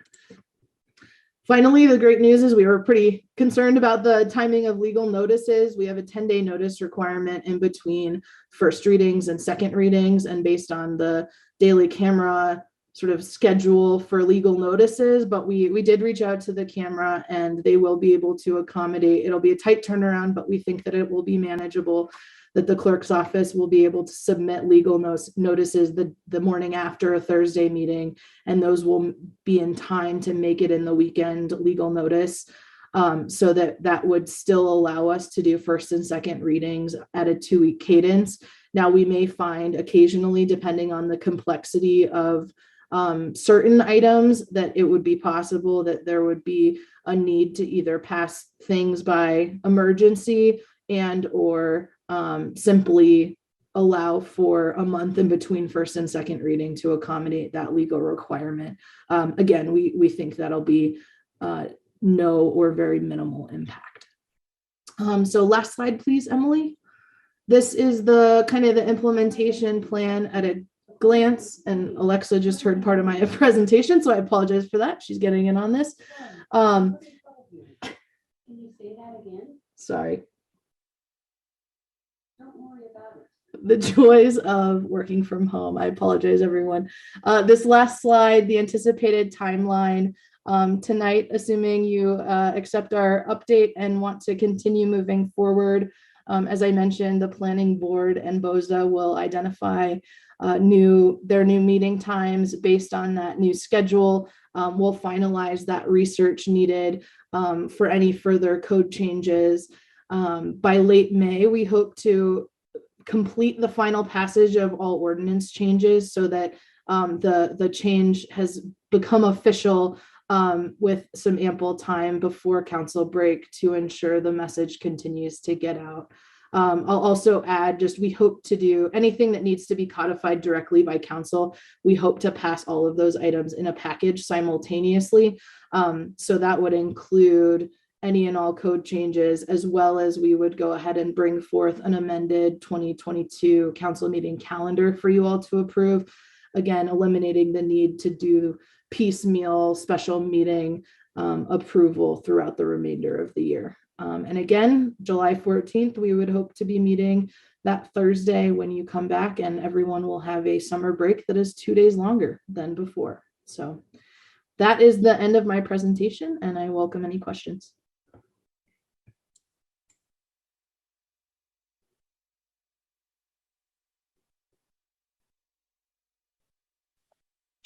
I guess I will call on myself. I can't rely on Heather to call on me here, can I? Thanks very much for that, Pam. Appreciate the detailed analysis and layout of it. And this was my request, so I really do appreciate that. I get some complexities around it. I mean, it's a little ways away, but I know everybody is very busy, and there are a lot of parts and pieces to make this happen. So just say thank you.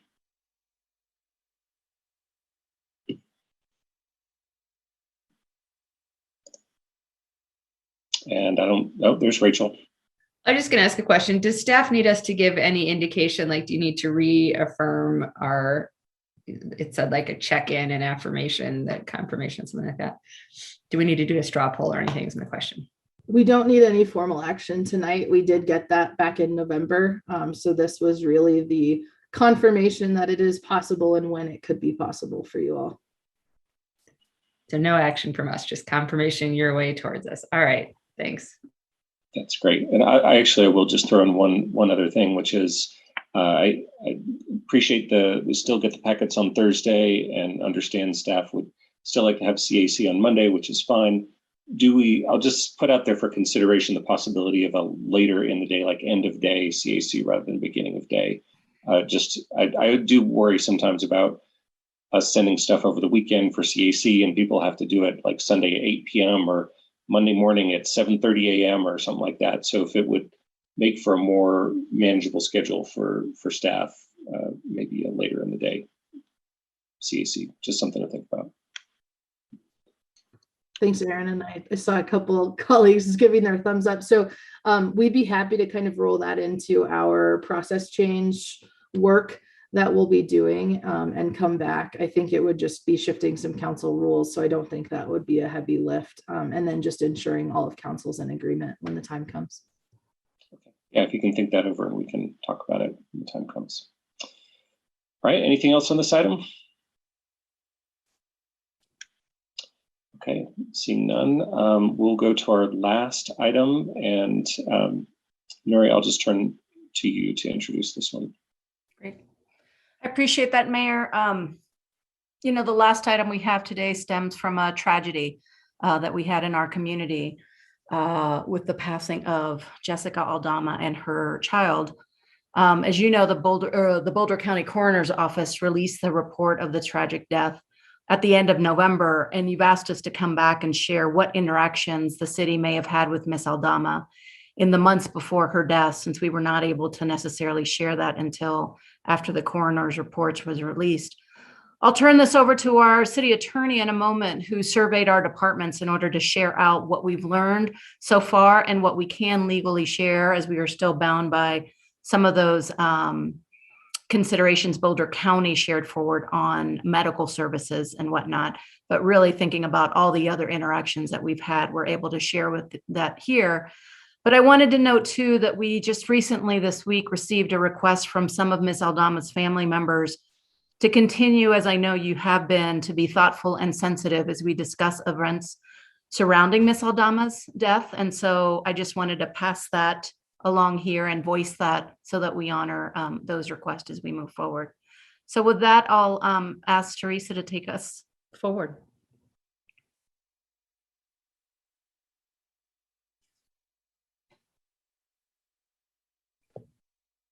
Thank you, Nuria.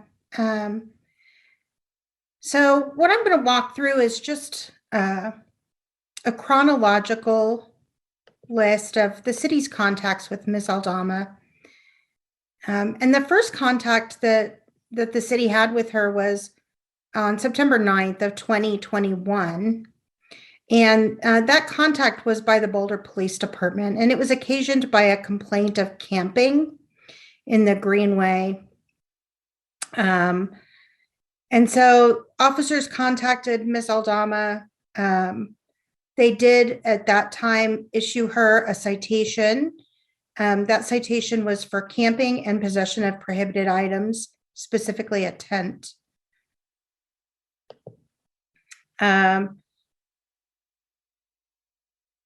They also requested that American Medical Response, AMR, who is our emergency paramedic provider, respond to assess her condition.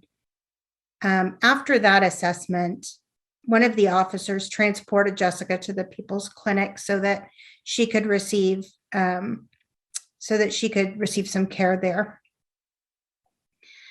That citation had a summons date of September 23rd of 2021, 8:30 in the morning. And so at that date and time, Ms. Aldama was expected to appear at the Boulder Municipal Court.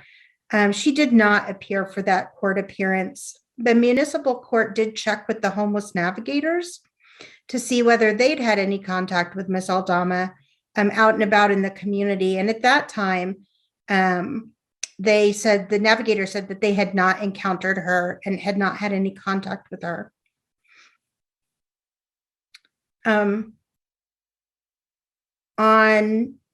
the 23rd, though, which is the same date she was supposed to appear, a couple of officers from our HOT team, our homeless outreach team, were out in the field at Deacon's Closet, and there was a street medicine event happening.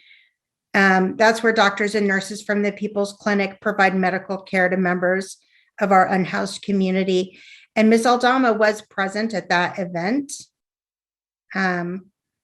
Later that day, the People's Clinic staff contacted the officers about Ms. Aldama and her follow-up care.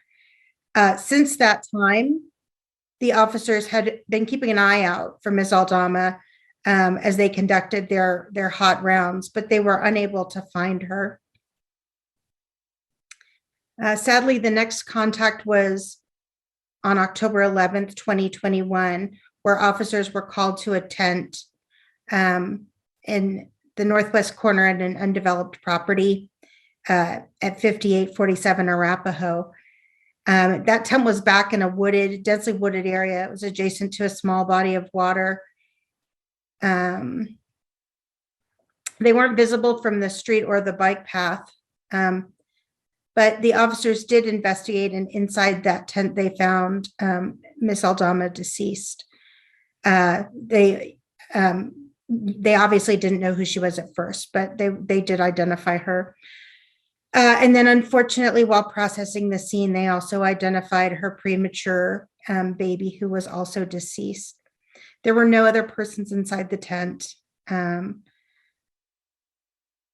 and canvassing did not turn up any information. So those are all of the contacts that we have listed for Ms. Aldama. Other departments were consulted and said that they did not have contact with her. And so we wanted to just run through, give you an idea of what those contacts were. I have omitted personal medical information, as that would be beyond the scope of what we could share in a public meeting. So that's what I have to share with you tonight on this matter. Thank you for that, Teresa, for sharing that information about this tragedy. Does anyone have questions for Teresa or anyone else? Rachel? Yeah, thanks for that information, Teresa. A couple of things. When the coroner's report came out, and I don't know if the city has or can share additional information on this, but I found it confusing in reading it that it sort of attributed the cause of death to both to Jessica and the baby as stillbirth. And usually there's something that causes a stillbirth. That's not the cause of death. That's it would be saying like cancer causes cancer, like cancer caused the death, not. So it's just it was an odd report to read. And I just wanted to know, was there something that was the cause of this stillbirth that then it sounds like that is the event that caused Jessica's death, but that was a confusing coroner's report. So wondered, will there be more information or did we get more information on that aspect? No, I'm afraid not. And, as you recognize, that's outside of our scope. It's within the coroner's scope. But we don't have any other information bearing on that beyond the coroner's report. Okay. And then I guess second is, you mentioned that the People's Clinic called the HOT team. Is there more information you can share that, like, if they were worried about somebody, that's who they would ordinarily call? It's my understanding that the People's Clinic and the HOT team work pretty closely together and try to share information that they're able to share. Unfortunately, I'm not able to share more with you at this time because of medical privacy concerns. Okay. Well, I mean, I think all of us are probably looking at this as sort of a root cause analysis and trying to figure out how to make sure that this doesn't happen to anyone else. So I guess I'm just trying to understand, why is our system that if a healthcare provider has concerns about someone, they're reaching out to the police department that has recently ticketed her. So I'm just trying to understand, like, was it sounds like you can't share information, but I guess as we're talking about with the retreat, like having an alternative to 911, is that the right place for us to be connecting if we're worried about someone's well-being that is not criminal in nature? But that's just how it is, it sounds like. I wouldn't pretend to be expert on the HOT team. And I wonder if there's somebody else who knows more about that team than I, who might like to respond. It is my understanding that it's not uncommon for the HOT team to try to help locate unhoused individuals for a variety of different reasons, but really looking to contact with individuals in that community and provide resources and services and navigate.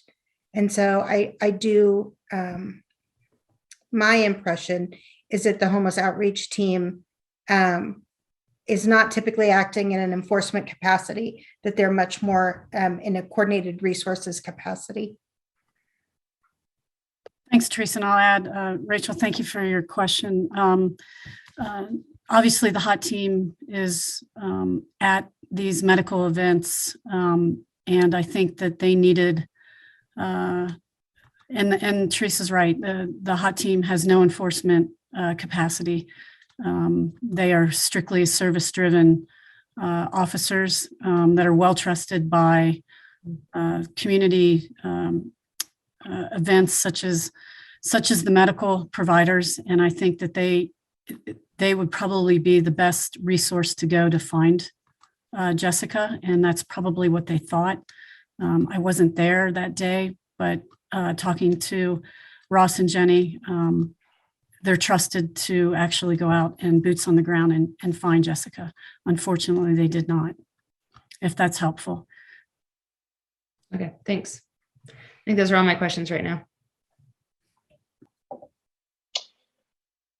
Thanks for that, Rachel. And I'll just bring up that we heard this at a previous meeting, but since we're talking about it again, just to confirm that those medical providers in our departments and such who do have all the details about exactly what happened, including the stuff we can't share publicly, that everyone is talking and working together to figure out, were there any gaps, are there any lessons learned for somewhat similar situations in the future? Can you just confirm that we are working on that kind of analysis? Yeah, I believe, and Maris, certainly you probably are closer to it than the rest of us, but I know that that's what we heard when Boulder County was speaking to us late last year as well, as they convene their own work, and that we're also talking about what are those lessons learned as we move forward, to the extent they can be shared with us in terms of those gaps, because I presume there are some that we're not still privy to because of the medical privacy issues, but yes.